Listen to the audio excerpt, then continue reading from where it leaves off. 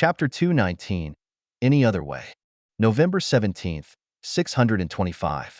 My dreams felt like a recollection of my entire life. I saw my earliest moments as a baby and the complexities of the knowledge that I had learned later in my life. Every piece of information within my brain was flashed into my mind, as if my memories needed to be reburned into my neurons. Perhaps that's exactly what I needed. A new mind demanded a new way of seeing things. I may have the same memories and knowledge of John Cooper, but after this advancement, I would never be the same man again. It wasn't necessarily a change of personality. With anarchy there, my principles and values wouldn't undergo any seismic shifts. My philosophies remained the same, but that didn't mean I would approach things the same way. I no longer had a human mind. That much I quickly accepted.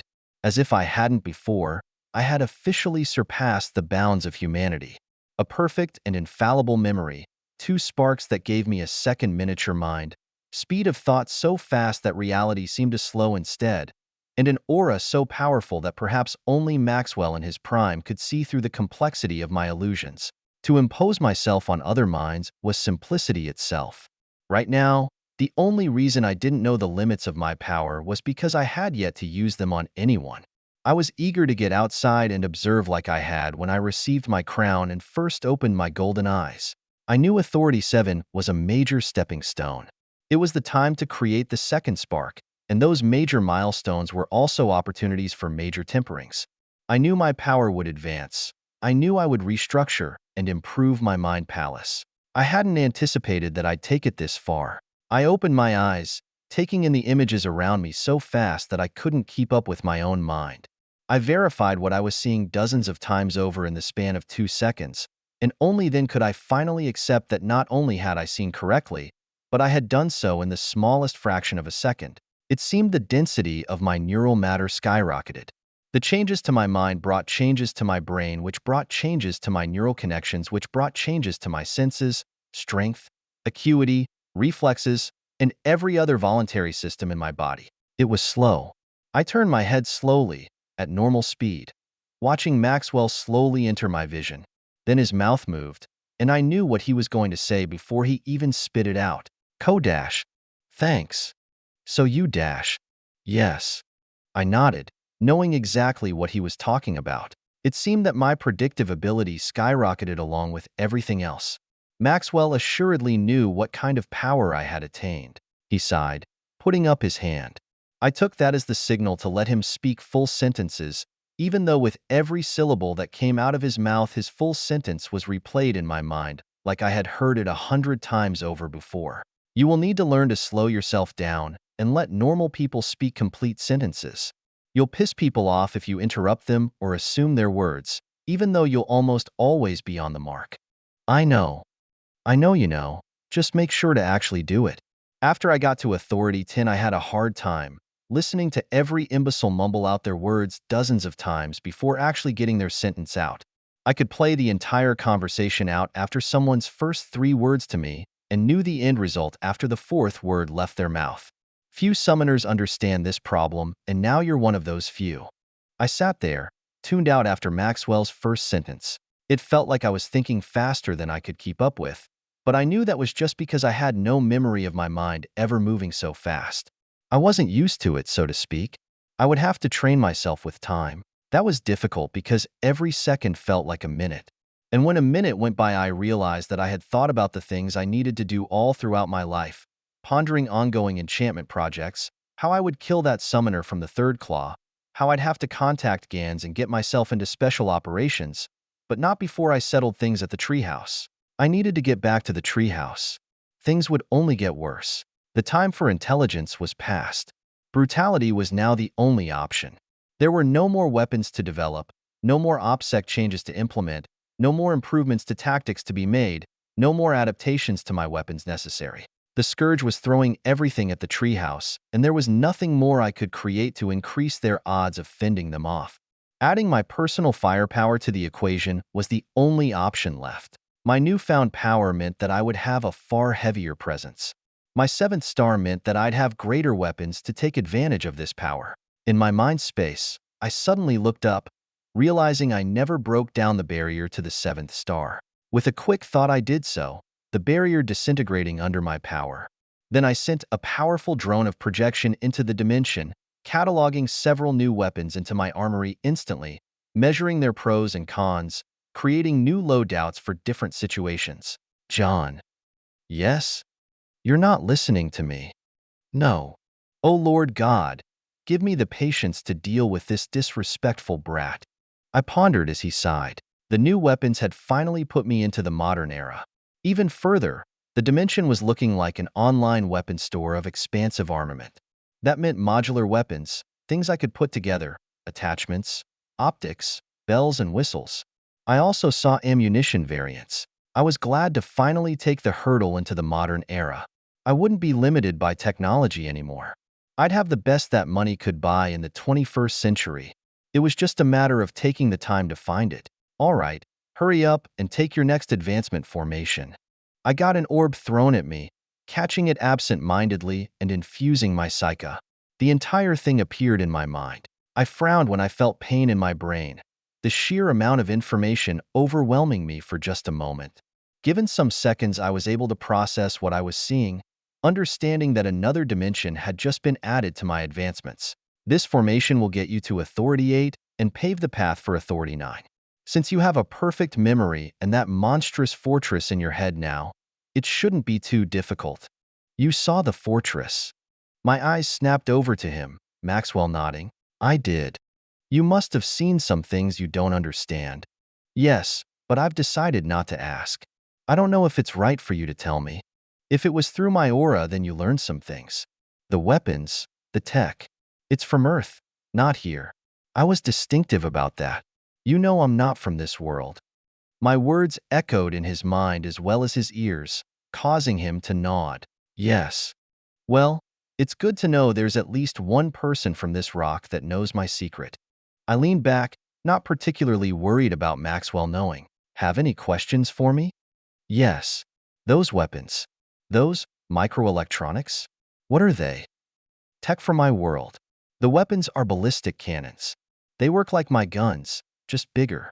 As for the microelectronics, they are miniature assemblies of transistors, made from laser and chemical etching in silicon wafers. I'd have to describe 2 centuries of technology for you to begin to understand what they are, but at their core, they're rocks that we crafted to do math. Math? Yes. With enough math, you can do anything. They run computers, which are like aerials, except they can do thousands of times more. The ones within my fortress are supercomputers, but in the end, they're only visualizations and don't carry the same capabilities.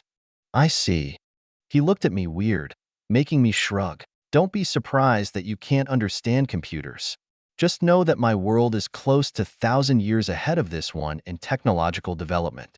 The only reason it's not 2 or 3,000 years ahead is due to magic, which my world doesn't have. No magic? At all? None.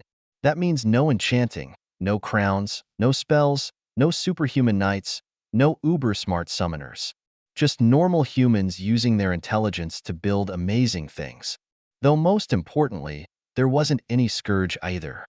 It sounds like a peaceful place. Huh, I wish. Depending on where you lived it was, but instead of fighting the scourge, we humans fought each other. Instead of just killing monsters, you were killing other people. It was a different kind of battle, and those weapons you saw were rudimentary compared to the advanced stuff used later in our history, all of them developed for the sole purpose of killing the most amount of people with the most amount of precision. You wouldn't truly understand war until you learn of the kind of wrath humanity can exert through its creations. In a way, all you people here are lucky. Fighting monsters is easier. He sat silently as I brought out a SIG P320 chambered in 10mm, racking the smooth slide a couple times before taking out a 21-round magazine and slotting it in. I tapped the mag and racked the slide, chambering around and flicking the safety off and on. Polymer was often a characteristic of modern weapons. Metal only used where needed to make it lighter and cheaper. I sent the pistol back, Maxwell sighing. So, how did you come to our world? No idea. I was murdered by a sentient tractor trailer, and then I woke up in a grassy field outside a village. I was in the capital soon after where I got grabbed by Plex. I see. There's no reason you can think of as to why something so impossible happened. Not that I know of. He went silent for some seconds before waving and standing. All right, you can tell me more later. Settle your advancement and focus on your business. I'm tired. Will do. I'll be going back to the treehouse soon. The scourge is going full force and I'm needed. You need to be careful, John. Maxwell turned to me after I stood up and let him take the tempering chair back. You're still vulnerable. I know your illusions are powerful, but it takes one wrong step to be targeted by something your aura won't work on. It would be better if you simply stayed back and continued to invent things that can help the war. Your planes have already done wonders. Don't put yourself in danger when you don't have to. I will be going because the time for invention has passed. I got the planes and bombs out. Now, the scourge is trying to bring down the treehouse, and there's nothing I can invent that will reach there in time to affect the situation. That means I need my boots on the ground. When there's no more thinking to be done, action must be unhesitant. You're being reckless. I'm being a soldier. I snapped back. You want to know why I'm here? Well, I would reckon that I'm here to bring the might of my world's war machine to this planet and defeat the scourge. I have access to weapons that can unleash volumes of devastation you can't imagine, and I've received the ability to further imbue those weapons with magic power. Those planes I've invented are children's toys compared to the aircraft on my world, nothing but mimicries of historical antiques. I leveled my eyes at him, noticing his neutral face. It took me some time to come to terms with why I was brought here. I've never received an answer from anyone else, but chances are, I'm here for war. And as it turns out, I'm fucking good at it. I will bring a new level of warfare to this world as I've already begun to, but I have people at the treehouse who need my weapons to support them. I won't hide in the spire drawing on tables when I have allies fighting for their lives. You know I wasn't telling you otherwise. Maxwell's voice dropped. I noticed how pitiful he looked. He was old, worn, and had seen things throughout his life that I was only starting to live out. I knew he was a veteran. I nodded. I know what you meant. I've always known what you meant when you told me I was being reckless or stupid, or when you gave me advice. Sure, I could sit in the spire, build amazing weapons, and probably orchestrate the scourge's downfall. I could at least dedicate myself to an intelligence position and stay away from combat, using the sheer intellectual capabilities your call has given me to do the most good without risking anything at all. I'll ask you, though. I looked him in the eyes. Would you have done things any other way? He looked back at me before eventually turning his gaze down. He knew I wasn't talking about things from my perspective. His life, his triumphs, his mistakes, his experiences. The wars he fought compared to the life he didn't live. I wanted to know if he regretted what he did, or if he would do it all again to arrive at this very moment. I wanted to know if he thought it was worth it. If he thought that, despite what logically seemed the most efficient and beneficial route, he would have walked down the same road. He seemed to age a bit more as he muttered, almost inaudibly, "No." I nodded, stepping to the door to leave, adjusting my clothes to be more comfortable after sitting for many hours. Once I opened the door, I paused and looked back. I know you must have made mistakes. Everyone looks back and thinks about what they could have done better, thinking that they should have just made the harder or better decision for the longer-term gain. I know this isn't the best path for me, but that doesn't mean I'm going to squander my talent. I know that I have to grow in order to make real change. I just hope that you can trust in my judgment when I decide to get my hands dirty. Maybe even trust that I'm better than you. I gave a small grin when he looked up with a slight glare. Just saying. Your ego knows no bounds. Get out of here. This is my house. I could buy this shit shack 1,000 times over. That's hardly an impressive statement. Leave before I charge you for the advancement crystal too. Heh. I turned and finally left, shutting the door behind me and walking to the helipad. I'd be making a stop at Wonderland for a bit, throw out some new ideas and streamline some designs with my new brain. I also needed to put in an order for Amara's witch hat. After all that, though, I'd be on my way back to the treehouse, at least before the end of November. I couldn't let the snow doves have all the fun. How could I not be present for the climax of this war? Chapter 220, Firehawks. We're transferring a few teams to the treehouse for reinforcement. Amara's brows raised when she heard those words. Normally there would be excitement, but if they were going somewhere, it wasn't in good shape. From reports, The Scourge is currently advancing on the treehouse with 1.7 million strong army. The bulk of them are still far away, but the treehouse wants to start whittling them down well before they reach the walls. On the front lines, they are by far taking the worst beating. More reinforcements are being sent every day, but they need a sharper knife if they're going to remove the true threats from that horde. That's where we come in. Gones threw up a batch of intelligence. They had gotten used to seeing so many details after the planes got going. It was impossible for the Scourge to do anything about them, so they had a perfect view of all fronts and all battles at all times. They had yet to suffer a single intelligence failure since then. I will be going with you, but you all will be under the command of Brigadier General Polina. Chances are, some of you will be sent back to Stronghold Charlie. The Scourge has shown signs of activity along Hare's Pass once more, small groups of humanoids only occasionally spotted. That means royals, and they will likely be your primary targets. Amara looked around. There was a platoon's worth of them in the room, the only people that would be going besides the pilots flying the planes to transport them. 36 people might seem like nothing, but Amara knew they were all at least skilled enough to hold off 1,000 times their number. Most of them could fight moderately above their authority, and nobody would hold each other back. She had been pleasantly surprised when she finally got through the first few phases of special operations. Now that she was full-fledged, she got to work with those of the highest skill level in the entire kingdom. They all had impressive auras, skills, and grit. Only King Bloods could give them a hard time, but she wondered if it would be enough. Memories of purple sky flickered through her mind. The sight of monsters using their sheer numbers to pile on top of each other and scale the walls before flooding in with literal tides of poisonous flesh and claw gave her a good idea of what was coming. Sure, they had planes and bombs now, but would that overcome the numbers? 1.7 million was no small number. Amara glanced to her side, finding Phaidon and Tana frowning, likely thinking the same things. Like Amara, Phaidon had advanced to Authority 8 not long ago. They had rapidly climbed in strength after making breakthroughs with their aura, Amara especially. Only Tana remained at the height of Authority 7, still trying to make a similar major breakthrough in her auric technique. But even they, in all their skill, wouldn't be able to hold off 1.7 million monsters.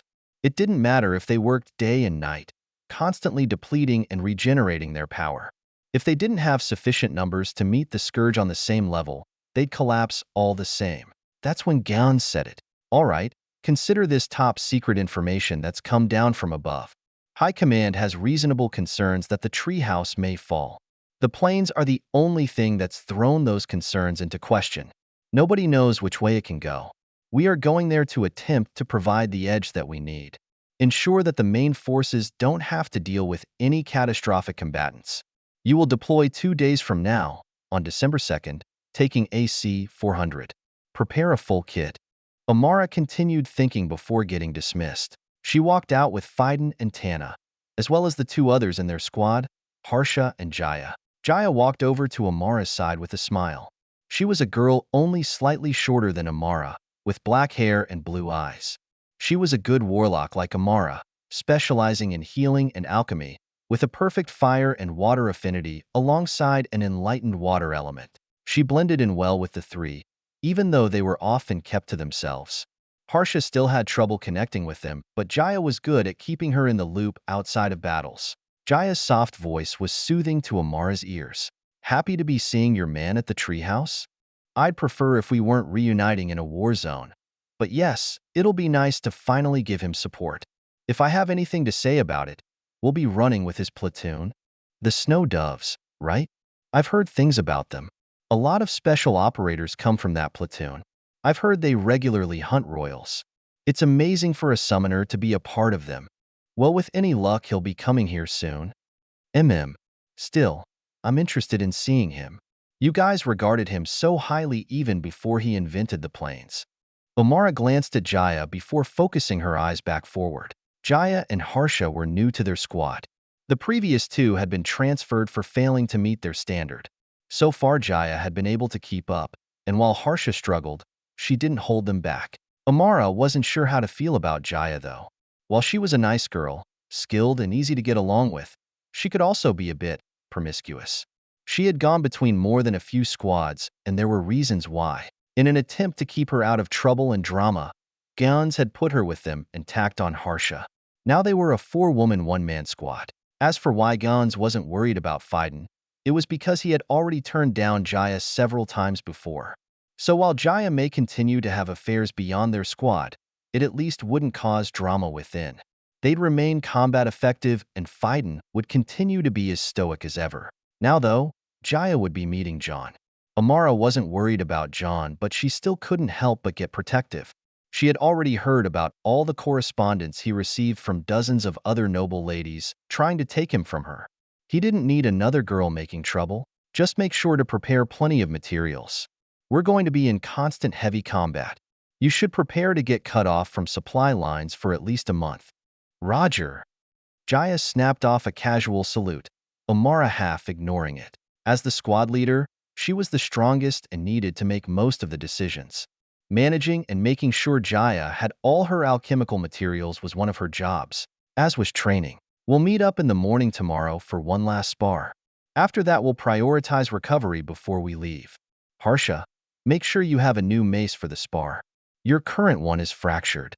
Roger. Harsha nodded more formally. Like Phaidon, she was generally quiet, but Amara didn't know if that was because she was still uncomfortable with the squad or if she was just socially awkward. They retired to their rooms for the night. Well, based on where Amara felt her aura, Jaya didn't, but she had stopped caring about that after the 30th time. She was at least always on time. When Amara entered her room, she stripped off her outer robe before looking toward the small wooden box on her bed. It was the package John sent from the capital. She hadn't opened it yet since she had gotten called into a briefing right after picking it up from the supply room. The important thing, though, was that she couldn't put it into her spatial storage. That meant whatever it had been made with was powerful and likely had some kind of spatial storage of its own. She flipped the latch and tilted the box open, her brows raising when she saw the foliar cuff sitting inside on velvety fabric. It was dark purple, matching her eyes, and it had a snaking design that wrapped up her ear from lobe to helix. It was a matte metal design, making it subtle, and had two small encased white crystals embedded in the bottom and top, some enchanted arrays slightly glowing along the body. She picked it up and turned it a few times, smiling at the design before putting it on her ear. It fit snugly. She didn't know how John knew the exact dimensions of her ear, but he had a good memory, so it wasn't that far-fetched. Once on, it adhered to her skin. Then it bonded with her crest and allowed her to infuse her aura into it. Her eyes widened when she saw the massive storage space within, realizing that the two tiny white crystals were both taken from Authority 10 crystals. They were cheaper because they were smaller, but it was still difficult to think about the cost. Amara sighed, thinking about how she'd reprimand his financial hypocrisy before finding the main function of the ear cuff. She activated it, a large black hat appearing on her head. It had an excessively wide brim and a large pointy top, the top point bent, with some purple metal ornamentation around the base of the point. She got up and ran to the mirror, seeing her purple eyes glowing from underneath the brim that extended past her shoulders in width, face palming when she saw how ridiculous it looked. A witch hat? What the hell did you make me pinky promise, John? She looked back at the mirror, staring at it and stepping back, checking herself out from different angles. A smile slowly surfaced on her face. The hat was certainly unique enough, and it was funny to think about how adamantly he insisted on her wearing this. Considering how much coin he would have sunk into it, she really didn't have a choice either. She turned back around, seeing a note on the roof of the box. The larger the hat, the stronger the witch. She chuckled, thinking about how weird of a correlation that was. She looked back at the mirror, getting more looks at herself before there was a sudden knock on the door. Amara felt Tana's aura outside, so she used some of her mana to unlock the door and let her in. Hey, I was going to ask you about Dash. Tana paused, seeing Amara standing there with the hat, her face a bit red. A grin slowly floated up on Tana's face, making Amara scrunch hers. Shut up. I didn't say anything. Your eyes speak for you. He certainly has an interesting taste. Tana barely held back a laugh, walking over and checking the hat out. It's at least pretty, even though I've never seen a hat like this. How much did it cost? Well, based on how much he's making with the newest contract Son Industries signed, The authority 10 crystals in it, and his general recklessness, I'd say close to 100 million. Holy shit, Tana sputtered. He was serious when he said he'd spend that much? Apparently. And its functions are as good as the money he spent. If I'm seeing these functions right, it's got defensive abilities rivaling an Authority 10 Knight helmet. It can perfectly filter air, quadruples the magicka density around me, can isolate sound, can enhance my barriers, and can insulate magical signatures. This would be a great gift worthy of my mother, let alone me. Wow, must be nice, having a rich boyfriend. Trust me, he'll get an earful when we get to the treehouse. Amara willed away the hat, Tana's brows raising when she saw the ear cuff. That's a beautiful piece. Part of the hat? It's got a spatial storage in it 5 times bigger than my personal one. My. He sure knows how to spend money. Tana chuckled. Amara bringing the hat back out and looking back at the mirror. My boyfriend is a weirdo. A rich weirdo. 2 days passed and Amara stepped onto the C-400 with her squad, taking one of the many seats on the side of the plane. There were 4 specially modified steeds sitting inside, already taking up the bulk of the plane's cargo space. Amara saw them and shook her head. She could still barely believe that John had made something like this, let alone making troops fly. He could create planes with such strength that entire troop carriers could fly. The propellers were already spinning by the time they boarded early in the morning. It was loud and a bit nerve-wracking. Amara had only been on the helicopters. She had no experience on a plane. After everyone was loaded on, including Gans, the massive back hatch slowly closed itself. Almost a dozen clamps locked down once all the surfaces were flush with each other, the co-pilot doing final checks before going back up to the pilot chamber and readying for takeoff. Amara looked behind her as they started to move, watching the runway through the window pass faster and faster. Then they tilted up, her hand clamping down on her harness. For the next 30 minutes, they simply climbed altitude, getting higher and higher, farther away from Stronghold Beta. Then they finally leveled out, Amara relaxing a bit, taking in the view from over 30,000 feet up. Fucking hell. Fiden muttered from beside her, eyes glued to the window like her. The view from so high up was unlike any other. The helicopters didn't climb this high, that was for damn sure. Amara sat there and watched the sun come up, watching it climb over the horizon from a new perspective, suddenly more aware of some of the things John had talked about long ago. The sun and its place around their world. It was a vast distance away, but if John was correct, it was their world that turned, not the sun itself. It was stationary, their world orbiting around that incomprehensibly massive ball of fire. She could barely visualize it, though. Some of the concepts written in her grimoires were still difficult to grasp. This view helped her with one, though. Just slightly. The flight didn't take long. Amara watched as they started their descent, quickly getting clearance to land. She looked off into the distance, seeing the hordes from above and the bombs constantly being dropped on them. She could sense the towering aura off in the distance, the many hundreds of thousands of Scourge marching toward the tiny treehouse, salivating at a chance to kill every human within. Her gaze fell. It was worse than she thought. She had heard the numbers, but it was starting to feel like purple sky all over again. At least John wouldn't be fighting alone. The entire plane jolted from a weighty landing, braking to a halt. After some silence, the back hatch cracked open. They all stood and walked out. There was a colonel there to meet them. Amara recognized her as Jasmine, the woman with John when he stopped by Stronghold Beta. Her eyes had bags under them. The overwork was apparent, and unlike when they last met, Jasmine was in no mood to be cheery or overly courteous. Gans stepped forward to meet her, shaking her hand. Glad you could be here, Gans. Your reinforcement is timely. Then I won't waste time with pleasantries. Please, lead the way. Jasmine nodded, turning and walking. Everyone followed, going to the headquarters where they were piled into a briefing room. Once inside, Jasmine got straight to the brief. The situation is rapidly deteriorating despite our best efforts to hold our lines beyond our walls. The Scourge is not only introducing high numbers of common monsters, but about double as many royals as we've expected even in our worst projections.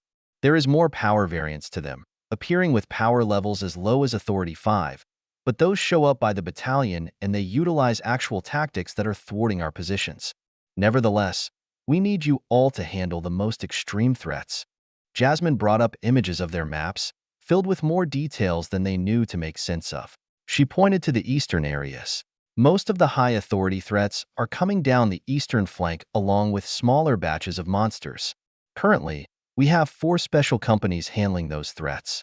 You all will be the 5th. We will divide you by squadron and send one to each company to bolster their top-end combat power.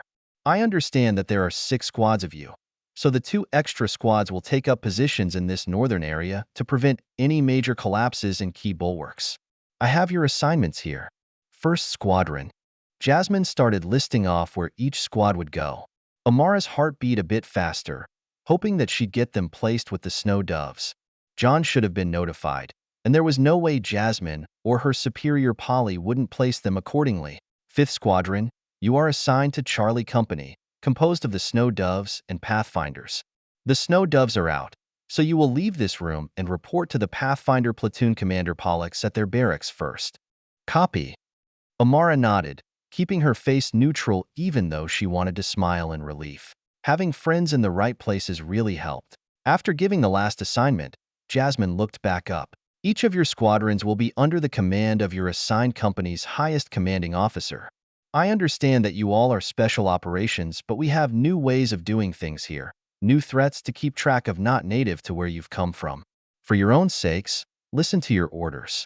I have packets for all of you detailing the various outstanding threats we've come across over the last few months. Monsters to remember, tactics to watch out for, tips to aid in your survival atop the infectious biomats. I suggest you all study them and head to the armory for refits as soon as possible. They will all be pertinent to your well-being in the field. We will take and implement all advice you give us. Gyan stepped forward and took the packets, tossing them out for the squadrons to take. He took the floor. You all know the drill. We're on a foreign battlefield, and you all will learn from the masters here. Trust your instincts, trust your superiors. If I hear about any fuck-ups or complaints, I'll be handling it personally. This is the first external deployment for all of you.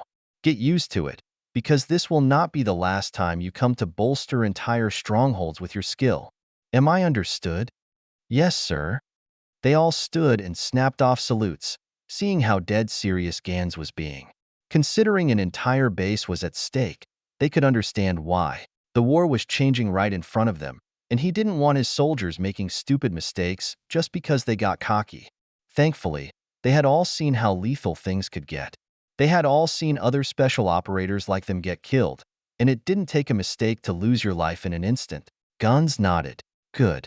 Now, you all have your assignments. Let's show these people what the Firehawks can do. For honor. For honor. They all chanted, getting dismissed. Packet of information in hand, Amara walked with Fiden, Tana, Jaya, and Harsha to the barracks of the Pathfinders. It was a good distance away, a large multi-story building meant to hold both them and the Snow Doves when they were here. They entered the main area, finding a few dozen people lounging and recovering, pulling most of their stairs. Chapter 221, Commander. December 2nd, 625.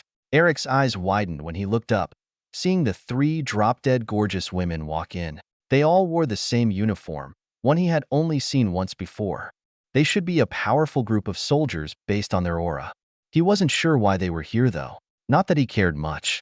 He looked at the girl in front. Ashy hair, vibrant purple eyes, an intricately crafted ear cuff on her right ear, and an enchanted bracer on her forearm. Her face was sharp, halfway between indifference and haughtiness. He guessed she was a noble lady. The other 2 were probably nobles as well if their beauty was anything to go off of. One of them, blonde and tall, a more conventional beauty, and the other, criminally cute, hiding a faint allure behind those big, innocent eyes. He could hardly imagine how 3 women of such standards had come to this hellhole, let alone why they had entered their barracks. He stood, knowing he had to take this chance. Hello. My name is Eric. Can I help you ladies? Gentlemen? He stuck his hand out toward the obvious leader of the group with a big smile. He liked cuteness, he liked conventional beauty, but the way this girl looked at everything around her with faint superiority did something for him. He needed to get a taste of this girl, even if just a bite. His mind filled with images of her underneath him, dominating this haughty, noble lady. She refused to shake his hand, speaking plainly, "We're from 1st Special Operations Company, 2nd Platoon, 5th Squadron, here to reinforce Charlie Company. Where's Commander Pollux?" Oh, his eyes widened, as did many others. So she was Special Operations? That made things difficult.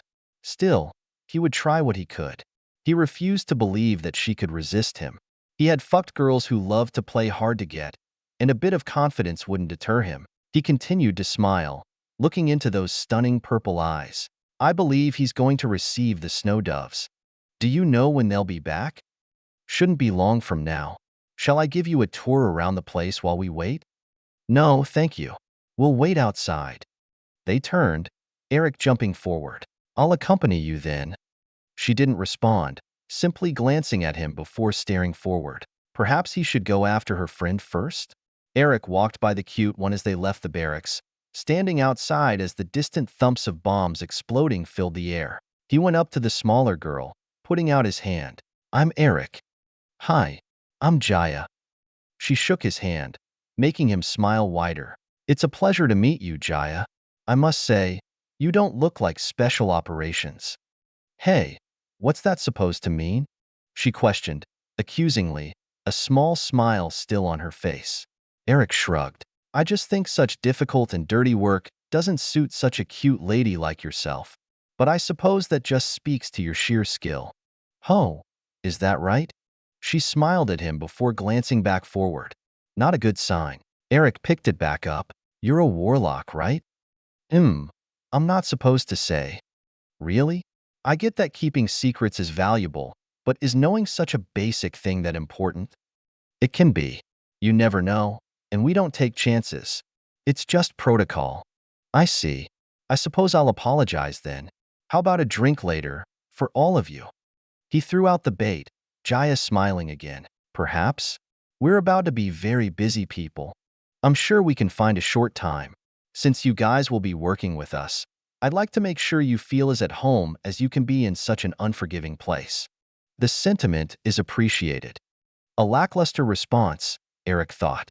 He decided to stop talking, lest he start being annoying. There'd be time later. A couple minutes went by like that, Eric glancing over at the lead girl. She was on her aerial, glancing at it every several seconds. She looked anxious, but he couldn't imagine why. Then, some steeds came rolling in from the distance. Eric watched them, internally scoffing. All the snow doves were pretentious, there because of talent and nothing else. Yet he had never been admitted, even though he went to petition for it himself. Twice. It was probably that scum-sucking asshole who got his request denied.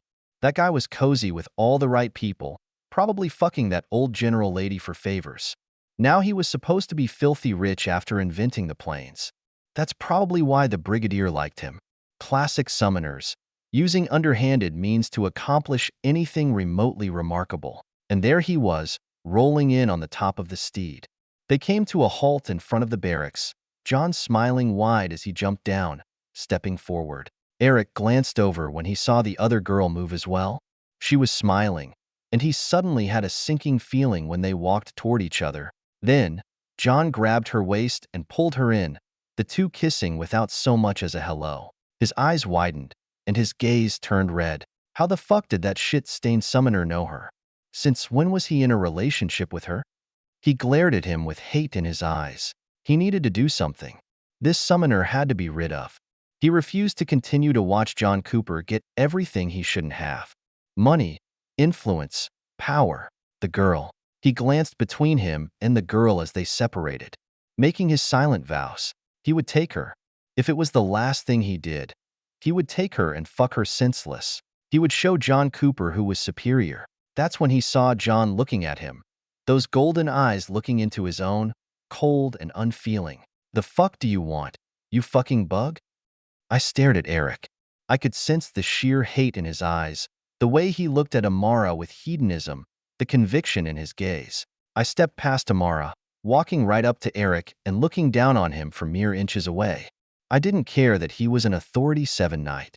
There was nothing he could do to threaten my life, especially now that I had advanced. He scowled. "Excuse me? You heard me. Or is your attention elsewhere?"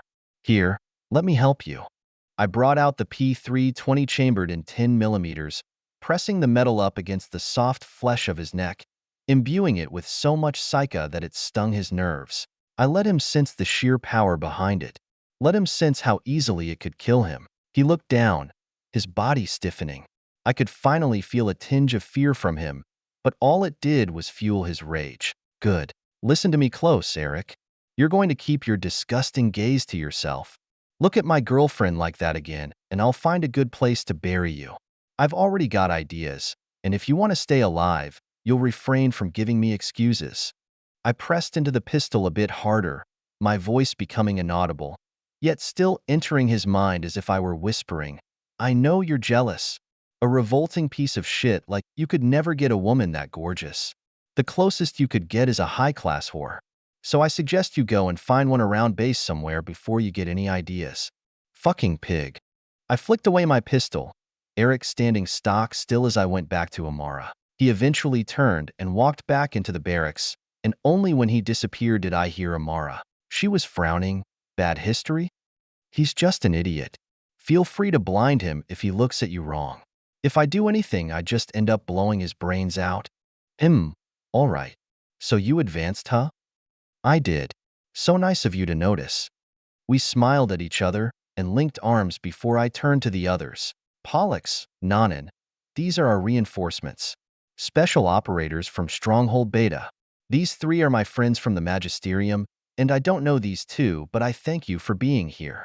I stuck my hand out to the two girls, the cute one taking it first. Pleasure to be here. I'm Jaya. I hope you'll take good care of me. She winked with an alluring gaze, my smile turning weird.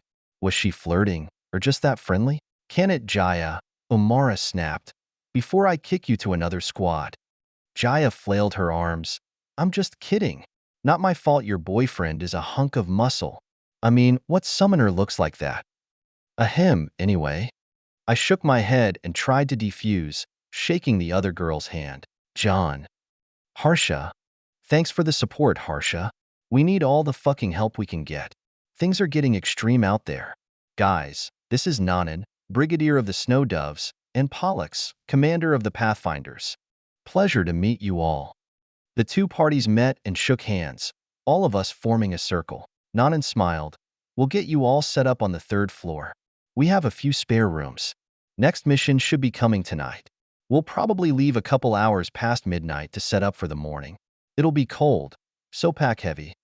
I'll get them processed at the armory, I chimed in. They would need to get their gear adapted for not just the snow but the biomat. Nanan nodded. Take your time, but make sure to get your sleep. I don't need you sleeping through half the battle again. That was a safety nap. Naps aren't 6 hours long. It is when I'm still not fully rested. I needed at least 2 more hours, but then you went and flipped the steed. I was in combat, and you were practically begging for it. Just be rested, please. You're the last person I need ineffective. Roger, Roger. Come on, operators. I waved to the others. Let's get you painted. The battle orders came earlier than expected. I woke up in my bed to an alarm on my aerial. I had a call waiting from Jasmine, which I took half asleep. Amara shifted in my arms, obviously woken up as well. Yes? I need Charlie Company to mobilize. Now, I'm about to walk over there for a briefing. We've got incoming. All right. I clicked my aerial, hanging up the call and turning my head down to Amara. We gotta get up. Now. Unfortunately. Get used to it, darling. I'm gonna go wake everyone. Gather your squad and meet me in the barracks. We gave each other a quick kiss before I dragged myself out of bed, quickly throwing on my coat so I could warm up and isolate myself from the frigid atmosphere. The winter was coming in full force. I went down between several rooms, banging on doors. All hands on deck. We muster in the barracks in 5 minutes. All hands on deck. I passed through those hallways, descending to the main floor where the vast majority of the troops were. I kicked the door open and started yelling, my voice piercing into the minds of those asleep. Rise and shine, motherfuckers. The colonel is on her way. We got 5 minutes. People started sliding out of bed without word. We had gotten 6 hours of sleep, which left me groggy, but everyone else should be fully rested. I had no sympathy. Stupid magi. Armor went on fast enough. People streaming down from upstairs and gathering in the middle of the barracks. Jasmine arrived soon enough. I greeted her at the doorway. What have you got for us? Everything all right? I think you already know it's not. I was just hoping. All right, lay it on me thick. In short, we've discovered 2 new species. They wiped out 3 companies before we could respond properly. Here. She placed a cradle on a nearby table, dropping in an orb and projecting the images on it. Everyone gathered around, getting a good look at our new enemy. It was cavalry, some odd-looking humanoids with small tusks coming from their bottom mandibles, riding what looked like a cross between an elephant and a pig.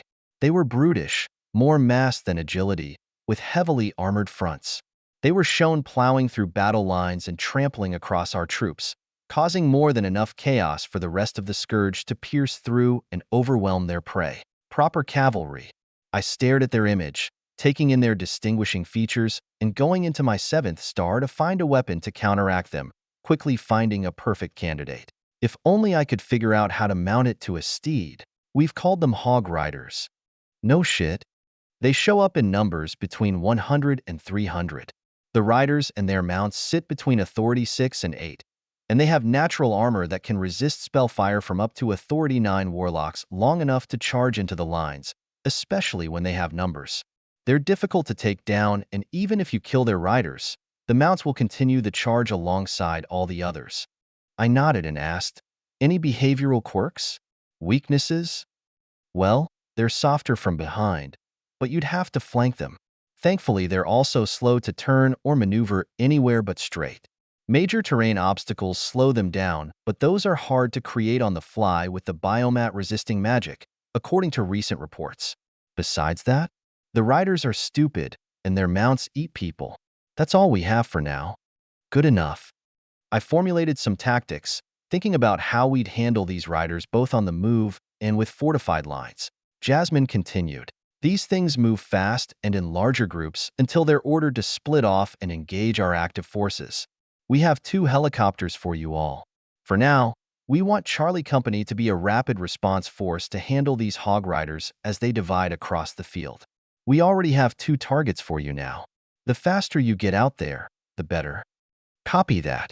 Are the pilots ready? They are on standby. Good. Nanan? I turned, looking at the highest-ranked man here. He stared at me. We leave in 15 minutes. All right then. You heard the man. 15 minutes. Armor up and be ready to walk in 10. A few dozen people started running around, grabbing all their gear and throwing it on, preparing for full combat. I turned back to Jasmine. You'll send us updates in the field? Yes. A major force of these hog riders showed up 2 hours ago, about 7,000 strong, yet to split off into teams. Many have been killed, but they're hard to hit with bombs, and they've cost us nasty losses in a short time. We want to nip this in the bud now. Right. I'll go prep then. Hang on. Before I could walk away, Jasmine suddenly placed something down on the table. An insignia for Commander. I know you didn't care to report your advancement, but Polly wanted you to have it anyway. You won't get much of a ceremony, but I know you don't mind. No, I don't. Give her my thanks. I reached out to take the insignia, Nanan snatching it before I could. He yelled, all troops at attention. His voice snapped most to immediate attention, some others looking up before turning in our direction. He raised the insignia. Under my authority, John Cooper, now among the 7th authority of Magi, shall be promoted to commander. All here bear witness to his promotion. Realizing what was happening, everyone snapped off salutes, some half-dressed, others in nothing but undergarments, all of them surprised. I saw Omara, Fiden, and Tana saluting from the side, smiling at me. Nanan stepped forward and took off the old insignia from my collar, pinning on the 3 stripes and 3 arrows of a commander. Once it was done, we saluted each other. Congratulations, Commander Cooper. Thank you, sir. Our salutes went down in sync, Nanan looking up as everyone followed suit. Back to work. Chapter 222. Desperation. December 3rd, 625. Inside a chopper about 10,000 feet in the air, I brought out the weapon I'd start our battle with. We'd be dropping into an active battle against 210 hog riders who were on the way to attack a battalion of our troops. That was several minutes ago, and they were likely locked in combat now. I was with the Snow Doves in a troop transport. It only had 30 seats, but with a little overstuffing we made it work. Amara sat beside me as I fiddled with a new gun. After my advancement, I was able to project deep into the 7th star. I had no doubt that I had surpassed the power level that Maxwell expected me to have upon advancement. I was above average, even for his call, so that meant I could outright skip some of the early weapons, getting to more of the good stuff. It seemed that the surface-level weapons were from the early 21st century, while the latter weapons were a decade or two older. Weapons didn't change too much after the 1980s, still being used well into the 2000s. The M240 was one such weapon, and the one I had in my hand was the M240 LWS. Made to be lighter weight than a standard M240 and given a shortened barrel and frame, the M240 LWS was perfect for me who needed some level of mobility while retaining a higher caliber and volume of fire. It was much more wieldy than the M60, could fire faster, and they used the same caliber. That meant I could continue to summon backpacks of ammo and feed-shoot the belts to the gun. On the helicopter, I first took off the barrel and fiddled with the gas regulator, upping the gas setting to 3 and thereby increasing the fire rate. I had yet to ever get a jam in any gun I summoned, so I was going to take advantage of it and not worry about what an increased fire rate would do to the weapon. After that, I reassembled everything, mounted the feed-shoot adapter, accessed the feed tray, laid down the belt, shut the cover, and slotted in the feed chute. After that, I racked the receiver, placed it into open bolt configuration, and clicked the safety on. Now it was good to go. Amara commented after I was done. That was complicated. The gun looks weird too. It's a machine gun, but I almost forgot that you haven't seen any of my new weapons since the Magisterium. No, I haven't. The last ones I saw were what you used when we hunted together in the markets. The Tommy gun, I believe. Ho ho, well, you're in for a real surprise. That was 2 authorities ago, and these guns punch much harder and faster. I said that while taking out a hollow sight and mounting it to the rails. Once that was on, I settled the weapon on my lap. Omara reached over and felt the body of the gun. No more wood. Nope. Steel, titanium, maybe some polymer for the grip. What's polymer? It's almost like a plastic, but that's not technically accurate. What's a plastic? A petroleum product, very versatile. What's petroleum? It's oil, but not the cooking oil you're familiar with. A hydrocarbon specifically. A more well-known one is octane, which is an alkane with the formula C8H18 that can be refined into gasoline among other cycloalkanes and aromatics. I recognized some of those words. She chuckled at me, making me smile and shrug. Sorry, I've been getting technical recently. I actually noticed. You seem different after your advancement. Something happened? It's just a natural consequence of how enhanced my mind has become. I have an absolutely perfect memory now, as well as a thinking speed several times faster than before. I've remembered absolutely everything I've ever seen, heard, and experienced throughout my entire life. There's an unbelievable amount of information I have access to now. I may have to give you some more grimoires and improve the old ones. That's amazing. Don't worry about my grimoires, though. Let's get through these battles first. I nodded and waited, quickly getting closer to the battlefield. After some minutes, we arrived. The pilot called out, "Get ready to deploy." I looked up at the knights in front holding shields. They'd be leaving first, everyone standing following them before those in seats finally got to leave. I turned back toward Fiden, who sat at my other side, nudging him with my elbow. Go for longevity. This won't be the only battle tonight. Roger, are you sure you don't want me to stay near you? We can work in a team. I'm sure. Just worry about the hog riders. We need to wipe out as many as we can while we're in the field. Dropping. The pilot yelled, the helicopter landing and shaking with the impact. Then the ramp dropped, the knights charging out. Move, move. Get to the front. Nanan charged out with them, launching himself toward the enemy as soon as he was clear of the helicopter. I stayed seated, adjusting the machine gun in my lap. Everyone in the seats came next, mostly warlocks who followed behind the knights.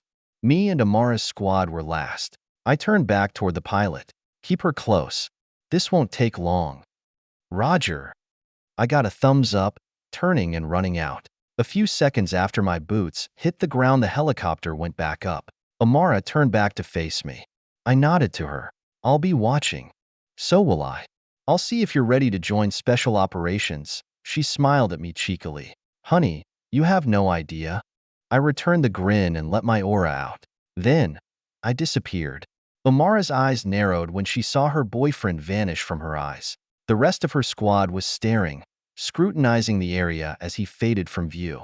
After several seconds, they were incapable of finding anything, and knowing he'd probably run off already, they gave up. Jaya suddenly laughed. Holy shit. I think I get what you guys were saying now. Let's get into the fight. Tana, move to the flank. Phaidon and Harsha, take point. Jaya, you're with me. Let's break down their line. They all looked to the battle. A detachment of Hog Riders had charged a battalion, shattering their ranks and allowing the rest of the oncoming Scourge force to attack with greater effectiveness. The charge had been stopped by now, but the battalion was collapsing and in dire need of help. Amara scanned around, filtering through the surrounding auras and finding the place with the highest density denoting the most powerful combatants. Then she found that the Snow Dove Brigadier Nanan was already slaughtering everything in that area. She turned to the second place with the highest concentration where the cluster of Hog Riders were, finding that the other Brigadier Amira was also already wreaking havoc. Several chiefs were engaged with the higher-level royals, and the rest of the Snow Doves were nailing down fortified lines to protect the battalion and allow them to regroup. After a few seconds, Amara realized there wasn't any one place she could go to make a significant impact. Even without them, the Snow Doves had it covered, and they're not even special operations. All right, we're going to attack their western flank and slaughter our way through. Let's get the pressure off those shield bearers. Move. Phaidon charged with her word, the 5 of them gliding across the ground and finding their first targets. Phaidon and Harsha charged in first, Phaidon skewering 2 monsters and Harsha moving in past him with her shield, bashing away some monsters that wanted to pounce on him. Phaidon recovered with a movement and killed another monster that wanted to flank Harsha, and from there the two worked around each other. Harsha provided a barrier, and Phaidon used her to line up targets for uncontested kills. Amara then came up from behind, forming small lances of flame and compressed air. They were simple spells considering what she had begun to achieve, and they were unleashed consistently, effective, but light on Amara's mana. It was more than enough to kill or maim her targets, and Phaidon had no problems finishing the injured ones off. Then Jaya moved to the side of their formation, taking out a canister full of fluid. She cracked open the top, shook it around a bit as it started to leak, and then threw it over beyond her squad's immediate targets. The canister spun in the air and released a long stream of the fluid, flying past several dozen monsters before hitting the ground. Jaya smiled and brought up her hand, flicking her fingers and releasing a spark. It ignited the fluid on her hands, which she manipulated with her mana and threw at the trail of fluid. The trail ignited, and thick green flames erupted throughout the monsters' ranks. They scrambled as the flames engulfed them, screams filling their ears as hide turned to ash and smoke-filled lungs. The monsters collapsed after several seconds. Amara turned, narrowing her eyes. Don't use your resources too early. It's okay. I've got plenty. I'm serious. I have a feeling you'll need to be as frugal as possible. No more this battle. Fine, fine. Jaya sighed, Amara looking for their next targets and finding the Hog Riders not far away standing in an open area, trying to advance on the retreating troops. The knights that were holding the line they flanked were backing away to reinforce other areas, so Amara decided to continue pushing as long as they could. Keep going. Go for the Hog Riders. Don't let them pierce through our lines. Roger. Phaidon moved forward with Harsha, Phaidon keeping his speed in line with hers. Before they could get far, though, a voice entered their minds. Heads down. Going hot. Phaidon stopped in his tracks right before he made contact with the enemy riders, grabbing Harsha and killing her momentum just as quick. Then, the streaks came. Phaidon watched as bright red lines zipped in front of him, slicing through the riders and their mounts. The explosions came with them, sharp shockwaves hitting their ears a dozen times a second and ringing across the entire landscape around them. The riders were cut down 5 at a time as clusters of bullets shredded through them, blowing holes open across their bodies. John's bullets entered from behind, but Phidon noticed that his bullets exited through the armored front of the riders anyway, sending shattered fragments of the hard bone-like material flying. In seconds, a dozen hog riders were dropped, and the gunfire never stopped. It was unceasing for a full minute, and in that time the lines of the riders were decimated, cut down by those bright red streaks. Phidon noticed that the number of explosions outnumbered the amount of red streaks there were. Somewhere, amidst all those deadly lines, were even more bullets. Phidon looked to the side, seeing John moving behind the enemy lines. He walked with steady steps, the trigger held down, his aim adjusting for every target he wanted to kill. Sometimes he angled himself just right, and his bullets tore through multiple monsters. Other times he found a tougher enemy and simply put more rounds inside of it. It was cold, mechanical. Phidon could sense no hint of care in John's aura, what little he could actually sense. There was a thorough lack of emotion, John's only focus being the most efficient and effective way to kill the most amount of enemies in the shortest time possible. Phidon looked back, seeing Amara staring with a serious look on her face. Noticing his gaze, she waved, smacking Jaya's shoulder and getting Harsha's attention. Let's keep moving. Get to the other flank. We'll pincer them from there. Go. They rushed across the battlefield as John continued to fire. Many monsters turned around, but they were cut down all the same. Then an Authority 9 Royal tried to jump on him, but he simply disappeared from view, Amira taking the chance to cut down that Royal from behind. He spent some time in the shadows before appearing with more ammo, continuing his walk, continuing the slaughter. Phidon could hardly believe how a weapon could be so lethal. John had explained to them how those guns worked conceptually, but this was on another level entirely. So many of those bullets, backed by so much power and speed. They were unstoppable, unable to be dodged, the most difficult to block. Their penetrative power was proportional to their unbelievable speed and size, after all. But when Phidon saw John cutting down hundreds by his lonesome, he started to realize not just the potential behind those weapons, but what it meant to be truly powerful. Those of a higher authority were always known as one-man armies. They could kill thousands alone, wield catastrophic magic akin to natural disasters. Phidon always found it difficult to visualize such things because they were often stuck fighting enemies of equal strength, focusing all their power onto one being, learning how to be skilled with aura and efficient with their vigor or mana. But those guns were different. They were efficient, they delivered all their power onto the enemy with no waste. But most importantly, they could deliver volume. Phidon wondered, could he stop hundreds, thousands by himself? Could he not just kill high-level enemies, but kill them fast? Or did it take time? He remembered when John would fight back then, similar to how he did now. Those guns always made quick work of his enemies. It only took one bullet to the head to end an enemy. John knew how to pour huge chunks of his power into singular attacks, empowering just a single bullet, one that would make all the difference, and kill enemies even above his own power level. And yet here he was, also capable of slaughtering thousands alone. That was the kind of power he needed to strive for, the level of control he needed to discipline himself with. He stabbed forward with his spear, thinking about how long it took to deliver his blade through the enemy's throat, and then counting each painful millisecond to retract the blade and angle it for the next enemy. Too slow. Wasn't he supposed to be the fast one? But emitting sweeping blades of vigor was wasteful. Did he just have to stab and slash faster? But he could bend space. He was the apple, literally. It had become his nickname after that fateful epiphany. So, perhaps, if he managed to bend space to assist his attacks and kill faster, not just for the sake of traversal, he smiled, thinking he was onto something. If it could move him, it could move his spear.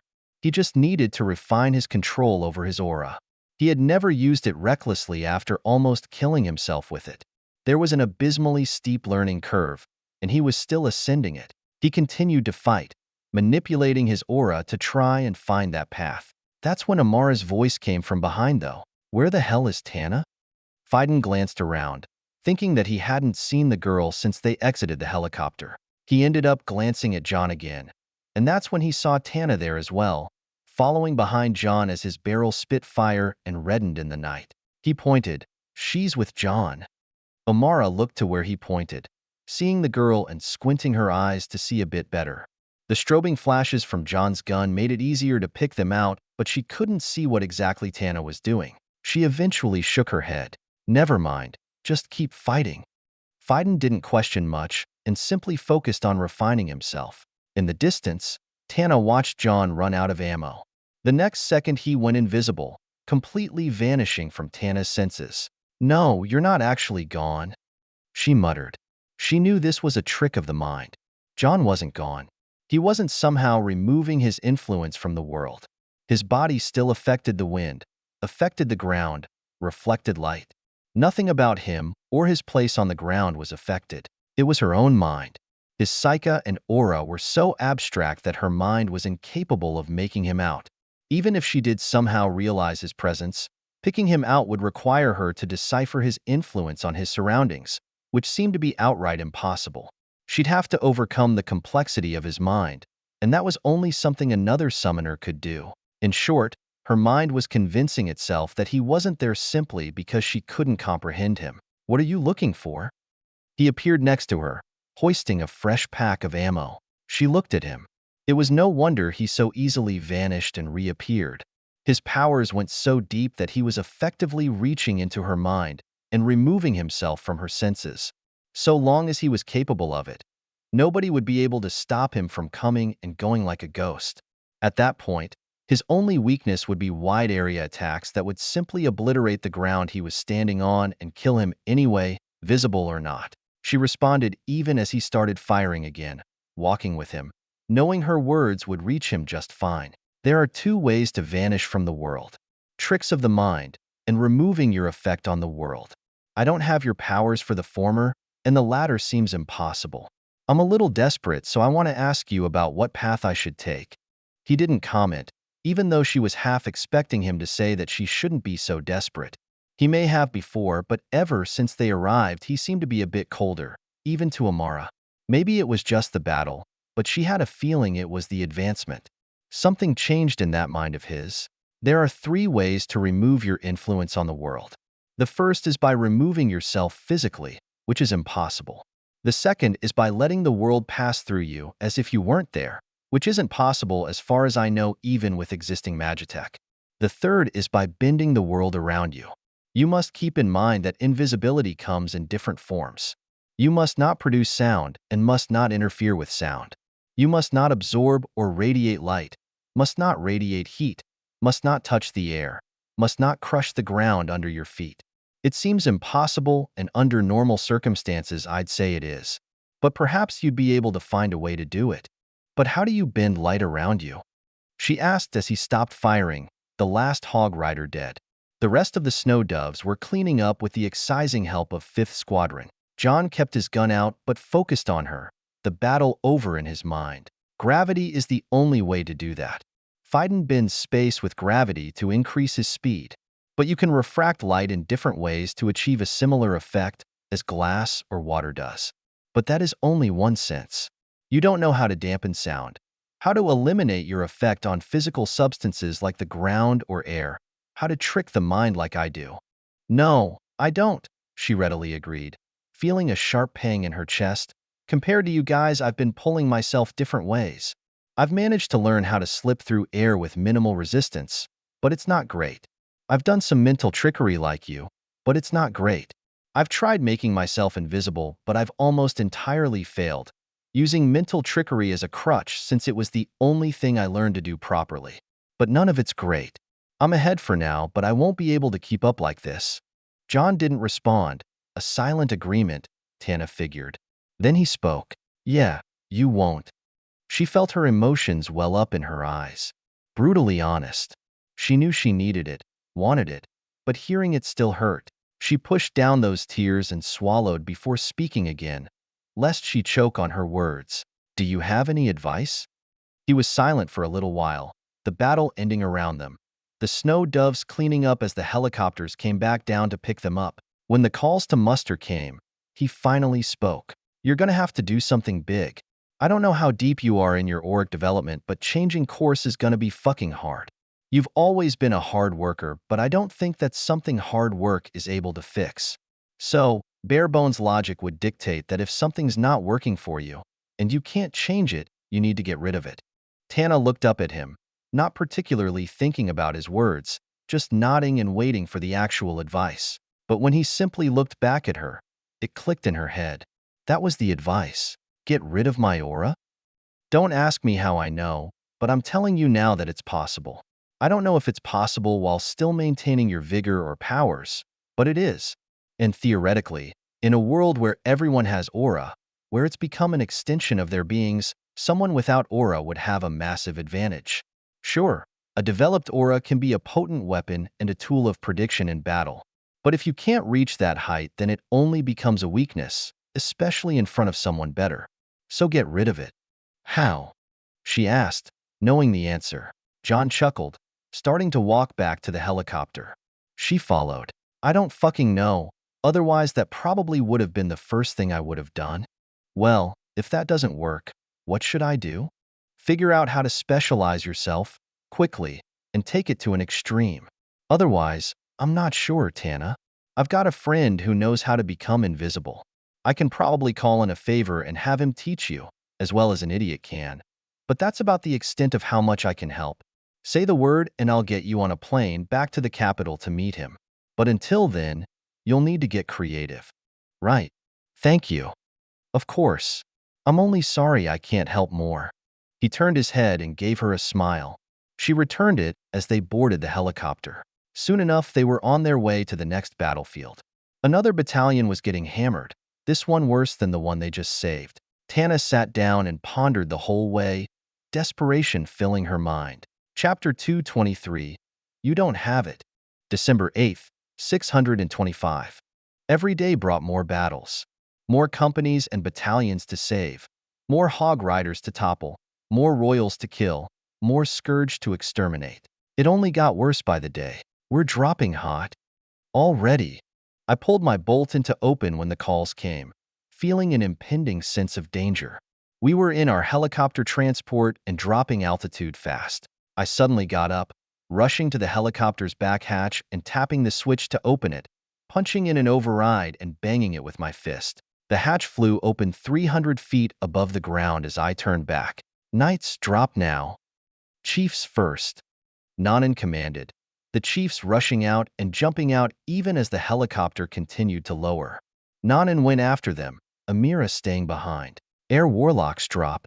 The chief in charge of that group moved them forward, the warlocks jumping when we were about 200 feet in the air, hovering down with their magic. I turned to Amara. 5th Squadron drop? Let's go. Amara simply ran forward, shooting out of the helicopter with the rest of their squad. That's when the sense of danger got stronger. I turned to the rest. All drop. Now. Go.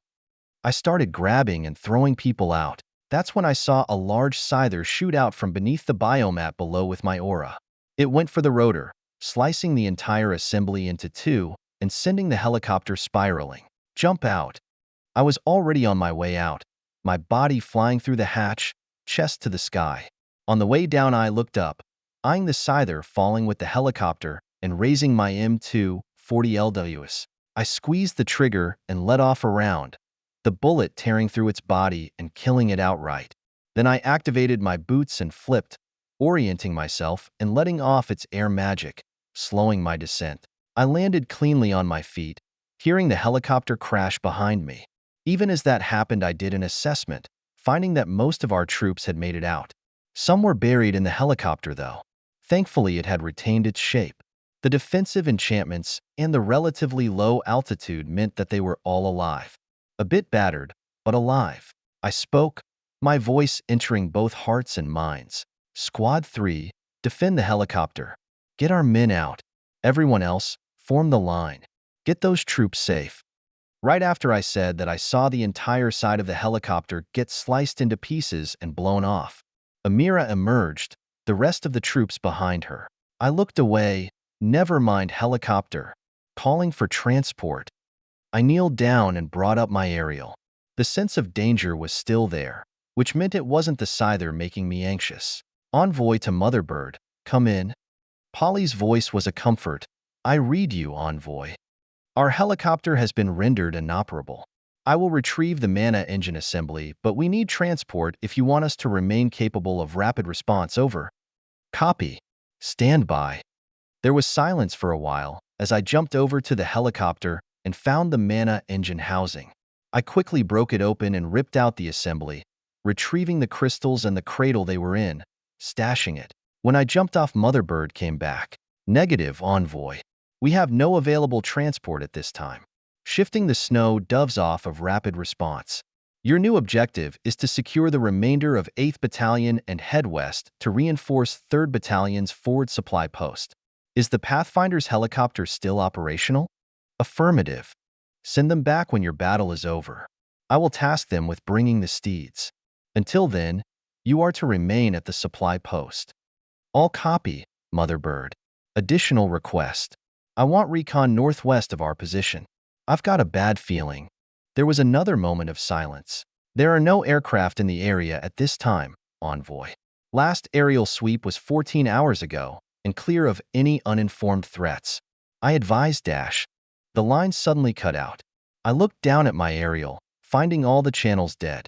That wasn't good. It meant there was another group out here, and they had an advance party, which meant the main group was either massive or powerful. Neither was desirable. I turned my aerial off completely, looking out to where Nanan and Amira were fighting with 3 Authority 10 Royals, the chiefs around them attempting to support while fending off Authority 9 Royals. It was a powerful force, but we had an injured Authority 10 Warlock within the battalion we were assisting who was casting support spells and relieving some of the burden. It was better than being dead weight. After getting a read on every ally and enemy, I went dark and shot off with the help of my boots. Everyone was establishing positions, but I had a feeling we'd have to start moving sooner rather than later. I reached the rear of the Scourge's lines where Nanan, Amira, and the chiefs were fighting. I made sure to stay hidden while forming a telepathic link with Nanan. Nanan, status change. And what is it? He was relatively calm in his response. That meant he had these enemies under control. Nothing was desperate yet. Aerial comms cut out. There's likely an advance party for another Scourge force coming in this direction. We have no aerial support either. I'll assume you're on the mark. How bad is it? If we stay here, we're in the shitter. We might survive, but the battalion, injured as they are, won't. Are you saying we need to retreat? I could see his eyes glance in my direction. His aura was still sharp, but that made me wonder why he wasn't feeling the same anxiety I was. Was his sheer power and confidence blinding him to any level of threat below him? Maybe that's why he wanted me to give him my assessment all the time. I could see the things he couldn't. I want to do recon, but yes, right now that's my advice. Copy. I'll call it. Take 5th Squadron and get eyes on the incoming force. Negative. I can go by myself. Take 5th Squadron, he snapped back. And if you're feeling generous, buy us time. Can you handle that? I paused, thinking about the large risk of doing that. If that force had higher combatants, then we'd be screwed in a fight, and I'd be dragging my friends into the fire. But, on the other hand, we didn't need to fight them head-on. Evasive tactics would allow us to escape at any time while stalling the entire force. So long as there wasn't a hidden Authority 11, we'd be able to handle ourselves. So long as I decided that I could trust the evasive abilities of 5th Squadron. I quickly did some risk analysis in my mind palace, weighing the combat attributes of each person in the team and placing them against the oncoming force based on the level of power and danger I was feeling. Then I weighed the risk of allowing the force to advance if I was the only one holding them off with hit and run tactics. Given the time it would take Nanan and Amira to incapacitate or kill their current enemies, and the effect I'd have on the speed of the incoming force, I nodded. I'll take care of it. Stay alive. Our connection cut, my feet taking me to where 5th Squadron was. My telepathy remained connected to Amara at all times in battle, so I spoke my words while heading over. Amara, disengage and bring your squadron to the helicopter. New plans. Does it have to do with that bad feeling I've got? Yes. Hurry. I glided over, getting there just before Amara arrived, taking no more than 30 seconds. They were quick. I came out of stealth and kneeled down with them. Jaya smiled. What's the plan, boss? We've got an incoming force. The advance party is already in the area and jamming aerial comms. The Snow Doves are about to call a retreat with 8th Battalion, and it'll be our job to carry out force recon. We'll head out, Get eyes on whatever is coming and buy time. No eyes in the sky? Harsha asked, making me glance at her with faint disapproval. Amara spoke before I could. If there was, we wouldn't talking about recon. Lead the way, John. We're with you. Good. Remember, we're there to stall, not fight. Keep your mobility. Buy time for Nanan and Amira to kill their enemies. Once they're free, we'll move to crowd control as they occupy the higher combatants. I'm trusting that you all can handle evasive tactics against a Brigadier-class Royal. I looked at Jaya and Harsha. I sensed no hesitation, only confidence from Jaya. But Harsha was another story. As soon as I felt the worry in her aura, I spoke. Harsha, I want you to stay here. Excuse me? You'll sit this one out. I'm making the judgment that you can't handle this fight. I want you to stay behind and assist in the retreat instead. Hey, I don't dash. Hang on. Amara stood between us before Harsha could get defensive. She turned to me. John, Harsha is on this team because she meets the standard. We operate as a group. Why is she the exception? I stood, putting my M240 away.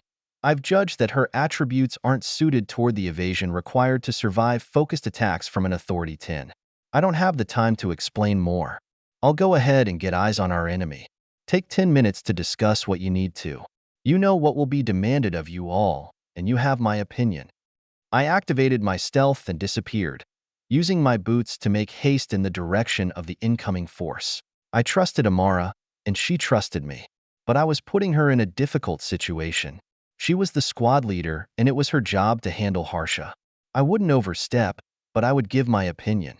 Everything else was up to her. My job was clear, though. With or without them, I needed intel urgently. That would make or break everything else. Amara watched John disappear, thinking for a few seconds before turning to the others. You three, head out with him. Copy. Fiden nodded, the three shooting away with their movement abilities. Amara turned to Harsha, looking her dead in the eye. I'm going to trust you, Harsha. Trust that you understand that half of this job is self-awareness and a clear judgment regarding your enemy. So disregard John. Can you handle an Authority 10? I wasn't under the impression that any of us could handle an Authority 10. Isn't that why we're supposed to be evasive? That's the wrong answer, Harsha. Amara sighed and stood, Harsha gritting her teeth. You would trust him over me? We haven't been working together a week. He's a summoner, Harsha, one of the most powerful in history. I'm not sure if you realize that, but either way he's more than smart enough to make an accurate evaluation of your abilities. I think you just want to drive me out. I know I'm not as skilled as the rest of you, but I'm still in special operations and I can handle myself. I get that he's your boyfriend and I know that you are all in the same class, but that doesn't mean you can just toss me to the side. I'm not tossing you to the side, Umara rebutted, her aura taking glances in the distance and following John's connection to her. He was only getting farther, and she would prefer to be there when he got active. She focused back on Harsha, getting irritated. It's my job to place each person within my squad in a position that they'll at least be capable of surviving. I don't want your pride leading to your death, because you're right, you're not as skilled as the rest of us. You don't have our level of mobility, and while you're plenty robust, you still can't hold up against an Authority 10. Yes, I can, Harsha declared, earning a skeptical eye from Amara, but she held her ground. Seeing that, Amara looked away and off into the distance. Fine, Harsha. Since you've said so, I expect to see that level of performance. I just hope you understand that this isn't a situation where anybody will have the leeway to bail you out. Would you say that to your friends? Your boyfriend? Amara turned back toward Harsha, anger painted on her face. Don't scrutinize me about things you know nothing of. I trust them precisely because I know they won't fuck up, because putting themselves in precarious positions puts the rest of us in just as much jeopardy. We understand that, and are self-aware enough to realize our limits and keep ourselves out of shit situations. I hope you prove to me that you have the same sense with the trust that I'm giving you despite my boyfriend's advice. Let's go. Amara ran off, Harsha letting out a sharp breath and following close behind. They slipped behind the enemy's lines and arrived on top of a hill where Fiden and Jaya were kneeling and keeping a low profile. Tana was somewhere they couldn't see. Where's John? Amara asked, knowing he was off in the distance looking for the enemy. Phaidon motioned with his chin. Out there. He said he saw a few scouts already. We're waiting for his report before doing anything. All right. Jaya, prepare your best. Depending on what he says, we'll be treading a fine line. Don't hesitate. Don't spare. Copy, copy. The cute girl gave a half-serious salute. A few minutes later, John appeared at their sides, startling Jaya and Harsha. He glanced at Harsha before turning back to the others. We're handling this one. It's a mobile force of about 700 enemies. 6 red bombardos, 200 hog riders, 30 scouts plus 350 escorts, and about 100 Authority 7 and 8 combatants. Their top-end power consists of 17 Authority 9 royals and a single Authority 10. Fuck. Jaya cursed. Even Amara was frowning, yet John already said he wasn't backing down. We have about a minute until they reach this position. Amara, I leave your squad to you. I'll be flanking and drawing them back. If I can grab that Authority 10 I will, otherwise you all need to focus on evasion. I'll slaughter their forces if the Authority 10 doesn't want to focus on me. Copy. I'll be in touch. Prioritize safety. We only need to delay. Weakening is secondary. With those words he vanished, excising himself from their minds and all other conscious perception. They could hear the rumbling of the approaching hog riders and the menacing aura of the royals bearing down on them. The anxiety was high, but all of them knew that as special operators, they had little room to back down from a fight, especially one where they need only evade and stay alive. Amara stood, looking down from the top of the hill and seeing the force approaching, finally making eye contact. Amara knew they had seen her when the Authority 10 focused its aura on her. All it did was wash over her, though, applying just enough pressure to help her sharpen up. Her foci appeared above her hand, Phaidon twirling his spear, ribbons of vigor trailing off the blade. Tana remained invisible, Jaya cracked open a can of solution, and Harsha raised her shield. The entire force was looking at them, bearing down with their malevolence, but scarcely believing that such a small force was really intending on facing them alone. The Authority 10 snickered in humor, the rest of the royals taking large strides as they brought out their weapons. Then they all heard the noise, explosions cracking from behind. They saw a lone figure with a weapon that spit out red streaks at obscene speeds hardly noticeable by their eyes. The figure slaughtered a group of scouts before tearing into their back lines, 24 falling before any could react properly, the figure gliding across the ground while firing. The entire force halted as the hail of piercing red projectiles brushed over other concentrations, hundreds dispersing as 5 of the Authority 9s broke off to pursue the lone target. Before they could take 2 steps, though, the figure disappeared. Then more explosions came, but not from behind. Amara brandished her spells, dumping mana into 3 large arrays and concentrating the spell circles in order to launch 2 conical lances into the enemy lines. They all converged before exploding in a massive wave of fire that washed over half of the monsters, all of the hog riders among them. Flames clung to hide, torching them and inflicting enough pain to disorient and scatter, sowing chaos. Then, Phaidon flashed forward, appearing by one of the Authority 9 royals and driving his spear through its neck.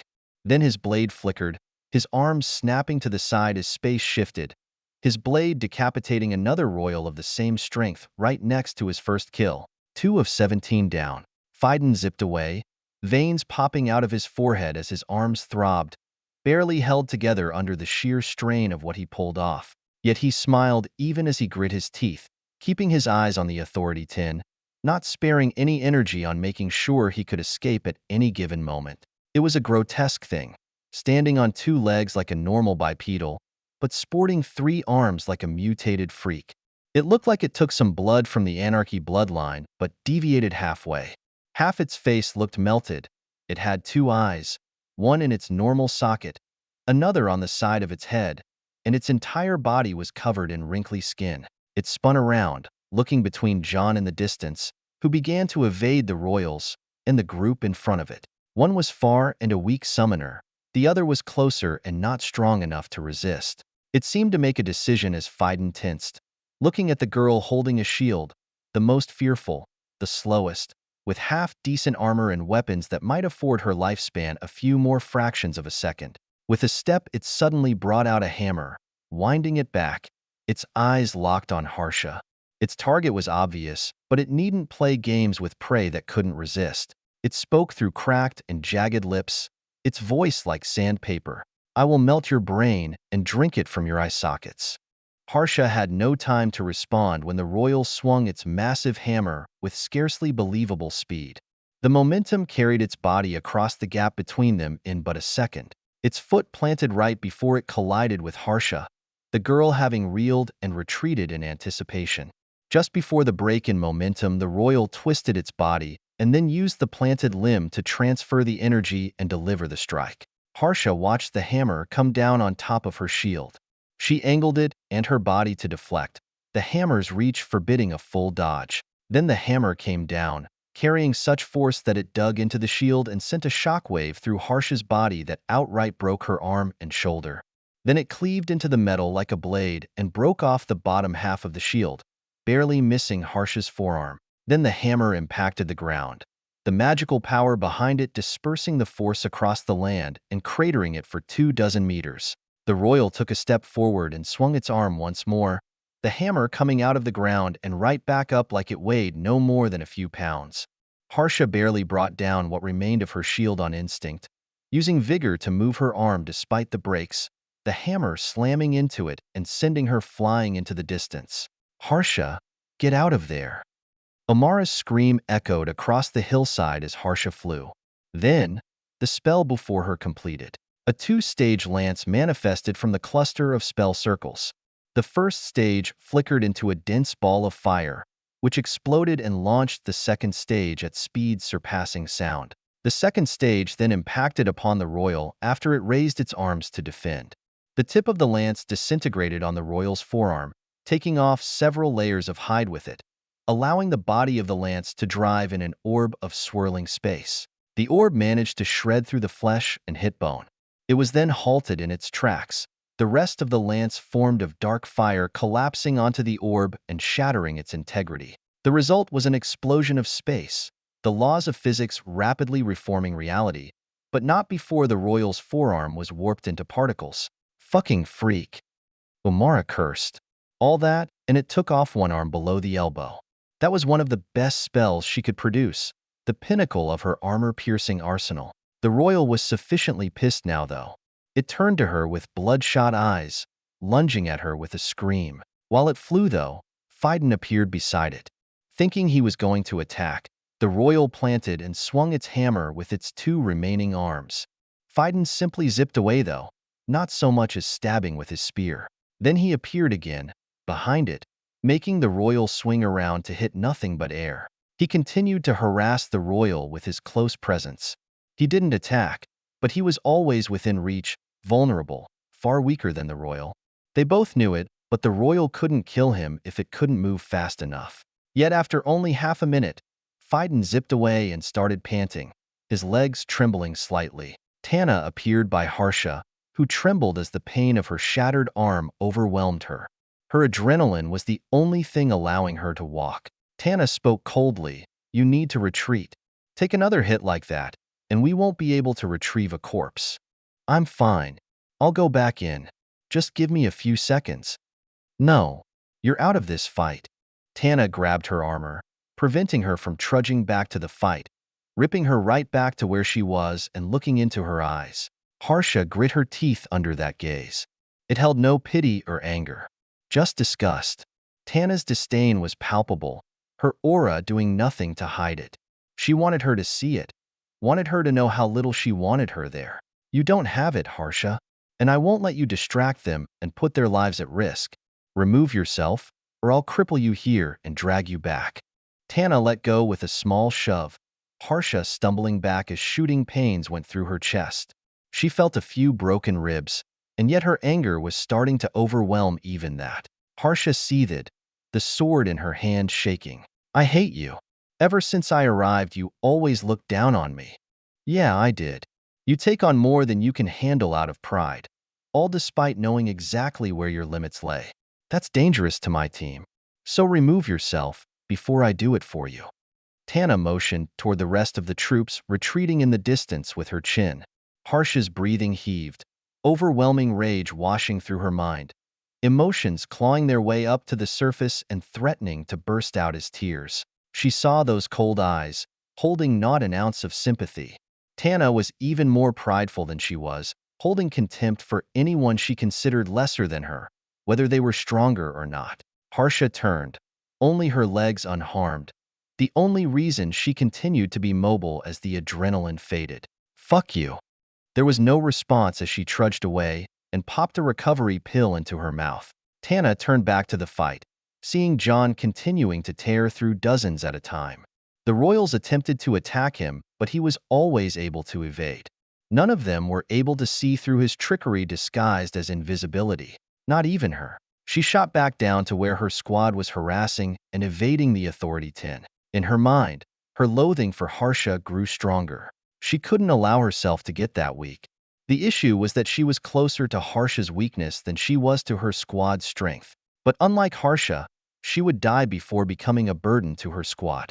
She had once given her life to give them a chance at survival, only surviving because John had kept her heart going for hours before receiving help on pure chance. She may not be strong enough to become the asset that she should be, but she would never become the burden that Harsha was. She appeared by the side of the Authority 10, slashing out with a short sword, catching its attention before it could attack Jaya. Her anxiety screamed at her, demanding she find the path to get stronger, engraving the fear of failure into her bones, lest she become complacent and lose everything. Yet she forced herself into these impossible battles anyway. She would improve, or she would die. One way or another, she would remain someone they could trust, or she would die and get out of their way. Chapter 224, Buzzsaw. December 8th, 625. I vanished before one of the dozen royals around me could get a lock. Their attacks came anyway, but I used my boots to slide out from my prior position, the attacks hitting the ground. There had been some close calls so far, which was scary considering it had only been 11 minutes since our battle started. Amara's squad managed to hold their own against the Authority 10, and since that thing didn't want to pay attention to me, I was slaughtering its troops by the dozen. It would take time to kill all of them single-handedly, but after my advancement, stamina seemed to be all I had. My bullets were endless. I was dumping backpacks like they were magazines, but I had my armory within my mind space, preparing more in overtime. Belts were linked and piled into packs, readying for further use. Whenever a barrel started to melt, I'd send it to the armory to cool and clamp on another. Even then, I was breathing fire more often than not. My finger never left the trigger except to reload and evade. The royals around me were growing frustrated. They couldn't touch me. I'd always disappear before they could even begin to pin me down. The second I got caught in a single position, I'd be dead. Spells were flying by the hundred and I had no business eating any of them. I eyed the last hog rider, appearing once more and unloading into it. The rider was shot full of holes, my tracers trailing down to the hog and hitting its vitals before I vanished once more. A royal slammed into my position a half-second later. I was cutting it close every time I appeared, but that didn't mean I couldn't shoot. I sent out 3 clones, all of them sprinting with the full power of my boots and unloading on the troops. I was among them, watching the royals in the corner of my eye as they were distracted by fakes, taking one out at a time, buying me valuable seconds to do some heavy damage. Yet, I couldn't help but feel like it wasn't enough. I vanished as soon as I felt some danger, a royal screaming out in rage and launching its magic anyway, pelting my previous position in fire. Suddenly, I turned toward the bombardos, letting off some clones to distract the royals for a while longer. I glided up to get in range, then kneeled and took out a new weapon, Baby's first launcher. I hoisted in at 4, ripping the pin, popping the sights, folding the safety lever, and clamping down the second red safety lever. I took aim, getting my sights lined up with the head of the first bombardo, pumping the heat round full of Psycha. Then I pushed the red button lightly, firing the launcher and watching the projectile fly toward the bombardo. It hit just off center of its face, yet it was still close enough to blow a hole through its brain case and dig into the rest of its bulky body. It collapsed with the explosion of the projectile. My next launcher prepared before its body hit the floor, leaking red gases. Royals started heading my way, but I got off another launcher before they could reach me, sending another bombardo to hell and vanishing. 2 of 6 dead. I ran from the royals, none of them able to keep track of me, and prepared another rocket. I didn't dump in as much Psyche this time because a full load took a massive chunk of my power. I was already tired. I didn't need to exhaust myself so early. We were only 14 minutes in. I shot the rocket from stealth. It gave away my position, but I simply relocated before any royals could even brush me with heat, the snow around me cooling spellfire. One after another I took down the bombardos, none of them able to be protected. The last three let off some shots in a panic, but it did nothing of value, just the way I liked it. I took a glance back at Amara's squad, still alive, but rapidly losing their energy. Evading an authority tin was no joke. It would take everything they had. I just needed to kill as fast as I could. I ran back to the main force and brought out the M240 LWS once more, linking it to a backpack and unloading. I could hear and feel every single round when they kicked into my hand and shoulder. My holographic sight snapped from enemy to enemy, sometimes hovering over groups as I peppered them with tracers. But the enemies were thinning out after I killed a few hundred, spreading and hiding as much as they could.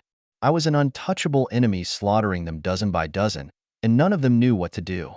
But they were also getting tougher. All the scouts were already dead, and I had killed all the hog riders. Now I was working on their escorts and the Authority 7 and 8 combatants. But each successive enemy took more rounds to kill. I could dump tons of Psyche into these machine guns, but no single round took that much. They were all lightly empowered, enough to enable them to do some damage, not enough to drain me of all my Psyche with a single belt. But that meant every enemy was eating rounds like candy. I needed to get more out. It felt like 800 rounds a minute was slow. I could count the milliseconds between each shot, feeling the components in the gun shifting and interlocking with every chambering. It was too slow. Unfortunately, there was only one other weapon that could spit out more. I'd use the M2 Browning, but that needed to be mounted somewhere, and staying in one place was exactly what I couldn't do. No, I needed the weapon that was just a step below a minigun, one of the most feared machine guns ever made. I reached into my mind space, looking up at my 7 active stars, the 7 dimensions of eras and weapons. I don't care where you need to come from. I know you're out there. Respond to my call, and bring me Hitler's buzzsaw. I saw all 7 stars light up in response. Then they all dimmed, leaving the 5th star of the World War II era. Deep within, further than I'd ever explored, it was there. It sat in the deepest recesses of the dimension, not hiding, just waiting. I reached out and grabbed it, noticing its uniqueness. This wasn't just a standard spirit. This one came with powerful memories, ones that I couldn't avoid. I suddenly ran to the side, finding a palace at the top of a hill to sit. Then, I made contact with the spirit.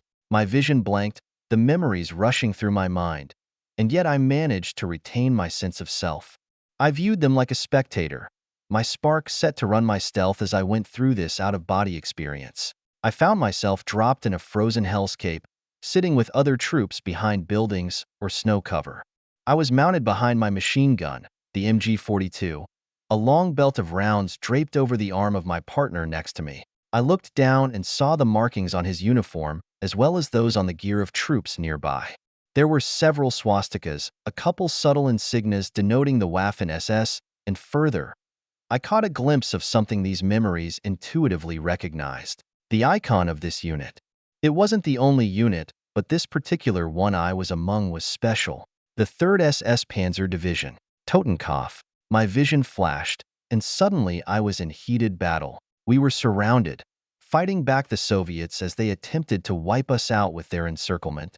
The MG42 before me was suppressing one of the incoming enemy units, slaughtering any who dared step out from behind hard cover. The sheer volume of bullets could cut a man in half. Behind me there were wounded being loaded into an airlift. Our job was to protect it so it could leave and return with supplies. We held the line. My memories flashed again. More supplies dropped, but more casualties, more deaths mounted as several months passed. I hoisted the machine gun, my left hand gripping the bipod for stability, and marched forward while sweeping across advancing enemies.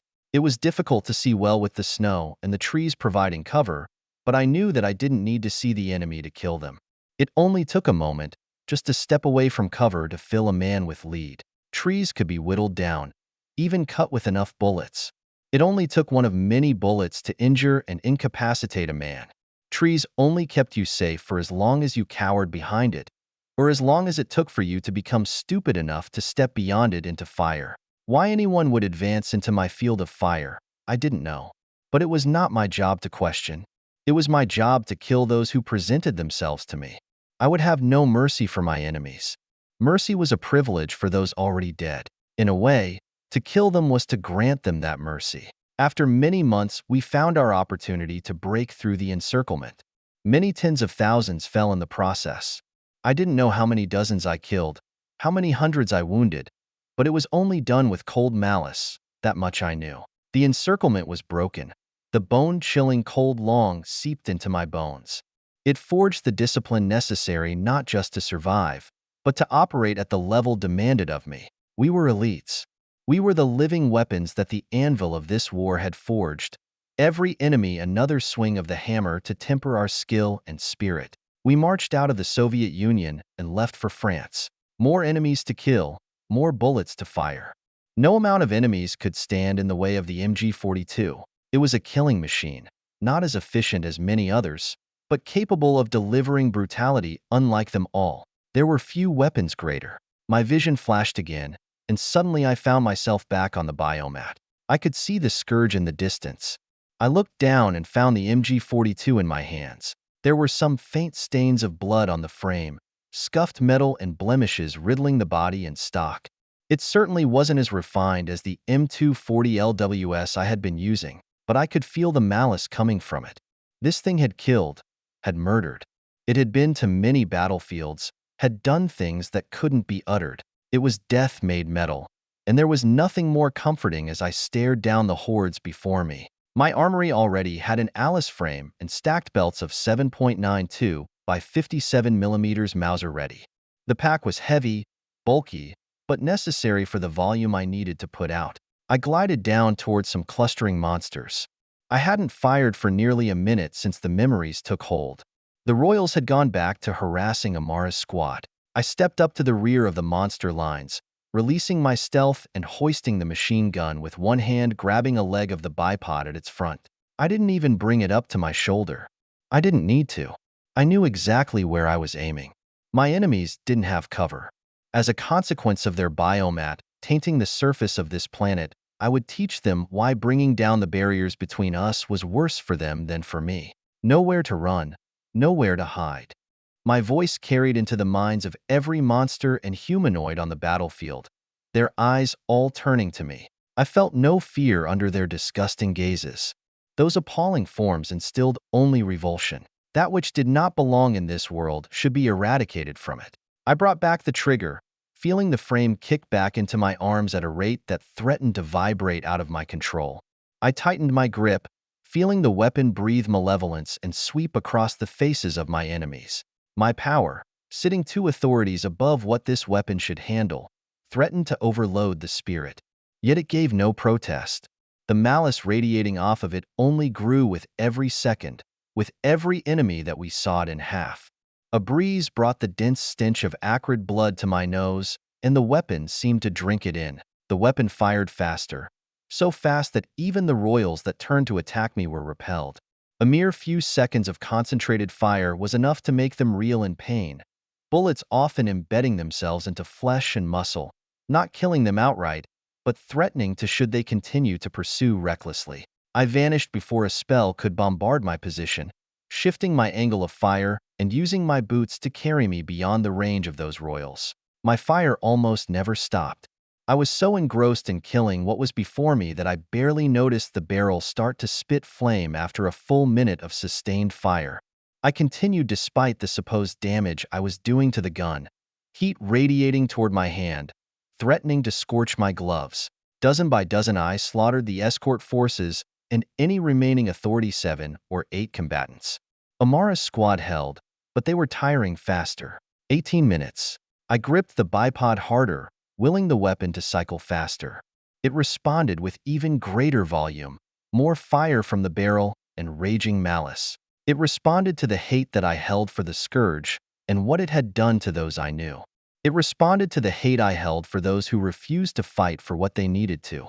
Those who shirk their duty in favor of cowardice or complacency. Or worse. The thoughts of the traitors I had killed and the traitors I knew I missed caused the weapon in my hands to redden with wrath and fury.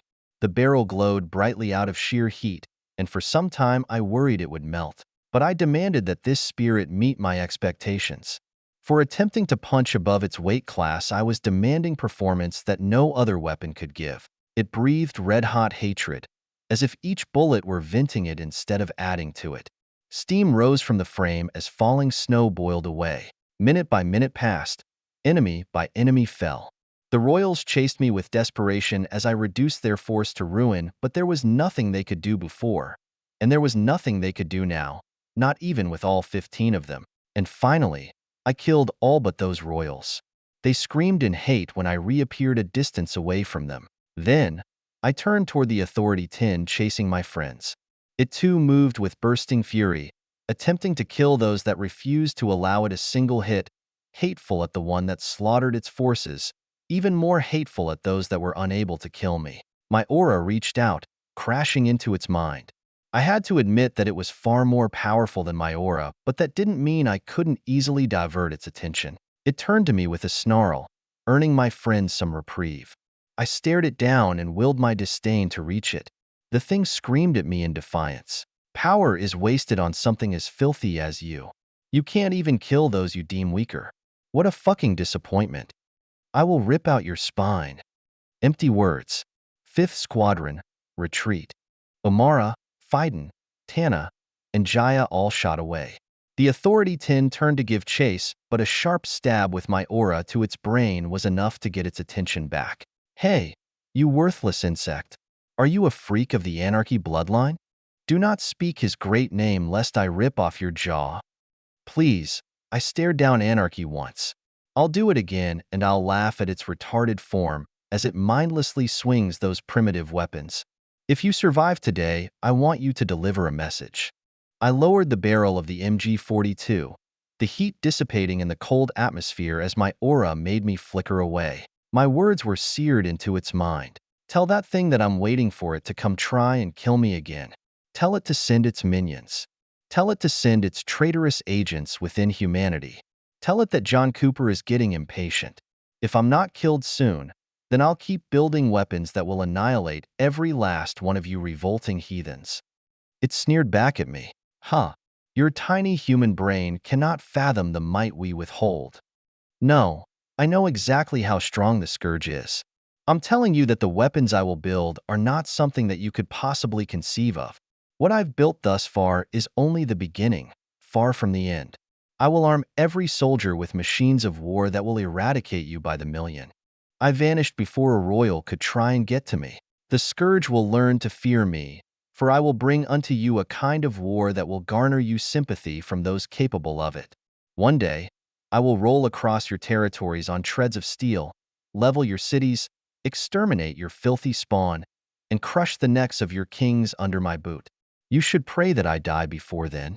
I finally left with those words, gliding away on my boots, the weapon still in my hands and glowing with wrath. There was one thing on my mind as I crossed the distance silently. I hadn't reloaded once since bringing out my new gun. Chapter 225. Whites of Their Eyes. Vetsmon watched as John blurred from his gaze. It was only through his equipment that he could track his fading figure as he ran away. Yet, not even the equipment could completely resolve him. Something about John's aura was able to scramble the device's sensors. Your friend has some fucking balls, Vetsmon. I've never seen a summoner wipe out an entire force by himself and then declare war on the kings. Honestly, anything less would surprise me. Vetsmon smirked in response to his squadmate's comment, his helmet hiding his expression. He glanced to the side, looking at the person who was supposed to be recording everything. Collecting intelligence on John Cooper had become one of their primary objectives ever since his series of accomplishments and inventions that rendered him one of the most famous and valuable people in the kingdom. The only thing that came second to protecting him was documenting his whereabouts. It had to be done from the shadows, but they were more than ready to step out, which they had almost done 5 separate times during this battle. Vetsmon tensed when his squad leader rose from his kneeling position. He knows how to thread a fine fucking needle too. Was he always so reckless with his life? Yes, sir. Great. Things are only going to get worse, and he's already dancing with death. Let's move. Kill all except the Brigadier class. If he wants to deliver a declaration of war, we will allow him to. The squad leader shot forward, the atmosphere screaming as he streaked through it to arrive among 3 of the Authority 9 royals. With but a slash, all 3 were decapitated. Vetsmon jumped in like the rest, all of them taking their own targets and slaughtering them ruthlessly. Within seconds, every royal was dispatched. The Brigadier class looked back at them, terrified in the presence of the squad leader. Vetsmon didn't blame it. He was scared of the man too. They stared each other down for several seconds, the royal not daring to twitch a muscle, before the squad leader jumped back out. The rest followed, all of them returning to hiding and making haste back to where John was going to meet with his forces. Vetsmon asked, "Sir, I'm not sure why we're allowing John's words to be delivered to the Scourge. It'll make things dangerous for an already vulnerable summoner. You obviously don't know why your friend would goad the Scourge like that, if you're asking me that question." "No, sir." Vetsmon admitted it easily. He asked the question in the first place because he wanted to know why. Why would a summoner, one so famous, paint a target on his back? He was already in enough trouble as it was. Even though it was John, Vetsmon couldn't grasp why a declaration like that was necessary. The squad leader glanced back with a smirk. John Cooper is giving himself as bait. Now think about what he was trying to accomplish several months ago, and how difficult it has become in the past couple months. Traitors? Good. Looks like your brain isn't just for show. Vetsman's face fell flat, the squad leader chuckling. With the war raging, traitors are becoming more difficult to weed out, if it's not already impossible. Procedure is falling apart on the platoon level, tasks are redelegated as priorities shift, and everyone is concentrating on the immediate problem in front of them. This allows the traitors to hide in the chaos, and John Cooper wants to bait them out, play on the pride of the Scourge, goad them into activating those traitors so he can get his hands on them. It's dangerous only if he's too stupid to protect himself in advance. I'm willing to bet he isn't. Taking more risks. Sounds like him. Vetsmon sighed. He knew that being exceptional was something to strive for, but he got worried when John went and did things like this. He knew intelligence could be just as potent of a weapon as the edge of a sword. Battles could be won even before they were fought should the generals behind them be smart enough. But he knew things about the Scourge that John didn't, and this seemed more reckless than he thought was appropriate. The squad leader shook his head. Your friend isn't perfect, Vetsmon. He may be smart enough to use the chaos, but don't misunderstand. He's panicking, probably desperate. That doesn't seem like him. Come on, use that brain. He's doing his best to find traitors when nobody else will. He just invented one of the greatest technologies history has ever seen. The third claw got to him and made him throw away every ounce of independence he had. And now the Western Front is collapsing all around him as he desperately tries to prevent it with brand new weapons that can't seem to be fielded fast enough to make a difference. Well, Vetsmon scratched his helmet. When it was put like that, it was almost obvious how John would be feeling. Instead of hiding away, though, it seemed he was doubling down. He had confidence in his skills, which was good, except for the fact that the more risk he took on, the greater the downfall would be should it all go wrong. But that was why they were there, wasn't it? They would make sure that no matter what happened, such a valuable man wouldn't be wasted on people who couldn't appreciate it. They ran for a time across the endless biomat, arriving just outside the battle between the Snow Doves and the remaining Scourge forces. The Brigadier Nanan seemed to be finishing off his foe, the rest of the monsters dwindling in number. When John returned, he started slaughtering the remaining force just as he did the previous one. The battle was over before long. It seemed the battalion the Snow Doves were saving had taken heavier losses, and there were fewer Snow Doves standing than before. Not many, but it was clear the Snow Doves had been whittled down a bit. Looks like we're not needed. Let's regroup with the others. We'll establish our next targets then. They took off with that command, Vetsmon giving one last glance at John. For a moment, he felt like John was staring back, the eyes of his aura all-encompassing. He wondered if they had been discovered, but decided it didn't matter either way. December 14th, 625. My heavy breathing sent visible clouds of vapor into the air. Water dripped from the barrel shroud of the glowing MG-42 in my hands, the heat melting the heavy snow around it, the moderate winds bringing us halfway into a blizzard. Omara's voice entered my mind. I can't see you. The blizzard is getting worse, and I think it's laced with mana. Not natural. She was only 15 feet away, which meant it was getting heavier than I thought. My acute vision afforded me obviously better visibility even in harsh weather, so I had to use my team as a realistic gauge. I turned, finding her figure amidst bellowing winds. The sun was setting, which would assist the blizzard in rendering our sight useless sooner rather than later. Unfortunately, we couldn't go anywhere. This supply post was responsible for providing logistics for 3 battalions, including the Snow Doves. We were almost a forward base, probably not designated such since we barely had proper walls and no standing force to protect against sieges. Whoever happened to be here was the standing force. For now, it was us and half of a battalion recently returned from a battle with substantial losses. Thankfully, the Scourge hadn't attacked with much of a force. Yet, my anxiety started heightening as visibility dropped. I responded, "Let's go talk to Nanan." Omara followed when I jumped off the small makeshift wall and sent the gun back, hitting the ground after slowing my descent with my boots. I looked back, Omara gliding up to my side, the witch hat on her head and mask on her face, those purple wisps within the eye sockets glowing eerily in the blizzard. We continued to our camping ground. A few warlocks had made some makeshift structures out of reinforced dirt in order to protect the tents on the campground from being buried in the snow. We found Nanan in the dirt building designated for the Snow Doves doing some 2-finger handstand push-ups, shirtless and showing off steel muscles. PSH, I can do that. Can you now? He tilted his head and looked up at me from below, a doubtful gaze. Watch me. I suddenly dropped to the ground, kicking up on my hands before shifting my weight to one palm. Then I popped up on my fingertips, then shifted to 2 fingers, sitting there for a few seconds before doing a few push-ups. The vigor combined with the control I could exercise over my body meant that something like this was relatively simple, a mere matter of balance rather than strength. It still hurt my fingers a little, but I could do it. I quickly popped back up. See? Now do single finger. You want to see single finger? I shot him the bird, causing him to shake his head in exasperation. Never mind. How was scouting? Easy, but I'm 99.3% certain that what we killed was a scouting force. Something is coming, and my fingers are getting twitchy. I noticed a few people nearby shift out of their beds due to my words, earning a curious glance from me before I focused back on Nanan. He frowned and stopped doing his push-ups, popping up to his feet and letting out a harsh breath. What makes you even slightly uncertain?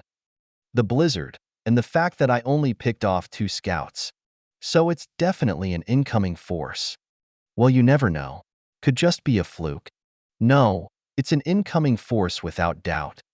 Well, technically, we could never know that with 100% certainty until they show up at the walls and attack us. Don't patronize me, smartass. Give me a time estimate.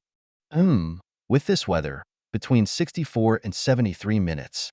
I took an educated guess based on all my experience and the data I had remembered from the many thousands of battle records I'd gone over in the past.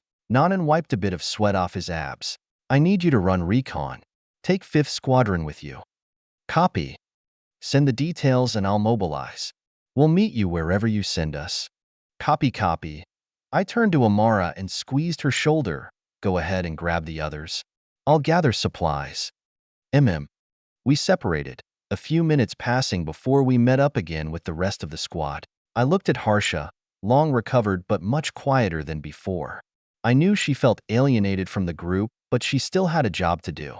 At the very least, we had replaced her shield with something comparable. Besides, it wasn't like she couldn't handle anything short of a direct fight with an Authority 10.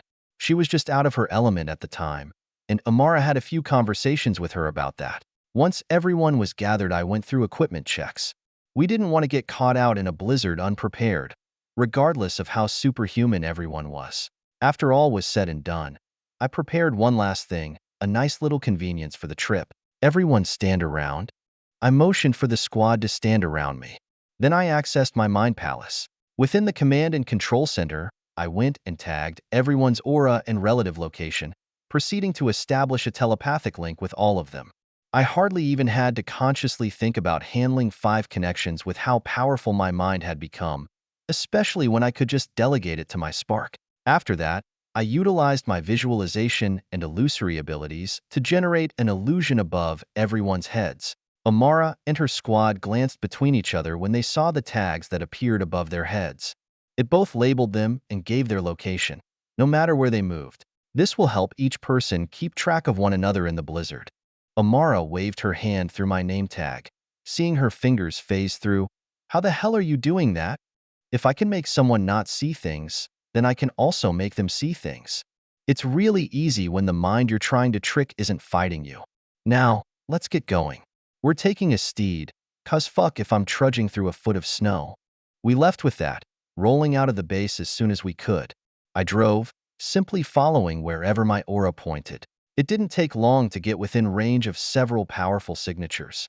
I pulled over on a vantage point, everyone jumping out into the raging snow that only continued to grow in intensity. I kneeled, overlooking what was supposed to be the bottom slope below the ridge we sat on. I couldn't see farther than 30 feet, but my eyes were picking up the faint glow of magic sources, poisoned and malevolent. The clustered sources seemed to be lower-level troops, merging into a blurry sea of power. Then there were the sources that shone like stars in both my vision and aura. They seemed to max out at Authority 10, and I counted 4. If I was estimating the number of enemies in this force based on how much ground that huge sea of glowing power covered, then it sat at around 21,700. I spoke through telepathy. "We're retreating." "Copy." I got no protest, everyone quickly boarding the steed. I stomped the gas and made haste back to base, the blizzard dropping my speed to around half of the norm. Along the way, I turned on my aerial and made contact with Nanan. "Blade 1, come in." Nanan answered quickly, "I hear you, Envoy." The incoming force is at least 21,000 strong with a minimum of 4 Brigadier-class combatants. Average authority sits at Authority 7. This is beyond us. I had a very precise grasp on our own combat power. After some of the losses we had taken over the last week and the lack of reinforcements for our platoon, we Snow Doves were only 32 strong, 37 including Amara's group. The Pathfinders were another 41, and the half-battalion we had on station numbered 336. Like the Pathfinders, the battalion averaged between Authority 5 and 7 with a single brigadier heading them, giving us 3 Authority 10s total. It was 1 less than the enemy. It seemed the supply post had fallen. Nanan's voice fell. "We won't be able to hold this position." "No, we won't. Get ready to retreat while I call Pipsqueak." I quickly swapped channels, dialing Jasmine directly. She picked up in about 2.2 seconds. "Hey, Pipsqueak. Don't call me that. We've got a significant force right outside the supply post. 21,000 strong, 4 Authority 10s. I need the status of the battalions assigned to our post." "On it." I could hear her scramble a bit, her voice a bit groggy. Seemed she had been napping. "Are you in combat?" "Not currently. Just did recon. The force is about 24 minutes out from the supply post, much closer than I had anticipated." "Copy. Let me see." There was some silence as she gathered the data. "All right. 3rd Battalion checked in an hour ago at a location about 21 miles away from the post. Not sure where they are now. 2nd Battalion is 32 miles away and checked in 34 minutes ago saying they were engaged in combat. See if you can get in contact with either and send them to the crags 14 miles southwest of our position. We'll retreat there." "Roger. Keep your line active." Her voice cut, and I lowered my wrist. Before long, we skidded into the supply post, the entire place frenzied with activity. Nanan ran over to us as we jumped out of the steed. "How much time do we have?" 18 minutes until they reach us. Jasmine is contacting 2nd and 3rd Battalion to see if they can meet with us 14 miles from here. But if we want to get there, we need to start moving now. "Yeah, I've got everyone getting ready. If we overstuff the steeds, we can get everyone on wheels. The problem is we still have wounded. Well, they're gonna have to suck it up. I'll start organizing. Get the Snow Doves in their own steeds. Chances are we're going to fight our way out, and we can't have wounded getting in the way." "Copy." I nodded and turned. "Umara, go with Nanan. I'll be there in a bit. Don't take too long." She grabbed and squeezed my hand before she, her squad, and Nanan all shot off. I went in another direction, starting to guide people into steeds and organizing them based on their combat capability. Before long, we had most of the wounded in a few steeds, intelligence agents sitting on top of each other in a few Hummers, and the rest overstuffing the remaining steeds. I also told Jasmine to keep an eye out for any helicopters for evac in that time, but I wasn't counting on it. Get fucking rolling. Let's go. Driver, go. I banged on steeds, sending out the vehicles with wounded out first, the Pathfinders going with them. It was a trade-off between getting them farther from the danger and having them pave the way. If they got attacked, at least we'd know in advance. Better than keeping them with the force and setting them up as collateral. I was under no impression that today wasn't going to get ugly. The steed started moving. I wasn't willing to waste a single minute, having literally thrown people into the passenger holds like garbage bags. Some people from the battalion weren't quite grasping how urgent the situation was. At least we actually had the intel. If I hadn't felt anything and checked it out, those monsters would have swarmed this place unannounced. We would have been fucked sideways then. Before long, most of the extraneous personnel were leaving. I had given all drivers their destination, so it was up to them to get there as fast as they could. I heard Nanan's voice after I sent off the last one. John, let's go. Coming. I yelled back, took one last look back at the rest of the post, and then ran to the steed. I glided into the back with the rest of Amara's squad, the hatch closing before speeding off.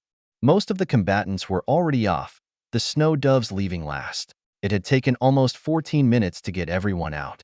It was pretty fast for abandoning an entire supply post, but not fast enough apparently. They were right on our heels, and we had to plow through an active blizzard. It wasn't looking good. I could almost hear them. We got on the trail that the leading convoy paved. It wasn't exactly straight, but getting anywhere was better than getting nowhere. How fast are we going? 30 miles an hour? We may as well be fucking walking.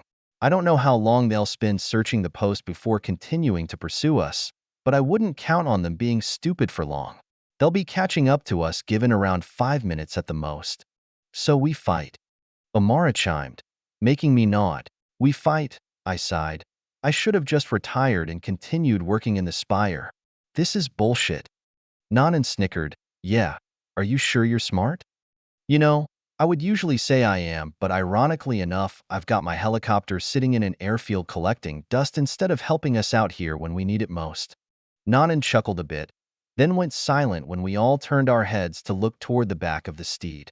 Magic power gathered, then launched toward us like a cannon. Incoming! I got it! Amara shouted and kicked open the hatch, throwing out a bolt of fire in response. The two spells collided, Amara's detonating and blowing the other, significantly more powerful cluster of magic off its original trajectory. It exploded to the side of the vehicle, shaking the frame. I looked out before searching my armory and taking out a flare. It was there, not used often, but now was as good a time as ever. I ignited it before tossing it out, the light glowing in the blizzard. I watched it get farther away, then saw a blur pass over it right before it was obscured out of view. They're catching up. Then it's time to fight. Nanan stepped up, his aura bellowing out like a beacon. Whatever was out there backed off really quick, but then two more auras erupted from a couple miles away. The fight was on. The thousands of monsters in the distance charged at us. Obviously, the empty supply post did nothing to distract them, or at least not the bulk of them. Those towering auras came to a silent agreement as the lesser monsters rapidly gained on our steed. It wasn't their job to fight the fodder, and I wouldn't make Nanan waste his energy on clearing them out either. He had his fight. We had ours. Suddenly, I kneeled down and brought out a new weapon. It had been unsuitable before now. It wasn't something built to be carried by one person, and since I always needed to be on the move, I never found a good time to bring it out. Now though, I had a good opportunity. The M2 Browning heavy barrel appeared with its tripod, which I settled onto the floor right behind the hatch. It took up space, but that's exactly why I had Nanan keep the steeds for the snow doves clear of extraneous personnel. A can of ammunition appeared in my hands after I was settled. I took the link of .50 BMG and lifted the cover, opening the bolt and laying the rounds in place before dropping it closed and charging the handle. After locking the bolt latch, I settled my thumbs over the butterfly trigger, the iron sights hovering in front of me. Umara, Jaya, take anything that comes from the sides. Fidan, Tana, take the turrets up above. Only shoot what you can see. Don't waste energy on area attacks. Roger. Copy. I got a few replies. As for our driver, Harsha, she already knew what to do. The enemies got closer. My thumbs tensed up. I could sense the mana around Amara getting denser as she poked her head through another open hatch, Jaya preparing some alchemical weapons. Fidan and Tana swiveled the turrets above us. They got closer. Hold. The snarls and screams started piercing through the blizzard winds. I could feel the tension rise within the steed. Everyone knew this was just the start of a long fight. Hold. Their figures started appearing, claws dragging ugly forms through the snow. Not until you can see the whites of their eyes. Their bodies appeared in full view, dark fur or hide contrasting against the white all around us. They reached out toward the steed with the raving malice of a rabid animal, and we responded with the cold fire of magic and steel. Open fire. I pressed the trigger, and the explosion signed our declaration of war. Chapter 226, Our Job. December 15th, 625. The Ma-Deuce in front of me shook with every round, heavy bullets traveling at nearly 3,000 feet per second to shred the monsters trying to claw down our vehicle. It only took short bursts in order to incapacitate or kill anything that came into my field of view. Unlike with my other weapons thus far, when I empowered the belts of ammo going through the weapon, they didn't simply gain speed. Instead, I noticed singular rounds punching far harder than they otherwise would. Perhaps the toughness of the bullet itself was enhanced, allowing them to pierce and pulverize bioarmor and flesh despite the poisonous magic behind them. I held the trigger down when a group of 7 monsters all came running, sweeping over them and handing them 4 bullets each. One by one, they either had entire limbs blown off or had their torsos caved in. Little could prepare those within the steed for the sheer visceral impact that each squeeze of the trigger brought. .50 BMG was not for the weak. Even my ears, as enhanced as they were ringing after just a few minutes, let alone the 10 that we had been fighting. After I let off the trigger, I heard yelling. John, could you get any fucking louder? You'll pull the entire Western Front here. Nanan massaged his ears, making me chuckle, my eyes still glued to our rear. Get used to it, old man. The future is now. I'm gonna lose my hearing now if you don't pipe down. Hearing loss is a small price to pay for awesomeness. Contact. Fuck. I heard his curse before drowning it out with pounding explosions. I knew it didn't help that the barrel wasn't entirely out of the steed, the shockwaves bouncing off the walls a bit, but I had little choice. It wasn't like I could properly mount this gun anywhere. I was barely getting by with the tripod like I was. The metal legs sprawled awkwardly across the passenger hold. I fired off what little rounds remained before calling out. Reloading. I threw the cover open, kicked off the empty ammo box, and summoned a new can. I went through the motion smoothly, getting the cover closed on a new belt in 1.82 seconds, the handle racked twice 0.4 seconds later. The trigger depressed, and the Browning rattled as the steed continued to roll. The blizzard seemed to start slowing, the snow that touched the machine gun melting and releasing some steam. Just as Harsha was able to speed up, so too did the monsters in pursuit. What little sun remained faded from the snow around us after another 10 minutes of retreat, my eyes resolving fewer enemies in the light, but even more in the magic, my fire rate climbing as I sought to eliminate more targets. My psyche drained quickly despite my attempts to moderate. .50 BMG could suck down psyche, that much was apparent. If I held back though, I wouldn't be doing much damage to the incoming monsters. Bruises wouldn't do any good. Each round that didn't maim or kill was a waste that may as well have not been fired. Several more minutes passed before my aerial chimed. It was Jasmine. Come in, Envoy. I'm here. I can't get you air support. All aircraft are returning to immediate airspace. Not to mention the weather is too harsh for them. The Sovereign just gave the order to consolidate. The fuck? Is there a Sovereign class on the way? I don't know. Motherbird just left for a meeting with all the generals and Sovereign. I'll let you know when they come out, but the chances are high that everyone is getting ready for a siege. We've already recalled 6 of our farthest forward bases. Fuck. I felt my jaw clench as I swept another 24 enemies. I could feel the royals going around our flank, speeding past our steed like we were standing still and going for the ones ahead of us. Nanan looked like he would jump out any second now. Those Brigadier-class royals were getting close. What about our reinforcements? I'm sorry. 2nd Battalion isn't responding and 3rd Battalion is already on their way back. They're over 60 miles away from the crags you told me to send them to. We were their fucking supply post. Why did they leave for the base? They said they encountered the enemy and took some casualties. The brigadier heading them made the call. I felt a surge of rage that threatened to boil over, but I stamped it down and vented through the barrel of my Browning. After some seconds, I let out a long breath. We are outnumbered over 50-1. If everyone retreats without us, then we'll be stranded in the middle of enemy territory. Is there anything you can do to help us?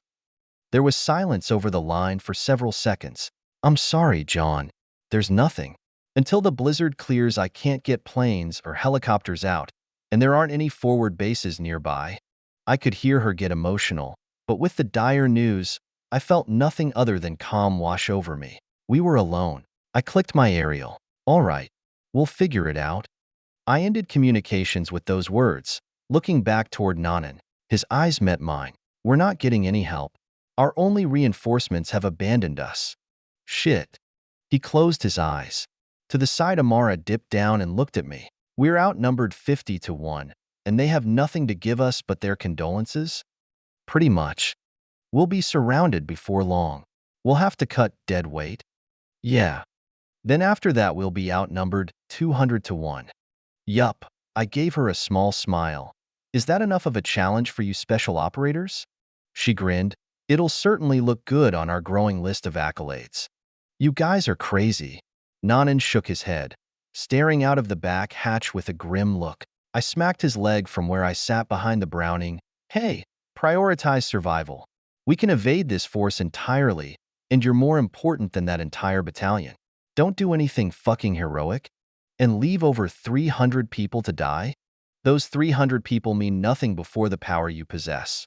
I suddenly stood and walked up to him, staring right into his eyes. I loathe throwing away lives just so higher authorities don't have to go out and fight, but you're actually doing something with your power.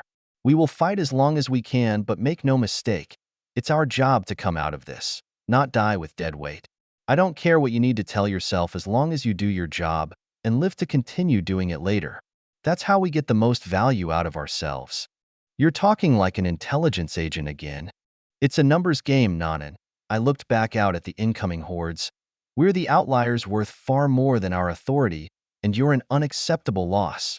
Accept that, and let me handle the rest of the troops. Don't make me worry about you. I sat back down behind the Browning, my thumbs hovering over the trigger. Get ready to fight. Jasmine stared at the aerial in front of her, her hands trembling for a moment as she glanced at the map next to her. She could see the bird icon on her map representing the snow doves and the battalion they were escorting. The recent addition of a massive cluster of red arrows was added on top of them, threatening to drown them. There wasn't anything for dozens of miles. Nothing could help them, not in any meaningful time frame. They were already getting attacked, and the blizzard was keeping the steeds from moving fast. They'd be surrounded before she could even get a helicopter over their heads, and by that time they'd either be wiped out or halfway to it. She quickly wiped one of the tears that escaped before it could wet her cheek, taking some deep breaths. She didn't have anything to worry about, she reminded herself. If she knew John, then he'd cut off the weaklings and escape with those who mattered. He wouldn't allow himself or the snow doves to be slaughtered. It was why she always had confidence in them. Other platoons, other battalions, other armies might be destroyed and slaughtered weekly, but not them. They were the ones who always came back.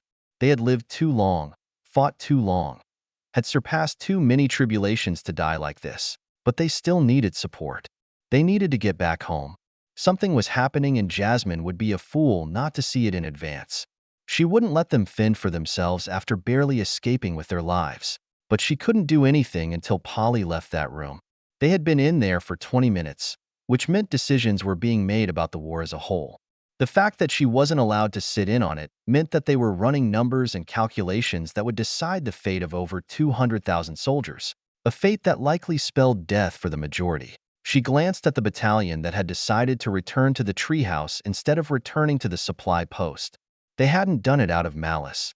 The brigadier simply believed that they would be healed and refit faster than at the supply post. The issue was that he had abandoned his post entirely.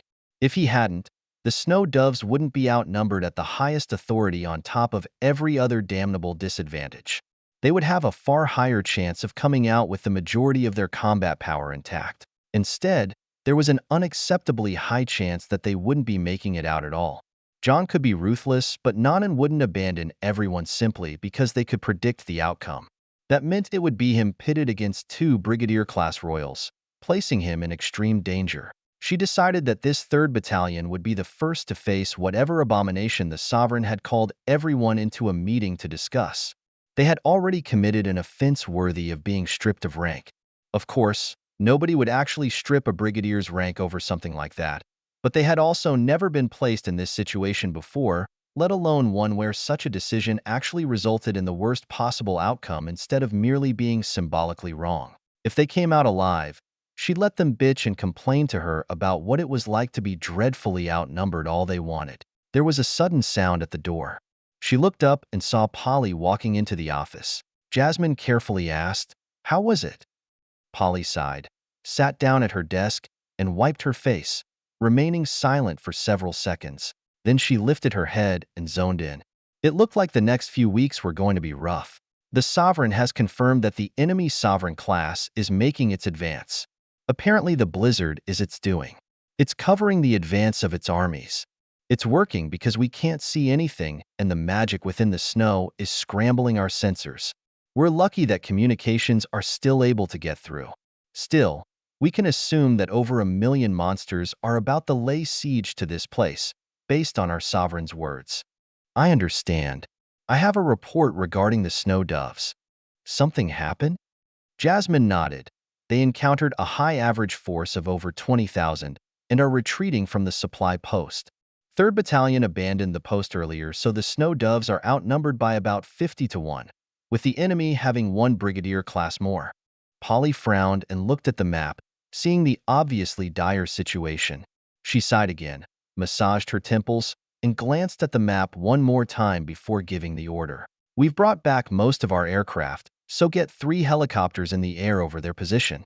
Tell the doves to head east and escape the range of the blizzard, because it'll be diverted toward the treehouse, and it's only encompassing a certain range. Most of them won't survive, so give the snow doves a place to escape to. Make sure the helicopters are there to meet and extract them. Copy. I'll send the orders now. Hang on. Polly called before Jasmine could run off. Her face grew even more serious than it had been. Jasmine, that sovereign is coming with an army that's going to overwhelm the treehouse. None of us are under the illusion that we can hold our ground. We'll damn well try, but the generals are already taking measures to ensure their escape to Stronghold Charlie. We'll see how many work, but if you and I want a chance, we're going to need the snow doves with us. I'm willing to bet that the Scourge will march on Stronghold Charlie as well. Jasmine stared silently, realizing what they had been talking about in that room. They were already prepared to lose everything. They would throw every soldier in the treehouse at those monsters in an attempt to slow their advance, all while the generals, marshals, and likely the sovereign retreated. Those who didn't have the connections nor the rank to be in the know wouldn't have a clue as to what was happening until that Authority 12 was already at the walls. By then it would be too late to retreat with hope of escape, and the blizzard meant that even intelligence agents were unable to get an idea of what was coming. Jasmine wasn't sure how to feel about being one of the few who knew. It felt wrong, somehow. Polly continued, I need you to go grab supplies for 2 months, put it in this storage ring, and keep those helicopter pilots attached to the snow doves. Don't let them receive other orders. We'll need them if we want to get out of here alive. Copy. I'll have more for you later. Do what you need to do for now. Polly looked into Jasmine's eyes. Remember, this is when all of our investments pay off. Let's get out of this alive. We can make it up later by leading other troops to victory. Is it right? Jasmine muttered, feeling her emotions swell once more. Is it right to use all these people as sacrifices for our survival? Shouldn't we be dying with them? We've already killed so many. It is our job, Colonel Jasmine, Polly glared, to lead troops from a position of dedicated intellect and strategy. We do no good with a blade and are less than valuable dead. We do not kill people. We guide armies to battle and help them gain victory with the advantages our intellect affords them. You will continue to do your job as I've instructed, and you will let me worry about the decisions that must be made, as I've sworn to do. Do you understand? Yes, ma'am. Jasmine saluted with a tear in her eye. Polly looked down at the orb on her desk. Go and get our doves back to base. They are your sole focus alongside the extraneous tasks I've given you. With any luck, they won't be among those we'll have to mourn after the events beginning this day. Chapter 227. Don't deny me this. December 15th, 625. We lost a wheel. Just keep your foot on that pedal. We're dead if we stop in this blizzard.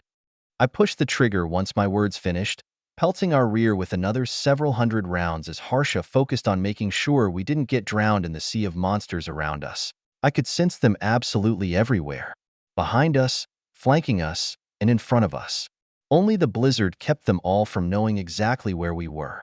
It was a madhouse with those monsters tripping over each other with the lack of visibility, the only solace in this situation. Reloading.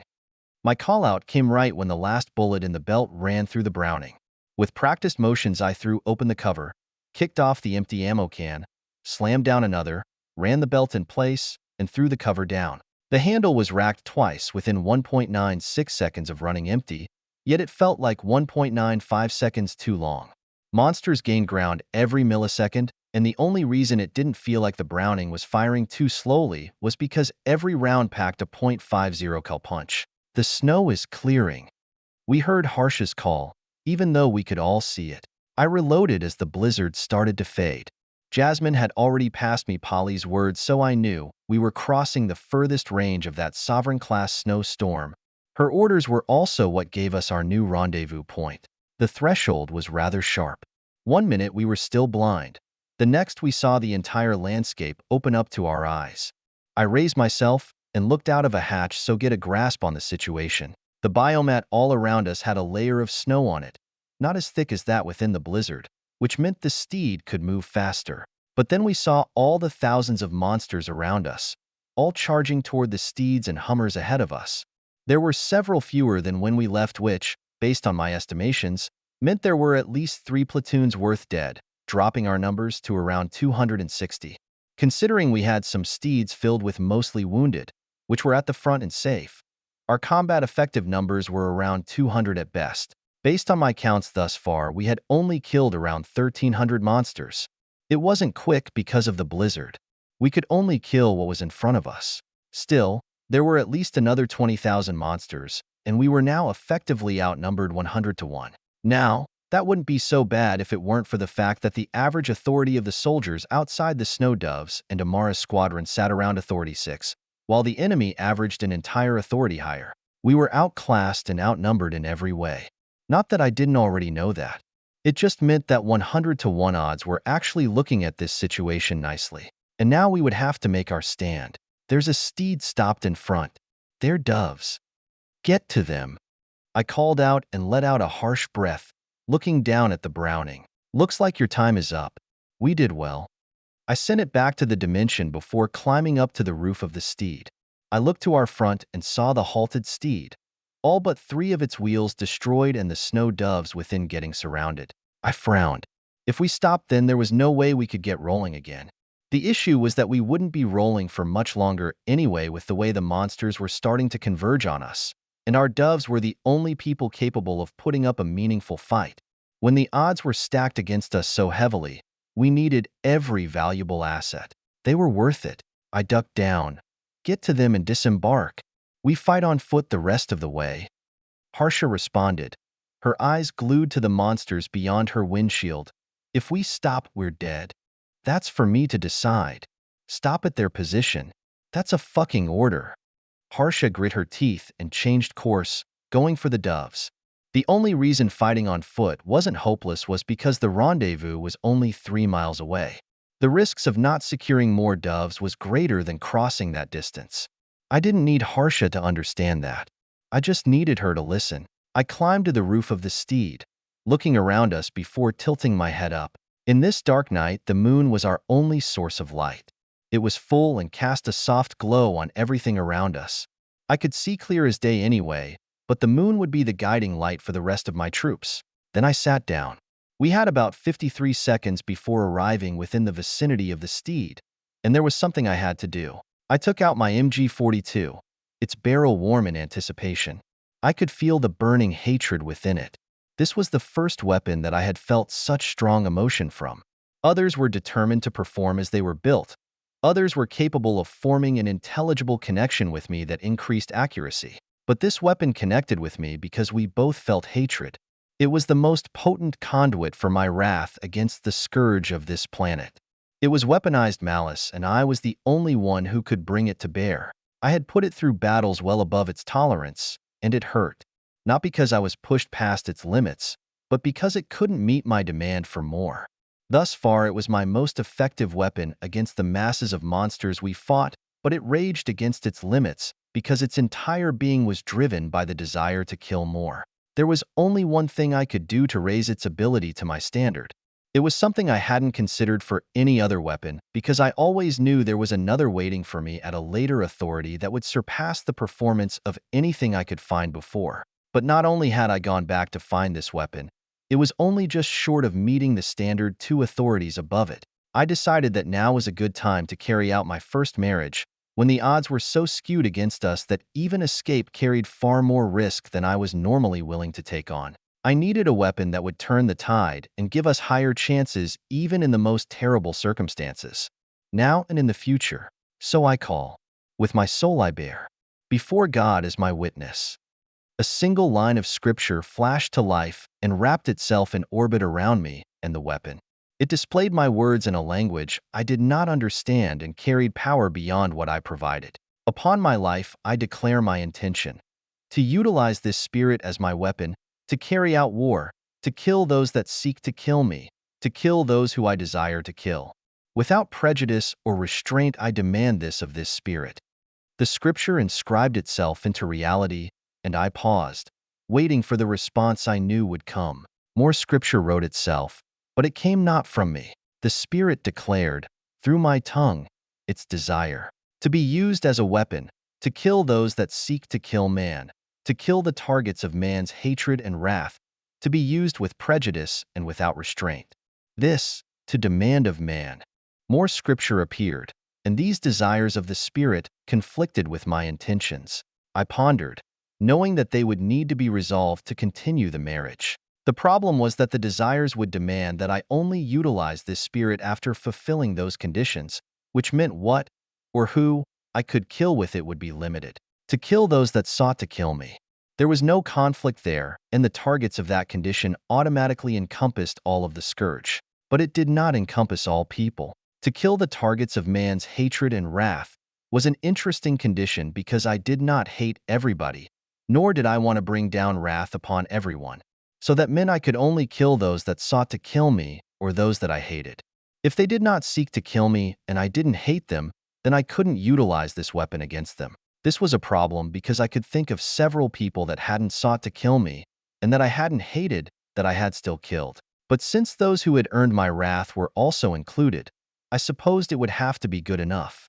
If I really couldn't fulfill all of the conditions, then there was a high chance that I wouldn't feel the need to kill a target anyway, because they were either completely innocent or I was oblivious to their guilt. It depended on my knowledge of the reality, which was always the case regardless. As for the omission of to carry out war, I didn't believe that I'd be carrying out a war against an enemy that not only didn't seek to kill me, but that I also didn't hate or feel wrathful against. It was a redundant line, more than acceptable conditions to me, so I changed my intention. Upon my life I resolve and declare my intention to utilize this spirit as my weapon, to kill those who seek to kill me, to kill the targets of my hatred and wrath. With prejudice and without restraint I demand this of this spirit. The new lines of scripture appeared, amended the prior lines, and were then accepted. The revolving line spun and split into two. One sunk into my body and then burned into my back, the entire scripture being written upon my skin. To the world I declare this marriage by my name, John Jacob Cooper. My name was burned at the bottom of the scripture, my signature, tied to my very soul. The other half of the scripture sunk into the weapon, being engraved upon its steel. On its cover, its name was engraved in glowing red letters, Totenstahl. The marriage finished with another connection being established. I could feel the spirit become attached to me, become a part of me like another limb. When that happened, the spirit, Totenstahl, returned to my mind palace. My fabrication plant automatically created a large steel ammo pack and sent it to the armory where bullets were being summoned into long belts. The belts filled the ammo pack endlessly, hundreds turning into thousands, turning into tens and hundreds of thousands. The pack was weighed down, a metal feed chute attaching to the port at the top and extending down to Totenstahl's receiver where the first bullet fed into it. Then, I opened my eyes. John, it's time to move. I heard Amara yelling from the side. I looked down and found Totenstahl in my lap. I stood, feeling the weight of the steel ammo pack put strain on my back even though it was also strapped around my waist.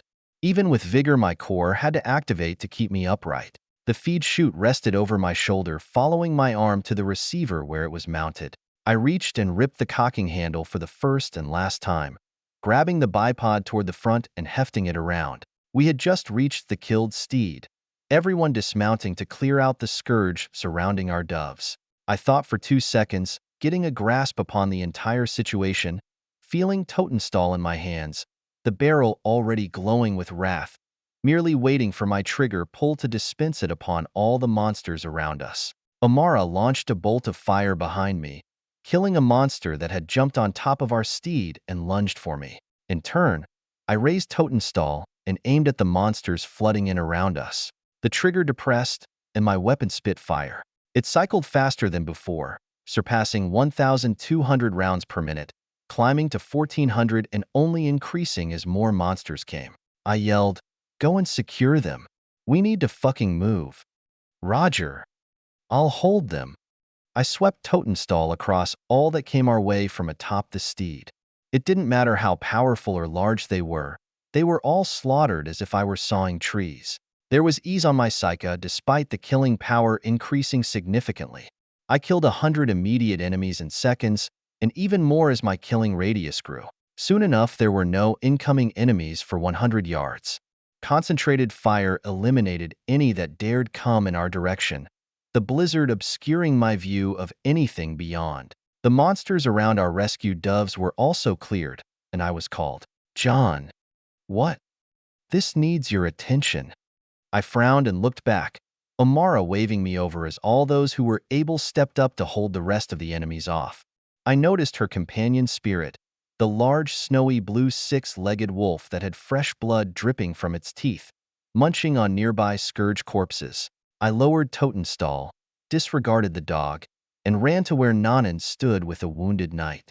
It only took one glance to tell me that he was sliced across the chest by a scyther, the only thing that could cut through armor and a knight's body that deep and clean in one go. His legs were also gone, as was half his left arm. Another scyther based on a knight that had shallow wounds nearby. They had gotten hit by several based on the wounds around the steed. He was obviously suffering. It hadn't gotten his heart, but one of his lungs was cut and organs were open. If he had a healer and dedicated attention, he could probably make it out alive. He was Authority 8, and that kind of vitality was capable of miracles. But we didn't have a healer nor the time for attention. We didn't even have the room to keep wounded safe. The big hitters were coming in fast. We had to move now. I looked at Nanan. "What's the call?" He was conflicted, indecisive. I knew what the call was, but he didn't want to give the order. "We can't care for wounded." "No, we can't," I answered quickly, without the hesitation that Nanan had. That's when the knight reached out and grabbed my leg. My eyes snapped to him as he struggled to get out words, half suffocating on his own blood. "Don't let them take me." Blood gurgled from his mouth. I could see the fear on his face. We had been seeing more corrupted as the scourge pushed their attack. Reports had come in of familiar faces. Those were always kept away from the masses lest morale fall. But with greater power came greater sacrifices. The snow doves were required to know about these things because we couldn't allow the scourge to get their hands on powerful soldiers. Even worse than them dying was them coming back as enemies. I thought about having this knight take the overkill pill, the last resort. It was designed precisely to keep people from getting corrupted, and it had the added benefit of allowing the user to take a few more scourge with them. But he didn't have his legs and was already halfway into the grave. Not even one of those pills was going to do anything. It would just make him suffer longer. I knew what had to be done. I raised Totenstall, pointed it at the knight, and squeezed the trigger. Nothing happened. This man did not seek to hurt me, and I did not hate him, nor was he the target of my wrath. Totenstall would not kill this man. I would have to, with another weapon. I brought out a pistol, a 1911, and spoke. I will do what must be done. The rest of you, form up with 5th Squadron. Now. The other soldiers in the area ran off hastily, throwing a few glances back before continuing. Nanan remained, as he should, and I pointed the pistol at the knight. Herdot Aniran, first son of Manix and Zia Aniran. Your family will know that you died a hero. You will be remembered. May you rest in peace, knowing your work is done. I'm sorry. He gave his last words, and I pulled the trigger, giving him an instant death. Nanan and I lingered there for a few seconds before I put the pistol away. Let's go. Yes. He stowed the body into his storage ring, stood, and turned with me. The two of us started walking back to the rest of the formation. Then, I spun around, raising Totenstall just as Nanan unsheathed his sword. My eyes narrowed when I saw the King Blood Royal that appeared behind us. Its face was a void of black, with a purple body and digitigrade legs, wearing full black armor with a long serrated knife in each hand, and it sat at Authority 10. I pulled the trigger while retreating, yelling, "Run!" My boots threw me backwards as the King Blood lunged forward. Nanan went to intercept, slashing down with his sword, rage across his face. They collided, coming to a standstill. However, I could still sense the other 4 Brigadier-class Royals in the area, 2 of them converging. I could also sense Amira and our 3rd Brigadier Ramon heading our way from the rendezvous. They would be here soon, but now they were outnumbered by 2, not to mention that one was a King Blood. Neither Amira nor Ramon were at Nanan's level, and neither could handle 2 at a time. They would die sooner rather than later, and then we'd be fucked. I was pretty sure I couldn't hide from a King Blood of despair at Authority 10. I had rationalized anarchy, not despair. Sure, I could shrug off this King Blood's aura, but that didn't mean I could hide from it and the rest of this entire force, let alone the rest of Amara's squad and the Snow Doves. We had to leave, and people were going to die doing it. Fuck. Go now. I screamed at the rest of our group. Tana, Phaidon, and Harsha were already leading the charge alongside whatever knights were in the group of rescued doves. The warlocks like Amara and Jaya were casting spells and clearing out anything in front of us as fast as possible so that we didn't have to stop running. Pup in front with the knights helping the charge. I brought up the rear, leaving Nanan to fight the King Blood. At some point, Amira and Ramon shot past me and intercepted the other 4 King Bloods.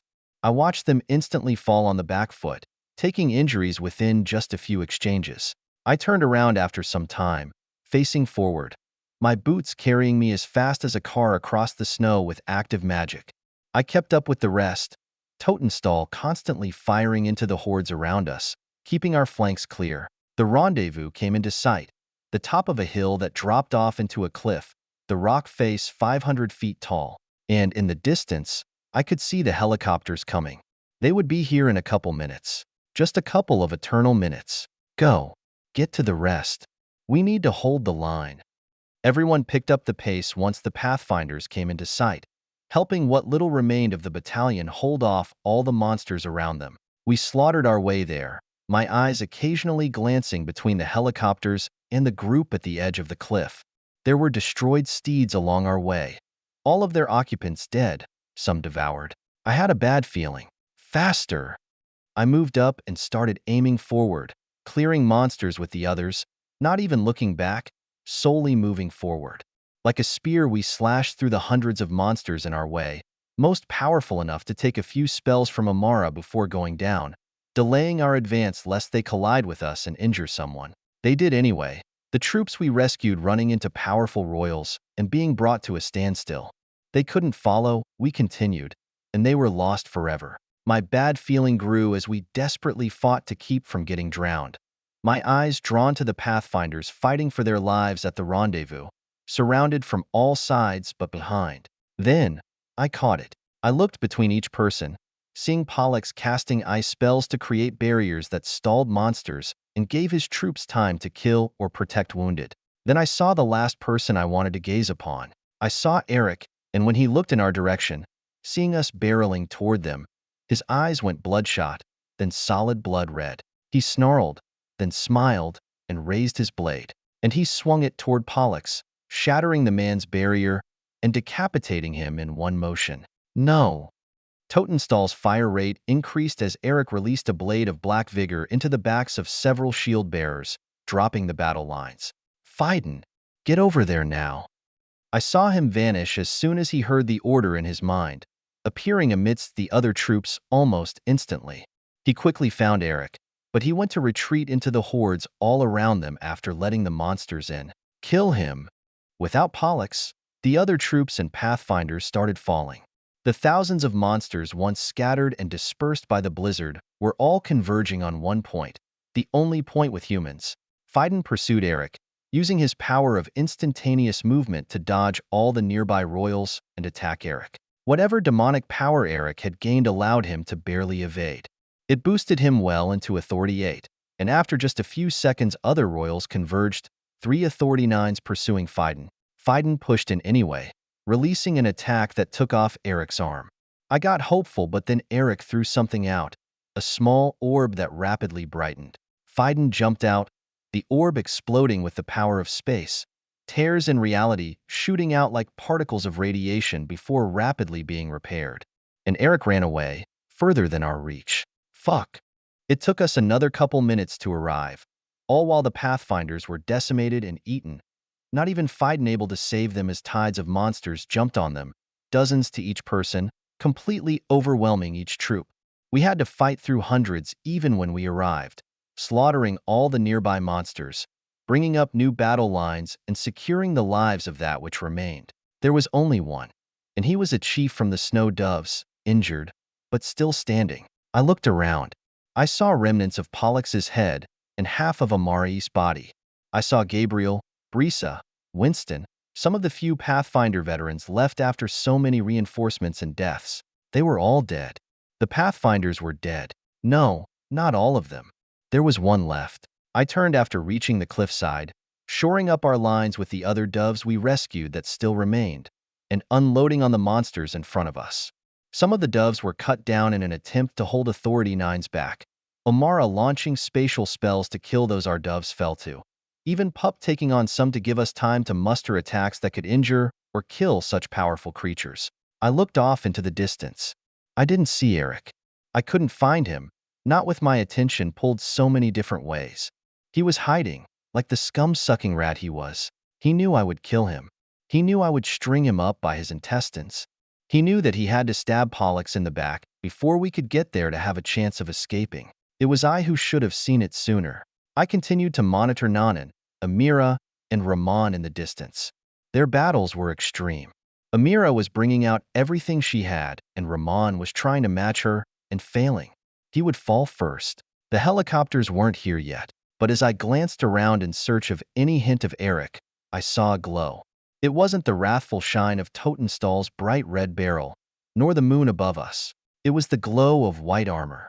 It pulled my attention instantly. There were 8 armored individuals that came from our flank, slaughtering their way toward us, steadily in an impenetrable formation obviously practiced hundreds of times before. I intuitively understood where they were from. They weren't of the kingdom, Templars from the church. I didn't know why they were here, but when I felt the aura of a brigadier shoot off in Nanan's direction, I quickly stopped caring, especially when yet another dove fell in front of me. Perhaps the only reason we would survive had come. I heard one of them yell, "Reinforce our brothers and sisters." Ho! There was a resounding response, and one of their warlocks, dressed in full armor just like the knights, cast a spell that unleashed column of fire. It swept through our front line, turning any monsters in its way to ash. They used that channel to rush to our side, the knights hoisting massive tower shields and planting them like walls. I could see the shields flash with enchantments and then expand with magic, connecting to each other to form one long barrier that completely fortified our front. The remaining knights raised their spears, stabbing or slashing anything that got close, the warlocks launching area spells to blast away clusters of monsters. I stepped up between two of them, leveling Totenstall over the barrier and clearing my sector of fire. Thousands of monsters came and thousands of monsters were annihilated. My hatred burned hotter with every second that passed, thoughts of killing Eric filling every corner of my mind. And then I saw one of our brigadiers go flying. It was Ramon. He was supposed to be a warlock, but I saw him hit the ground like a knight that had been thrown like a rock, as they often were. Monsters surrounded him when he went down, but they were blasted away with a quick spell. Before Ramon could stand, two of the Brigadier-class royals landed on top of him, one coming with a cluster of explosive spells and the other following up with a long spear. The one with the spear stabbed, slashed twice, stabbed again, and then slashed one more time. Ramon never rose from the ground, and when the knight from the Templars came flying in, the royals flew away. The Templar reached down, plucked something from the ground, before getting attacked by another royal and shooting off into the distance again. Ramon never flew with them. I turned, seeing the helicopters approach. I clicked my aerial. Bird 1, 2, and 3, come in. We read you, envoy. It's fucking hot down here. All of you lower altitude to our level and get ready to receive us. Roger that. Lowering altitude. I saw them start dipping down, the sound of their blades beginning to reverberate off the rock face, echoing in our ears. If we could hear it, the Scourge could too. I yelled, "Protect the helicopters. They're our ride out." Copy. Incoming. I heard the call, looking up to find a massive fireball sailing toward one of the helicopters. One of the Templars backed off the line, raising a staff. 100 ice shards bloomed above them and shot toward the fireball, colliding and making it explode. Another. I got it. Umara called and created a blade of vapor. She aimed at an incoming cluster of boulders, throwing one blade out per boulder.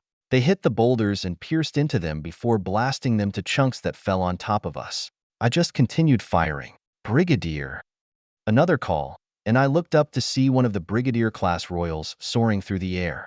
The Templar jumped after it with obscene strength, going a bit faster, but I still watched as it broke through two barriers that the Templar warlocks created, and then crashed into one helicopter, knocking it out of the sky with its body. The Templar went after it, slaughtering it in the air. It was already wounded and this finished it off, but now we were down a chopper. The Templar formed a platform out of his vigor and jumped back, re-entering the battle. Bird 2 down. They're almost here. I yelled after hearing the call in my aerial. Then my eyes snapped over, seeing Amira tumbling across the ground. She landed not far from us. One of the warlocks cast a spell, grabbing her body and dragging her back to us. She was heavily wounded, a sword through her chest. I saw the royal fighting her pursue, heading toward us, also heavily wounded. Breaking formation. One of the knights in front called out. I looked down at him, eyes wide, recognizing that voice, and recognizing his height when he straightened out and stepped forward. Support. Another warlock called, moving forward with him and killing the monsters in the area. I focused my fire to take the pressure off, and the knight collided with that Authority 10 royal, bashing it away with his heavy shield. It recoiled before launching itself back at him, attacking so fast that I could barely follow the tip of the sword it swung, and it sliced through the knight's arm, clean through the armor. But the arm, holding his sword, didn't fall. Instead, he raised it like nothing happened and returned an attack, slashing the unsuspecting royal and taking off its leg. I was incredulous, but I continued shooting, more monsters converging now than ever before. They continued fighting that royal, the warlock able to attack since I took off most of the pressure.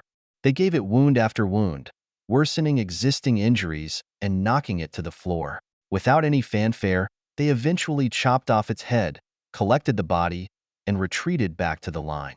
The knight, who should be mortally wounded, ran back without a drop of his own blood leaking, filling the gap in the line like nothing had happened. I turned, looking at the helicopters. They're here. Initiate retreat. Bird 1. Open your hatch. Roger.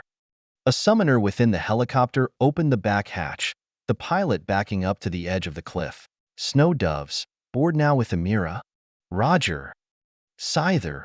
One of the Templars called out just as I sensed it. I spun around with Totenstall, the Scyther jumping out from beneath the biomat a small distance away. I couldn't turn fast enough, even when I activated my coat and dilated time. It moved too fast, and I reacted too late. Its talon reached forward, slashing through the rotor assembly and sending the entire helicopter spiraling as its blades fell apart. As soon as it dipped below the edge of the cliff, I spun back around. Fuck. Bird 3, lower altitude and hold position. Roger. Our last helicopter lowered itself below our line of sight a distance away, holding there so we didn't lose our last mode of transportation out of this hellhole. Amira remained behind us, dying. I yelled, calling upon my telepathic connection with Nanan. Nanan, retreat now. Helicopter is here. Too risky. Go without me. Fuck you and get over here. We're not going anywhere until you're in. I can promise you that. We don't have the room for that, John. And I'm telling you to go fuck yourself. Hurry up before we all die here. I cut my connection with him before he could respond. Totenstall was firing at over 1,600 rounds per minute, and yet there were so many royals and monsters that it felt like I was throwing lead into an ocean of hide and blood. Bodies were stacking high enough that incoming enemies had to climb to get to us.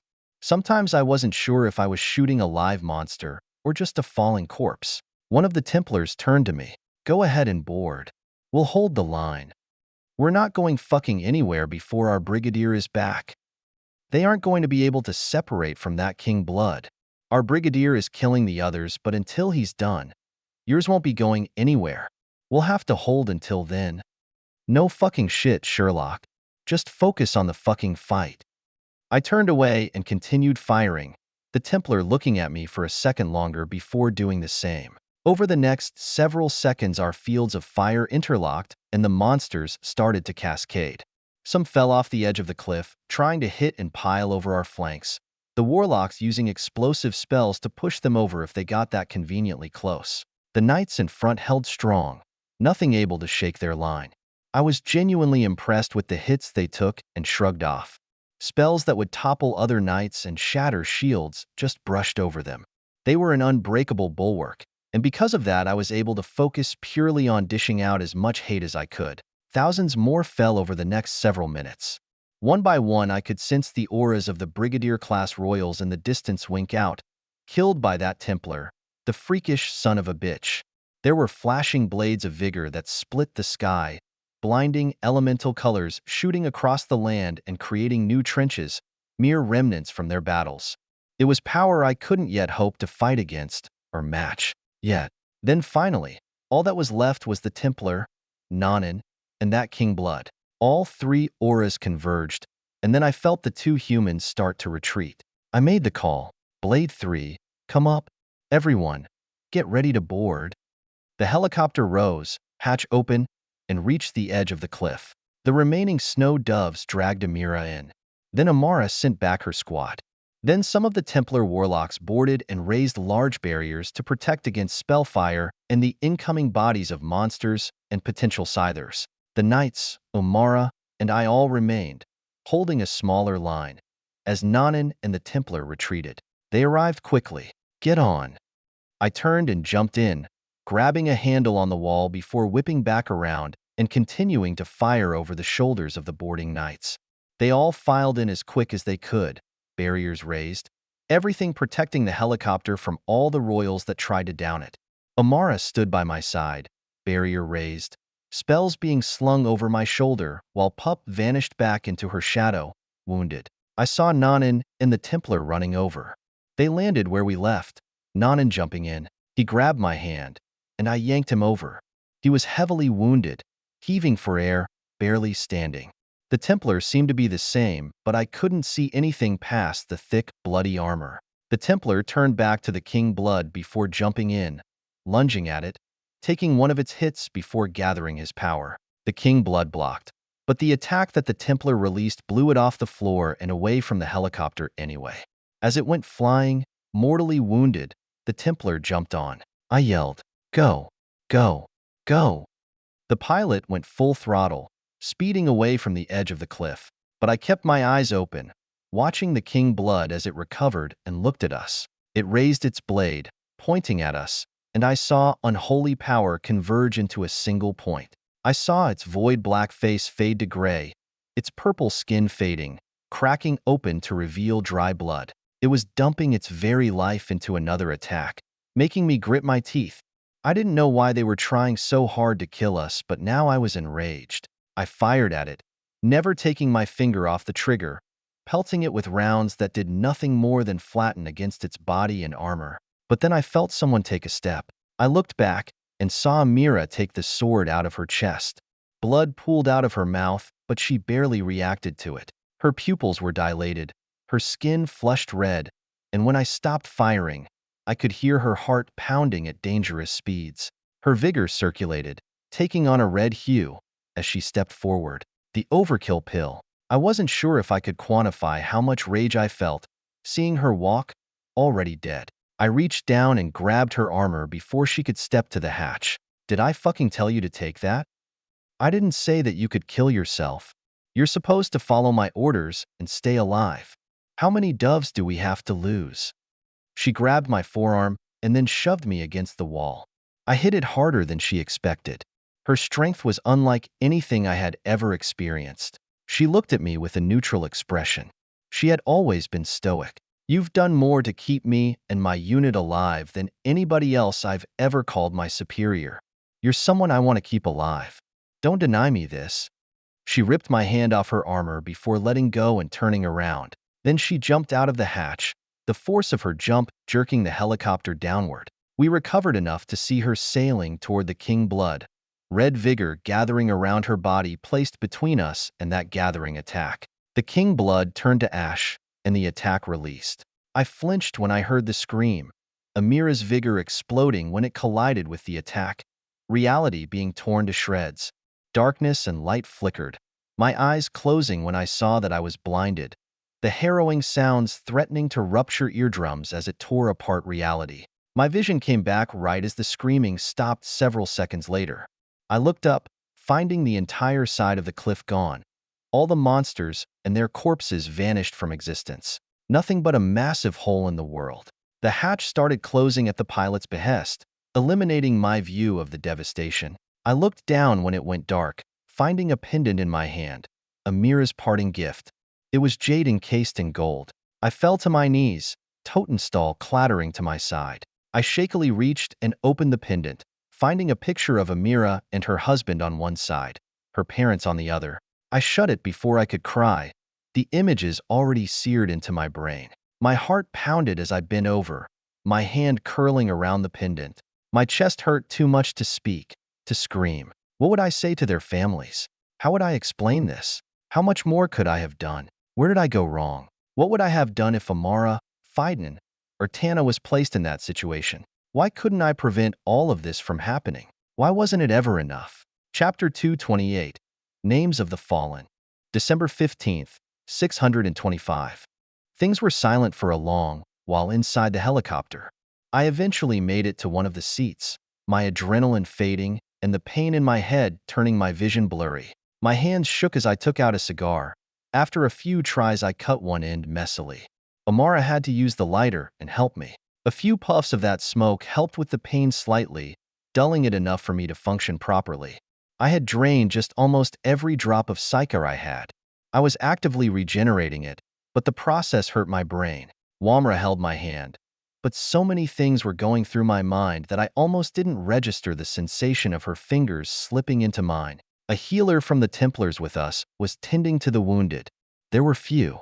In total, the amount of people that made it out, not counting the Templars, numbered 11. Just 4 chiefs from the Snow Doves, myself, Amara's 5-man squad, and Nanit. Only 11 remained of an initial 400 troops. We had lost 2 brigadiers, almost all of our chiefs, those remaining being the luckiest of them. Even they were barely alive. 2 had mortal wounds and lost limbs that the healer was stabilizing. One of them a knight, the other a warlock. The other two, another knight and warlock pair, were in better shape, though exhausted. One had already passed out. 3 of those 4 chiefs had been rescued from the downed steed. One of them had been a survivor of the massacre that ensued after Eric broke down the lines, barely managing to make it long enough to get supported by the Templars. None of the Templars had died. Some were wounded, all of them were tired, but they showed no weakness. Their extreme training was evident in how they handled themselves. I closed my eyes, the acuity of my vision overwhelming my mind for a bit as it tried to compensate for the darkness. It was either that, or I was sensing the aura scramblers that the Templars were wearing. Hey, you guys mind turning those off? The Templar Brigadier looked up at me, blood streaming down the armor over his arm. I opened my eyes again. It was definitely their scramblers. Whatever device you're using to mess with your aura. It's irritating my own. Very well. He nodded, the Templars all tapping the bracers on their forearms. The devices turned off, making their auras clear and no longer irritating me. I sighed, feeling much more at ease. Thank you for that and for your help today. I don't think we would have made it without you. You are all soldiers that the kingdom needs more of. We are glad that we were able to act in time, and sorry we couldn't save more. The traitor is my fault. Don't be sorry. He simply nodded in response, everything going silent again. None of the Templars besides the leader spoke. I knew they were here for a reason.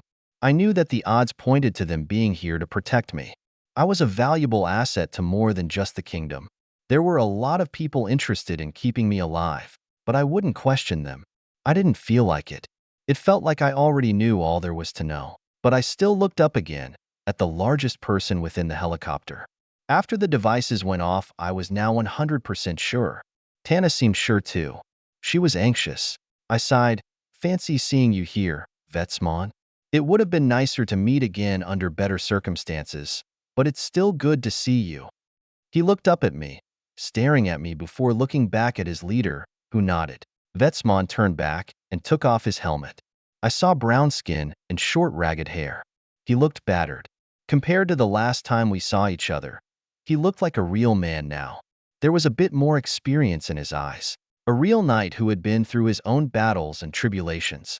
He was incomparable to before, especially since I just saw him take on an Authority 10 Royal like any other enemy. Authority 8 and an aura of strength. I remember seeing his arm get slashed off, and yet his body seemed to defy injuries. Perhaps his aura was able to manipulate his limbs regardless of whether they were attached to him, acting like an invisible, persisting nervous system. He was a zombie that couldn't be stopped. He could probably get decapitated and continue fighting. So long as his head didn't get pulverized, he was okay. Vetsmon smiled a bit. It's good to see you too, John. You've gotten a lot stronger. So have you, you fucking freak. Getting limbs chopped off and using them anyway. How fried are your nerves? Most of my training revolves around using my technique and pushing its limits. So, pretty fried. Torture for training. That's fucking hard. Well, it was no wonder I felt completely safe behind that shield. Nothing more secure than a knight that can't die. He chuckled, scratching his head. I gave a small smile and motioned toward Tana. His eyes drifted toward her, anxiety increasing. He hesitated, but still spoke. Hi, Tana. I'm happy to see you. She looked up at him for a few seconds before taking off her helmet as well, blonde hair spilling out, some blood crusted on strands. She gave him a smile. It's good to see you too, Vetsmon. You look good. I mean, I'm a bit bloody. I'm sure I smell too. That's not what I meant. She chuckled a bit. Vetsmon seemed a bit flustered. My smile faded as I looked toward the Templar. He met my gaze and I waved him over to one side of the helicopter, standing from our seats, letting the lovebirds talk. He stepped to my side and I took out my aerial, bringing up a map. I'm sure you don't want to return to the treehouse with us. Where do you want to be dropped? Here, please. He pointed to a location farther to the east. It wasn't too far out of our way and their healer was getting our wounded in shape, so we could spare the time. I'll give the pilot the location. Rest assured, I'll keep you out of my records. I don't need the kingdom on my ass, and I prefer to help my allies keep their secrets. That will be appreciated. It's the least I can do. I'm sure you know more than I do, but shit's about to hit the fan. It's safe to say the Snow Doves are out of the fight, for now. We'll be recovering at base, but I'm preparing to make my retreat to Stronghold Charlie when we either get our numbers replenished or when that Sovereign class march is over, whichever comes first. I imagine the highest echelon at the treehouse is getting ready to flee. His rough voice spoke with a hint of disdain. I suggest you leave before they can use you as sacrificial fodder for their escape. My thought's the same. I just wonder if the entire Western Front is about to collapse, or if they'll use Stronghold Charlie as they're supposed to. He stared at me like that was a stupid question, and I agreed. I already knew what was going to happen. What I didn't know was how fast it was going to happen, and what it would mean for the places around the stronghold. I closed and wiped my eyes, settling my mind a bit. Then my consciousness lapsed, and I snapped back into it when I felt myself falling. I reached out and grabbed something metal, eyes shooting open to see a few people grabbing me. The Templar pat my shoulder. "You okay, Cooper?" "Yeah, I'm fine." I straightened out, my hand finding Amara's arm and snaking down to grab her hand. "I'm just tired. Let me pass the location to the pilot." I shook my head, using the pain to keep me awake while I walked across the helicopter and up to the pilot's seats. Both were there, and I passed the location to the co-pilot, giving him directions before heading back to my seat. Amara holding my arm to stabilize me. I suppose I was stumbling a bit. I looked over at her, noticing for the first time the blood across her face, spilled from her eyes, nose, mouth, and ears. Some of it had been wiped, but it was mostly dried. She had pushed herself during the battle. We all had. I'm just surprised she was still lucid. My forehead dipped down to touch hers once we sat. My eyes closed again as my tasks started running through my mind. I need to compile a battle report.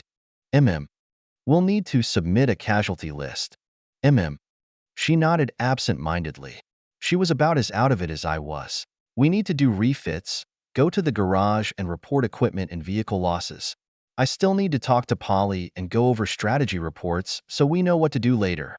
I didn't hear her response. It was easier to think in the silence, with my eyes closed. I still needed to go compile a list of those killed today. The Snow Doves would have to be reported first since they constituted most of the combat power lost. They were what the generals cared about. Herdot, male, 27 years old, 2 brothers, 1 sister. Imra, male, 28 years old, 1 brother and 3 sisters. Jean, male, 34 years old, 1 brother and 1 sister. Father died 4 years ago. Mother living at home with brother. Sriniva, female, 31 years old, 4 sisters. Both parents died from disease 2 years ago. Renerio, male, 26 years old, only child, widowed mother. Galter, male, 44 years old, married, 1 son, 1 daughter, ordinary wife. Just started his 3rd contract. Algada, female, 24 years old, engaged, 3 brothers and 2 parents, all ordinary. Pranab, male, 36 years old, engaged to Algada, 2 brothers, first son of Count Pandu. Lon, male, 52 years old, widowed, 4 sons, 3 daughters, lost his wife a year ago to disease. Aquila, female, 58 years old, remained unmarried, 1 brother. Lun, female, 33 years old, married to an ordinary man in the capital, 1 daughter. Gerald, male, 29 years old, boyfriend of Erasa from the Pathfinders, 6 brothers, widowed father. Ron, male, 44 years old, best friend of Galter, unmarried, has an illegitimate son with the daughter of Count Schivo. Fella, female, 36 years old, divorced, 2 sons, only child. Lef, male, 62 years old, married, 1 son, 2 brothers, 2 sisters. Sijin, male, 28 years old, 6 sisters, father is a veteran of the Snow Doves.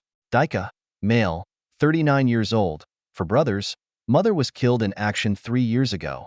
All 4 brothers are in the military. Eduard, male, 40 years old, married, 8 daughters, 2 months from finishing his 2nd contract.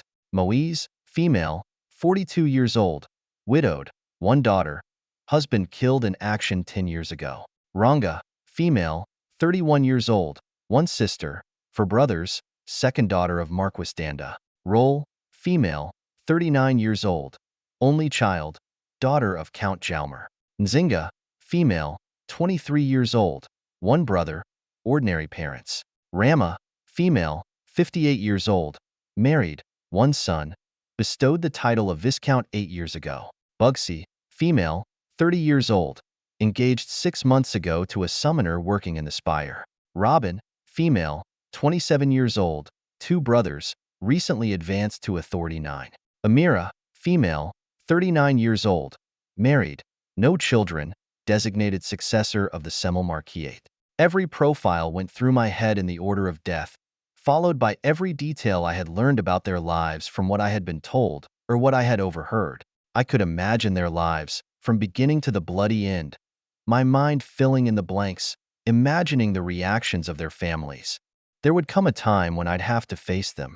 This front of the war would lull, and the funerals would get scheduled. It was disgusting, thinking that I was now a veteran of the Snow Doves.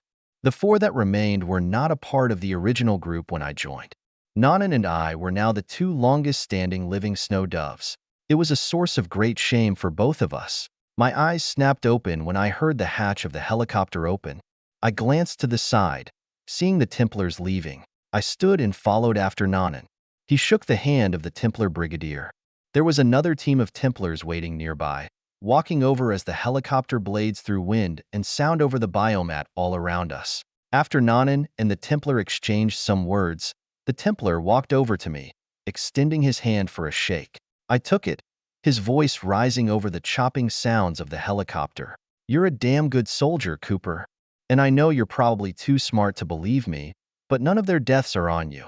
You know you did everything you could, so mourn them, but don't blame yourself." "I understand, sir. Unfortunately, the fight isn't over yet." "I know, but part of being able to move on, so you can continue fighting well, is forgiving yourself."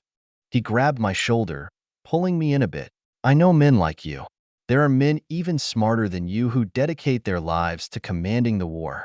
And the ones who are able to persist are the ones who know how to forgive themselves. The Scourge demands sacrifices. You have to accept that they will be made. I won't accept that because I don't believe they are worth my sacrifice. How can I send others to die if I'm not willing to give up my life as well? Because that's not really how you feel, is it?"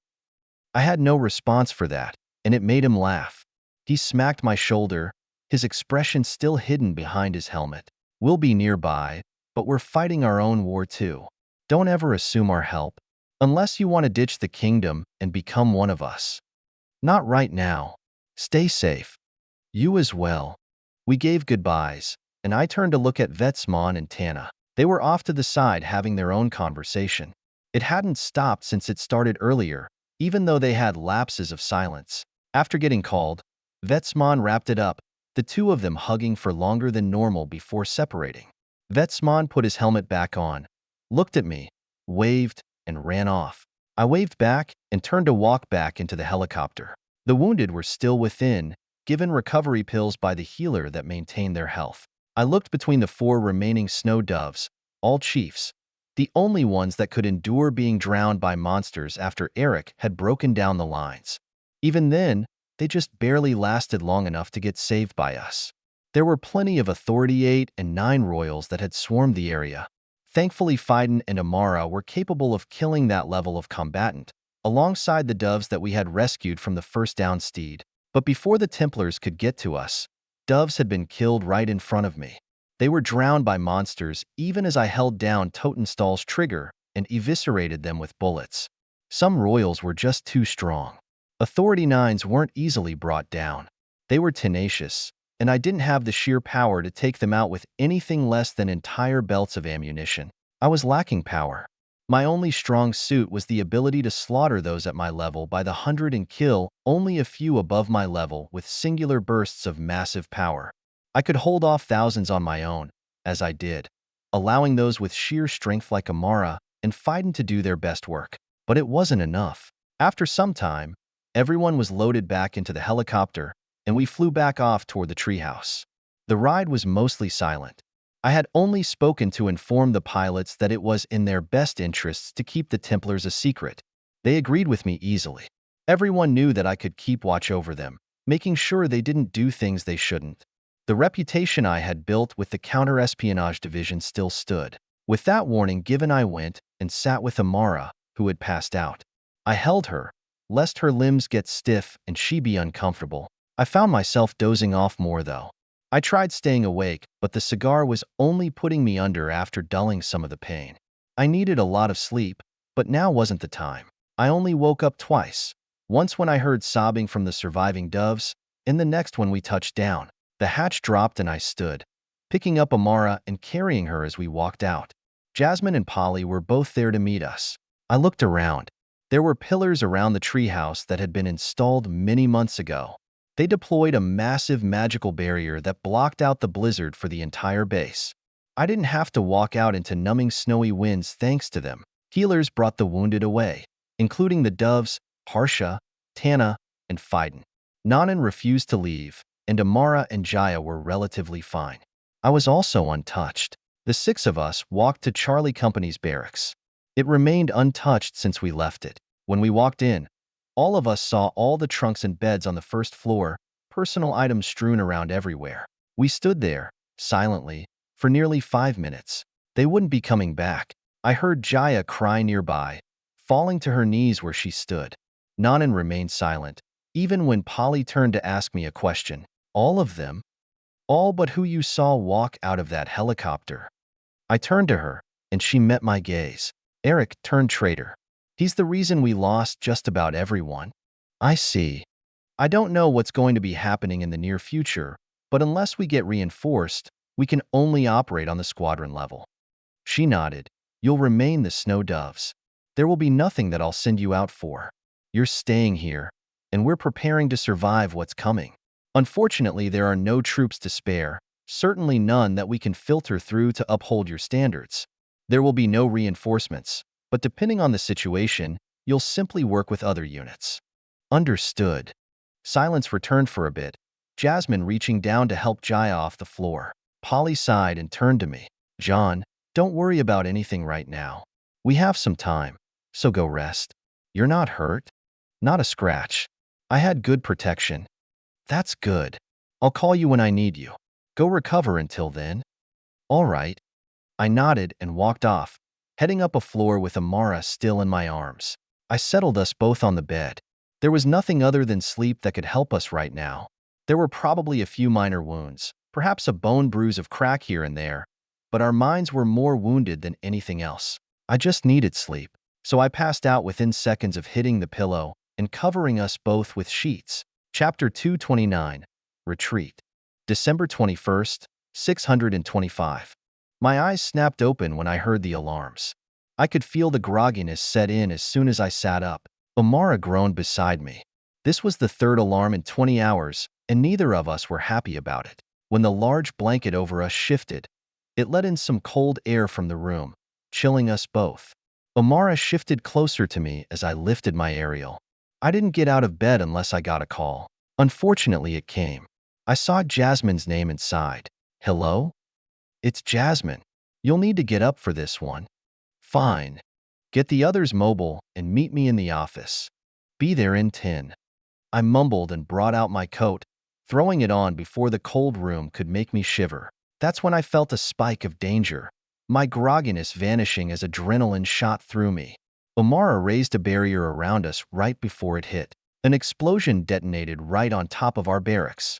I heard half the building crumble, the room being shaken like an earthquake and the glass window shattering. I scrambled out of bed and looked off into the distance. Morning was dawning and Bombardo artillery was leveling half the base. I wondered what the hell had happened to the pillars and why the barrier was down before I glanced at where one was supposed to be. It was destroyed, as were 2 others in my field of view. That could only happen if they were brought down from within. Looks like we had either been infiltrated, or the Scourge was cashing in on traitors. At this point, it didn't matter which it was. Amara came to my side and peeked out with me. Looks like this is it. Not quite like Purple Sky. At least we're getting the chance to react and fight this time. Still don't enjoy living through the downfall of entire strongholds. She looked up at me. Are you sure we can't just take a plane and fly back to the capital?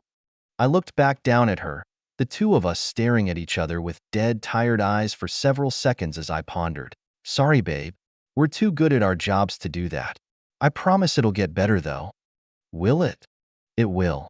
As soon as my weapons and tanks start rolling out, shit like this will become a rarity for us. I don't doubt your weapons. I doubt the kingdom's ability to use them. I know. I sighed and backed away from the window, getting dressed. Amara followed, topping off her gear with her witch hat. I smiled when I saw that, giving her a kiss before we left the room. It was safe to say that everyone was awake. I saw Nanan already geared up in full armor. As for what remained of the snow doves, there were two. Two of the four surviving chiefs from our recent massacre had lost limbs and were too heavily injured to return to effective service, one warlock and one knight, both still recovering in a medical tent. The other knight with heavy wounds had managed to recover while the other warlock had been repaired by healers. The snow doves now consisted of one cold summoner, one brigadier knight, one chief knight, and one chief warlock. The two were named Ephraim Mate and Simeon Bogdan. Ephraim, a woman, was our knight, and Simeon, a man, was the warlock. Amara's squad was still fully effective, making our numbers reach 9 in total. Considering our actual combat power, though, we 9 could match an entire battalion. I looked down after walking through the hallway a bit, seeing the walls demolished. They gave a straight shot to the first floor, though, so I dropped down and went up to Nanan, using my boots to hover and break the fall. Jasmine called just a minute ago. Go meet her and call me with orders. I'll secure transport. Copy. We broke off. Amara gave Fiden and Tana some orders before leaving with me to head to headquarters. We shot across the ground as snow started bellowing in from every direction. The Sovereign was close and the barrier was down. Intelligence was limited since accurate recon was close to impossible, making us blind and preventing our planes from doing much damage. Hopefully, the generals were smart enough to realize that you didn't need line of sight to simply drop bombs on the enemy, especially since there were so many that there was no need for accurate guidance. Just don't drop them on the base was the only guidance needed. I noticed red gas moving around with the blizzard, dropped from the bombardos, and just as effective in a blizzard as anywhere else. Thankfully, I had better equipment now, so I took out an M53 protective mask and slipped it over my head, fitting it snugly, breaking the seal, and continuing on through the gas. Amara just used her magic to isolate herself.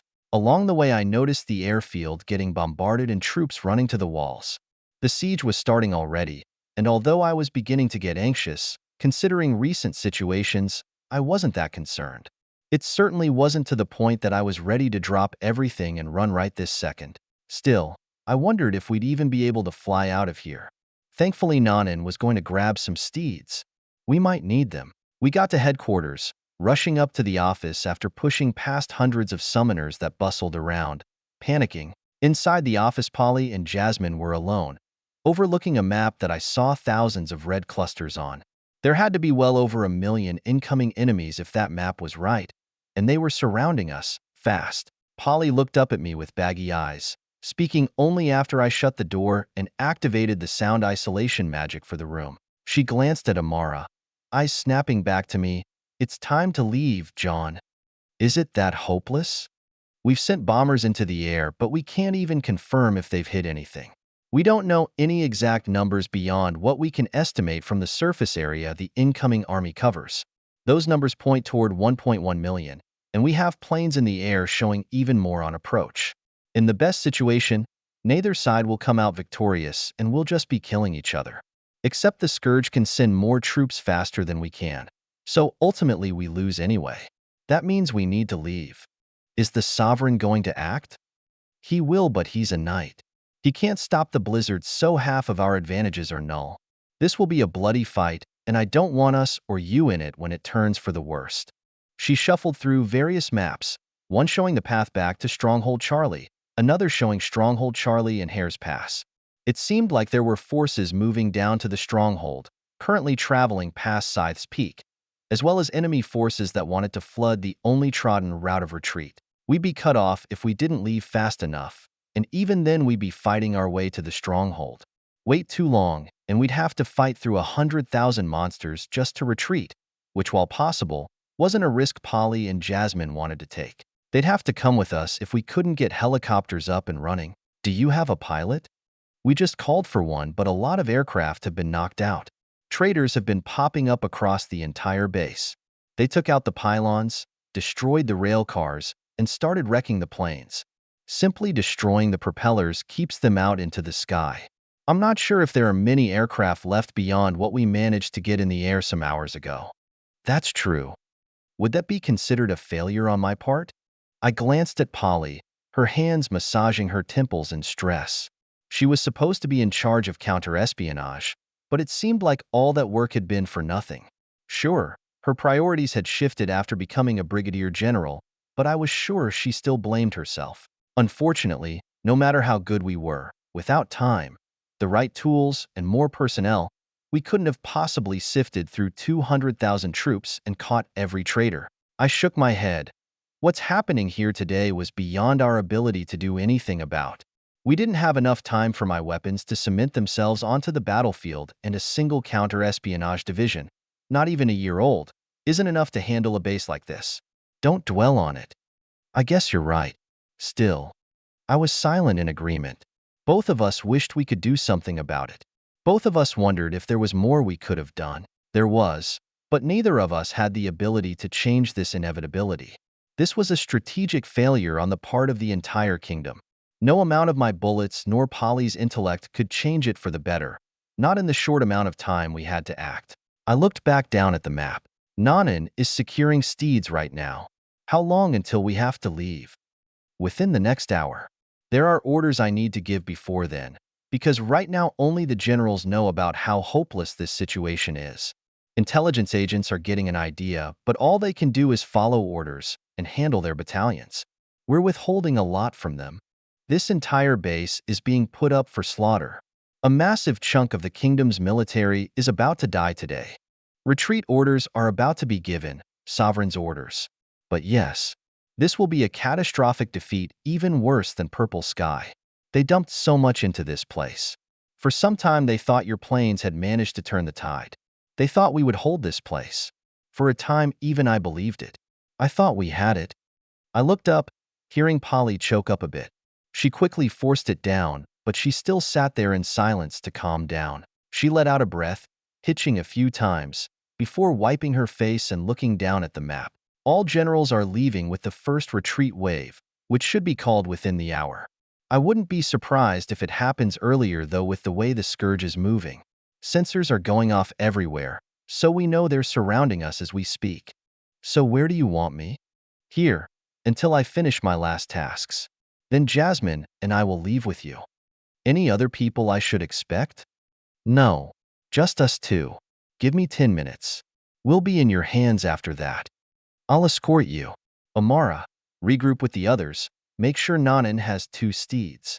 Tell him personally what the plan is. No aerials from now on, unless absolutely necessary. Copy.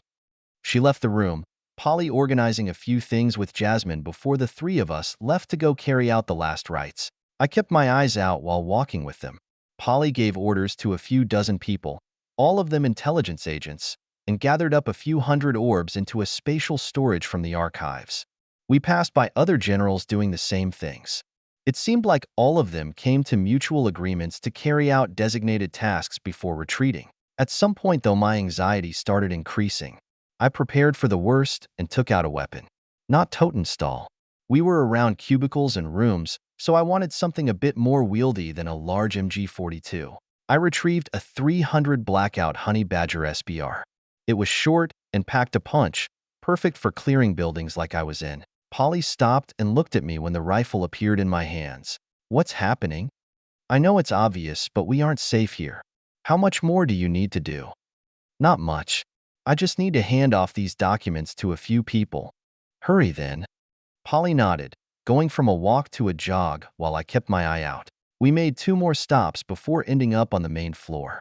That's when the sense of danger spiked, and I looked to find one of the many intelligence agents contorting in pain. I saw mana gather around them, coalescing dangerously as a formation lit up across their skin, glowing with blood-red power. I followed my gut, raised the weapon, and pulled the trigger twice, sending 2 rounds through their head and dropping them. The power continued to gather anyway, So I grabbed Polly and Jasmine and brought them to the floor. Get down.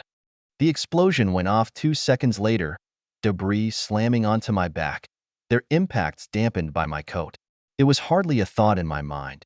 The important thing was that Jasmine and Polly were protected. I looked up, seeing some summoners bring out beasts, animals, and cold weapons of their own.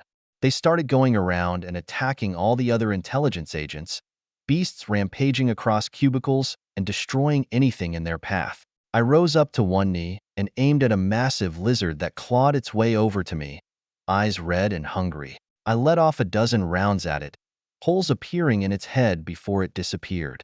Then I snapped between all the offending summoners, sending 1 or 2 bullets at each, headshots dropping them one by one. They were easy to kill, but they still managed to take many intelligence agents with them. That would wreak havoc on the chain of command and communications. Let's go. We're done here. I picked Polly and Jasmine off the floor, rushing them out. I made a mental note that the silencer on the honey badger worked fabulously well, empowered by my Psycha, silencing the sound even further. It was far quieter than any silenced weapons I had ever heard, mere cracks that were easy on the ears.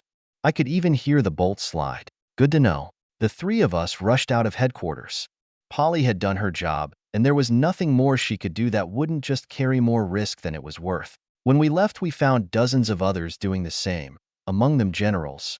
Outside, there were also many steeds parked nearby, surrounded by troops that waved over and secured the generals. They had their own escort forces too. Polly and Jasmine, while only having 9 people escort them, were still among the most protected of them all. In a time like this, allies like us were the most important. I looked around and found Amara standing outside of a steed a small distance away.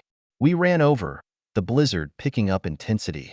Nanan is going to meet us by the western gate. Troops are already staging for retreat. We don't want to be the first, but we don't want to be the last. Let's get to him. I helped Polly and Jasmine into the steed, Amara jumping into the driver's seat and peeling away once I was in. We went all the way to the western gate where there was another steed parked, as well as several thousand troops with more on the way. We arrived and I had Polly and Jasmine stay inside while I jumped out and talked to Nanan. He asked, "What's the plan from here?" "We just need to get to Stronghold Charlie. Best way to do that is to let some of these troops lead the charge. Then again, if they don't leave soon, it'll be better to just go ourselves and get ahead of the scourge. We're being surrounded. We don't have a large window." "Got it. No helicopters?" "No helicopters. Traitors destroyed most of the aircraft, and Jasmine never got word back from her pilot. We're on our own." "Ain't that amazing?" He shook his head, looking off into the distance where tens of thousands of troops were battling on the walls. "As soon as we meet significant resistance, the entire army crumbles into a free-for-all. It's like we never tried to put up a fight. Why be here then? Why invest so much into this place?" "Because they think it'll be useless either way." I followed his gaze. "Even if we brought down this million-strong army with just 200,000, the scourge would simply come back with another million. So they want to pull back forces, preserve numbers, knowing that if they threw all these troops at the enemy, they'd only lose. But it would still be a million monsters dead. Do they think the scourge wouldn't just send 2 million at us next time? Short-sightedness and fear. That's all it is. And it's what my weapons are supposed to solve. I'm trying to build machines that we can sacrifice in place of people. If we can burn money instead of souls, winning this war will be just a matter of time. We may have won this battle today if I had just 6 more months of building and accumulation. But that means in just 6 months, my weapons will turn the tides. I just won't be saving this base. It'll be another." Nanan sighed.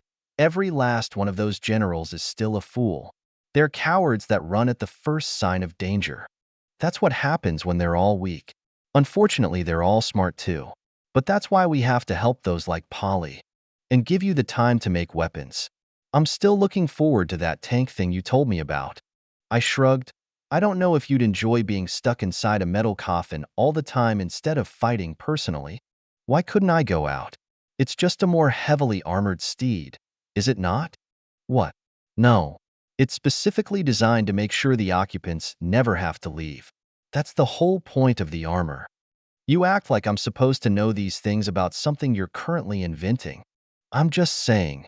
He rolled his eyes at me, the two of us watching the surrounding troops grow in number.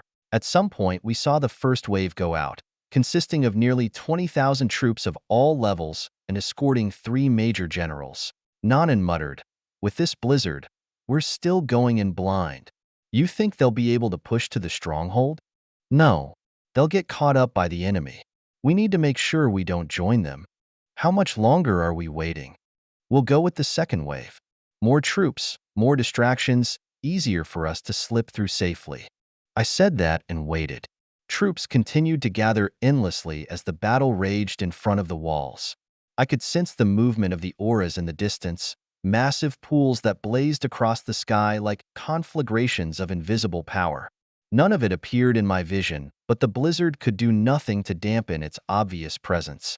The scourge was starting to close its jaws, and the sovereigns had yet to make their move. At Purple Sky, the sovereign had to fight because she was facing a king. This time, our sovereign had an option.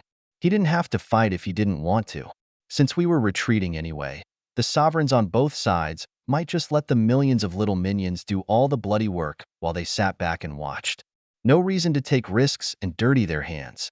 Seemed I was on the dot, because even after another 20 minutes, I didn't detect even a hint of the sovereign's aura.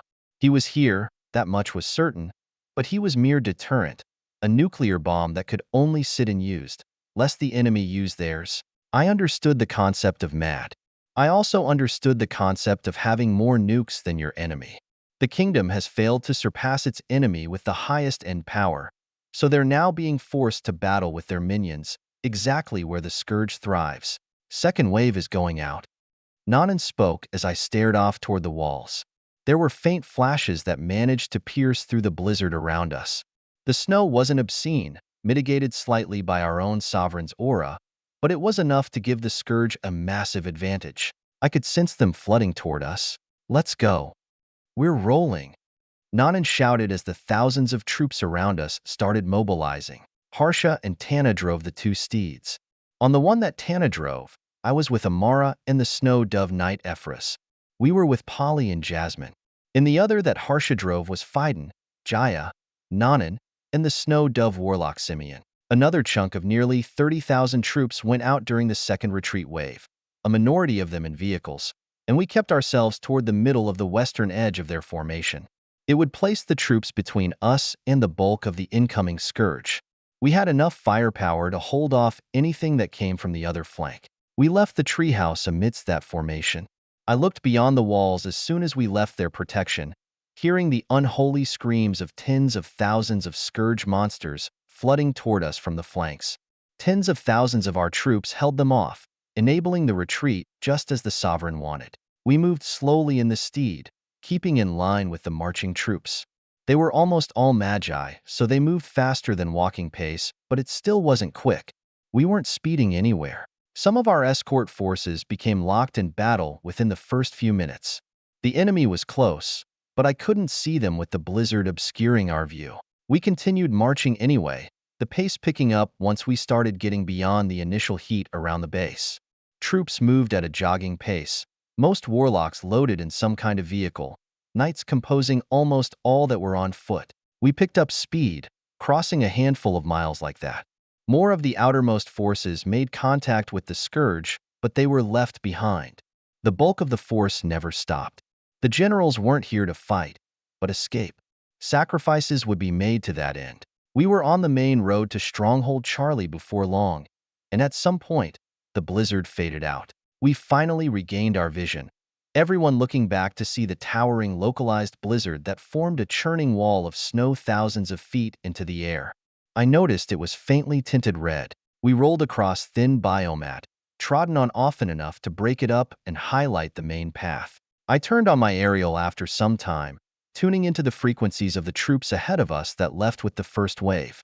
I immediately heard hundreds of yells and screams, troops calling out that they were locked in combat, some trying to escape an encirclement, others calling for help across various sectors. Contact front in 11 miles. Copy. I got a response from Nanan. It was quiet all around us, just the sound of marching and crunching snow in my ears. I dipped back down into the steed, looking over at Polly and Jasmine. They were dressed in their glimmers, no armor to speak of. They were our cargo, and it would be difficult to keep them alive, especially if the Scourge was fighting us the whole way. I asked, have we considered digging down to the rail tunnels and using them to get back to the stronghold? Polly nodded, yes. The generals agreed that would be our last resort. We can't enter it too early because the Scourge might follow. We'll only use it if the bulk of our escort forces fall, which would hopefully be during the final leg of the retreat. Got it. I nodded and sat down, relaxing a bit. That was sound logic, because although the tunnels were easy to tread, and there were only two directions to worry about, getting caught inside by a horde of Scourge was asking for trouble. There would only be one direction to run, and nowhere to hide. Amara dipped down and sat across from me, smirking a bit. Same thing we did at Purple Sky. Except they sent rail cars to pick us up after we dug down. Why can't they do that now? Jasmine muttered, contact with Stronghold Charlie has been sporadic. Something is going on over there. Chances are traitors got to them too. So they might not be under siege yet, but they can't help us either. The other generals would know more. They didn't tell us everything. Of course. Amara sighed, her foci sitting in her hand. We sat in silence a bit longer, waiting, and eventually standing when we encountered the first retreat wave. I went to the top of the steed and looked off in the distance, seeing the thousands of troops being drowned by monsters. I sighed and hoisted Totenstall up, the bipod sitting on the metal roof of the steed. It would still take a day and a half to get to Stronghold Charlie driving at normal pace. If we kept going at marching pace and kept getting interrupted, I wouldn't be surprised if it took 4 to 7 days. No matter what, unless we split off to go our own way, it would still be days of driving and fighting. I was already feeling tired. My peaceful life at the capital felt like a dream compared to now. Part of me wondered if it was even possible to go back and feel that same peace. Those memories felt foreign. But the other part of me wondered if it was right to go back, if it was right to stop fighting. It started to feel like peace was wrong.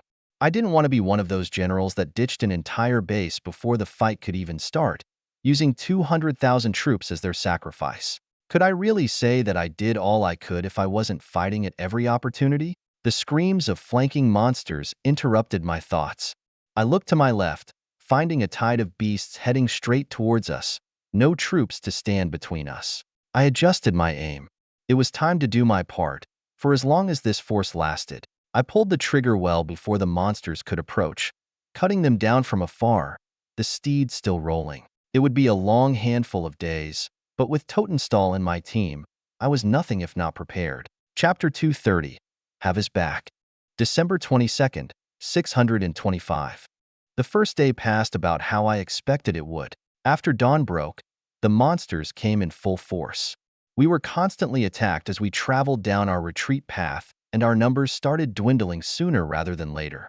The generals seemed to care little for their troops. There were no meaningful maneuvers made that might suggest putting up a fight. They just sacrificed several thousand more knights and warlocks to the clutches of the Scourge before continuing on their way. The first day led to the first night, and after the steeds ran out of juice, we were forced to stop our retreat and rest. We had grouped with the first retreat wave after catching up to them, but neither of our groups had anything close to their original number. What was initially around 15,000 troops in the first wave was now a measly 6,000, and our original 30,000 strong second wave had been reduced to 19,000. We had a grand total of 25,000 troops that stopped to camp and rest. Everyone was as tired as the steeds. I naturally had to be among those who rested. I hadn't gotten good sleep the day before, so when night finally came I was exhausted. Only my Psyche had managed to keep me going for so long, but even that had been drained. I went to sleep with Amara in our tent right beside our two steeds, forming a small group amidst thousands. Various temporary facilities had been set up all around, which meant we'd likely be here longer than was advisable. Unfortunately, I wasn't destined to get any good sleep, because after only 4 hours I woke up to the incoming sounds of explosions. My eyes snapped open a few seconds before something came flying in and slammed into the middle of the camp. I recognized the Authority 10 aura before it was snuffed out, dead. Amara woke up in my arms, the two of us sitting up for a few seconds as we felt the incoming tide of humans and monsters, screams coming from a mile or two away. The dots connected in my head, and I scowled. You've got to be fucking kidding me. What? Those are treehouse troops. They're retreating just as we are, which would be fine and all, except now they're bringing the monster tied on their ass over here. I got up, already dressed since I wasn't stupid enough to go without protection at any point in hostile territory. Amara was the same, her hat appearing on her head as we left the tent and ran to the others. Everyone was already awake, Nanan running over to me. What's the plan? Evade. If we're not careful, we'll get hit from both sides, and then we won't be going anywhere. Get everyone in a steed. If the generals are as smart and cowardly as I know they are, they'll be running before long. We need to be with them. Copy. Umara. I called, turning to my girlfriend. Yes? I need to take Fiden. Run recon ahead. If you feel like you need to run to keep from getting surrounded, then go. I leave the judgment to you and Nanan. Just don't get tied down. Stay ahead of the curve. Got it. Stay safe. We gave each other a quick kiss before I looked at Fiden. We nodded to each other, my boots activating as I established a telepathic connection with him. Keep up. Right behind you. I accelerated, Fiden on my heels as we shot through the camp and left through the front, away from the enemies behind us. We sailed down the main path for several minutes before I went off-road and climbed a hill, stealth activated and moving as fast as my boots' magic could take me. I spoke into Fiden's mind on the way up. If they're coming from anywhere, it'll be here. Copy. I got a quick response right before we crested the hill, looking off into the distance. Sure enough, I saw another monster army heading toward us from several miles away. Well shit. We need to get ahead of that. Fiden muttered, frowning at the aura in the distance. I nodded, bringing up my aerial. Come in. Which? Give me status. I'm here. Generals are on the move. We're following. Copy. We have another army coming from the northwest. They're trying to cut us off. Should we rush? I was silent, staring at the army in the distance and comparing it to what we had. I ran the simulations in my head. The timing, the combat power, the terrain, the advantages and disadvantages. The generals had brought a lot of brigadiers with them. Besides Nanan, there had been 11 brigadiers, all of them exceedingly valuable, even with 4 of them now dead. I didn't know where our marshals were, but chances were they had escaped as the treehouse fell, because they didn't come with us. I made the judgment. Stay with the generals. We're going to be putting in some work today. Roger. It's chaos back at the camp. About half of the troops were forced to stay behind with the newcomers and fight. How many brigadiers among them? 2. Just make sure the rest get out. Burn rubber, and I'll let you know when the army arrives. Copy. I set down the aerial, waving to Fiden. We shifted position, heading to where I believed would be the intercept point. Along the way, I saw some scouts in the area. They were stationed at a distance from each other, always within line of sight of the next. They seemed to form a line all the way to where our forces were coming from. A chain of communication. I knew the scouts were responsible for long-range communication, but I still wasn't sure how. I also remembered how I hadn't seen many lasers from Cyclops scouts recently, probably because if lasers were emitted properly and provided no obstructions, it wouldn't be seen except at the point of impact. So unless I was the one being targeted, I wouldn't see them. Right now, I was the bane of every scout's existence precisely because they couldn't see me and shoot me. It was no wonder then why I hadn't seen any lasers in recent months, and if their communications were transmitted via magic laser, then I wouldn't notice them unless I intercepted one directly. I stashed the theory away and took out a new weapon. The Mk13 Mod 7 was a precision bolt-action sniper rifle with an effective range of 1,300 meters. Chambered in 220 grain .300 Winchester Magnum and equipped with a Night Force Advanced Tactical Rifle Scope, it was capable of delivering more force at a much greater distance than its predecessor, the M40. Enhanced with my Psycha, it would be my most effective distance shooter to date, until I could finally get my hands on the big one. I kneeled down and slotted a magazine in, running the bolt and chambering around. I looked through the scope, noticing the clarity increase as my Psycha filled it, adjusting the zoom so I could easily acquire my target. It only took me a second to get steady, a scout behind my reticle and standing about 883 meters away. The safety came off and I fired, the bullet zipping through the air so fast that it sent a sonic clap through the hills that reverberated all the way toward the army in the distance. My target fell, my bullet hitting not quite where I wanted it to. I adjusted the scope while moving, finding a vantage point, a new target, and chambering a fresh round. Another scout fell under the cross, and when the trigger snapped back, my bullet sailed exactly where I knew it would. Now their line of communication was cut. I noticed the incoming army get active, some royals dispersing and advancing beyond the pack. That was their first and last mistake. I looked at Fiden. Let's soften them up before our friends get here. Roger. Evade and assassinate. I'll be over your shoulder. Exciting. Fiden smiled and shot off. I repositioned as he went to intercept the army. I lifted my aerial while finding another vantage point. Come in, witch. I'm here. We're moving to intercept and delay. Continue as you are. Are you sure you don't want help, Envoy? I'm sure. Save your energy. We'll need as many big hitters as we can get. Copy. Stay safe. I clicked off my aerial and slid to a halt on my new hilltop, overlooking the entire army. Fiden made his presence known as he ran straight toward them. I kept my stealth active while laying down, deploying the bipod on my rifle's underbarrel and getting settled into the snow underneath me. Once in a comfortable position, I let out a long breath, scoping in. Distance to the front of the army was about 964 meters and shortening as they advanced. It halted at about 890 meters when Fiden made contact. I saw him skip over some of the fodder and go for the royals in the center and rear. They moved to intercept him, and I acquired my first target. I streamed as much Psycha as I could into the chambered bullet. I needed to hit fast-moving targets from this distance, and to do that my bullets needed to be faster. Even if I couldn't down them with a single round, I needed to make sure I could guarantee a hit on my targets. I warmed up my coat and felt my crown dilate time. My crown did more than just amplify my vision. It enhanced my reflexes, gave me greater control over my body, and gave me the ability to slightly dilate time like my coat. It wasn't to the same degree, but it was enough to make a difference, especially when I used both. Maxwell had definitely put far more into that crown than I had. I provided a bare-bones ability. He made it substantial.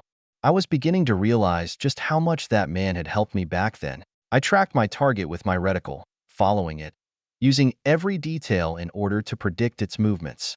60% anticipation, 39% reflex, 1% luck. I timed my breath, slowed my heartbeat, watched Fiden dodge an attack from one royal. Another nearby moving to follow up and stab him in the ribs, only 4.3 feet away. I knew he would dodge. I knew which way he would dodge, and I knew how fast. I knew how the royal would react to his dodge, would compensate for hitting air. I knew it wasn't really putting its full force behind the attack. They saw how Fiden was fast. I knew their evaluation of him, and so I knew their plan to surround and cut off avenues of escape. Most importantly, I knew how they would adapt to finding out how much faster he was than their initial evaluation. The doubt in their probing attack, the confidence in their power and skill, their pride facing a lone enemy. I could see it all. Both my eyes were wide, and the trigger snapped back with a subconscious twitch.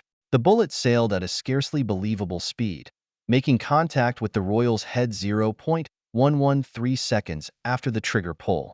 The sonic boom was resounding, the bullet having to have traveled at a speed of at least 7,965 meters per second in order to cross that distance in that time.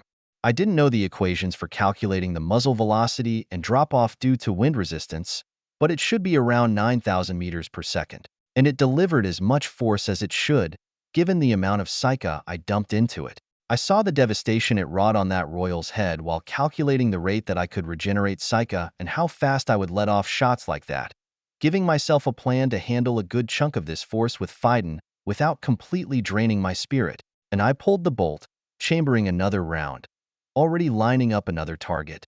Fiden's eyes widened, watching in slow motion as the royal beside him, its blade snaking its way to his ribs, had its head explode.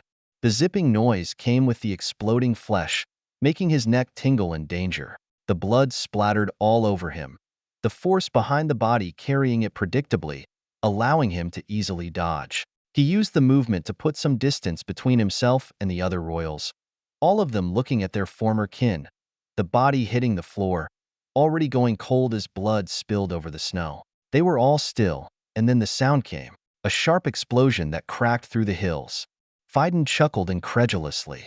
That projectile had traveled so much faster than the speed of sound that they actually had to wait to hear the shot go off. One shot, from somewhere nobody could see, that instantly killed an Authority 9 royal without any ceremony. Just like that, a high authority combatant was dead. One of the royals screamed in human tongues. "It's him. That wicked hunter. Hidden angel.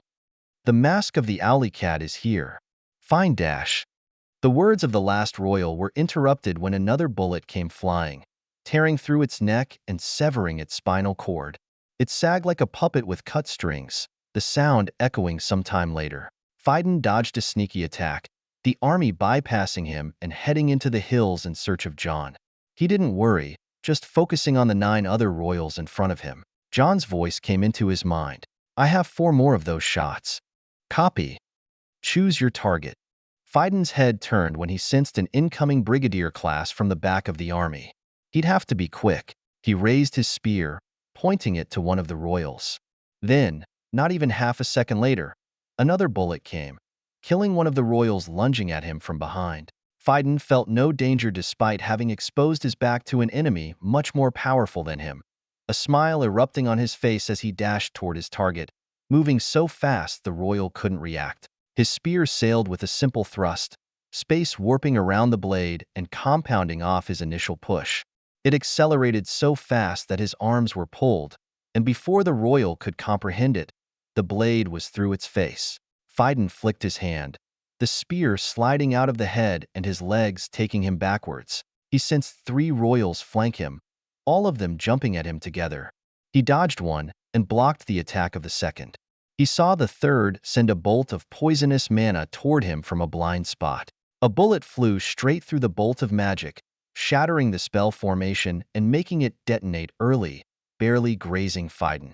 Then the bullet continued on its path straight into the mouth of the royal he had initially dodged, making it drop limply. The explosion reverberated off the hills, and another bullet came and tore through the royal that cast the bolt. Yet another explosion rang.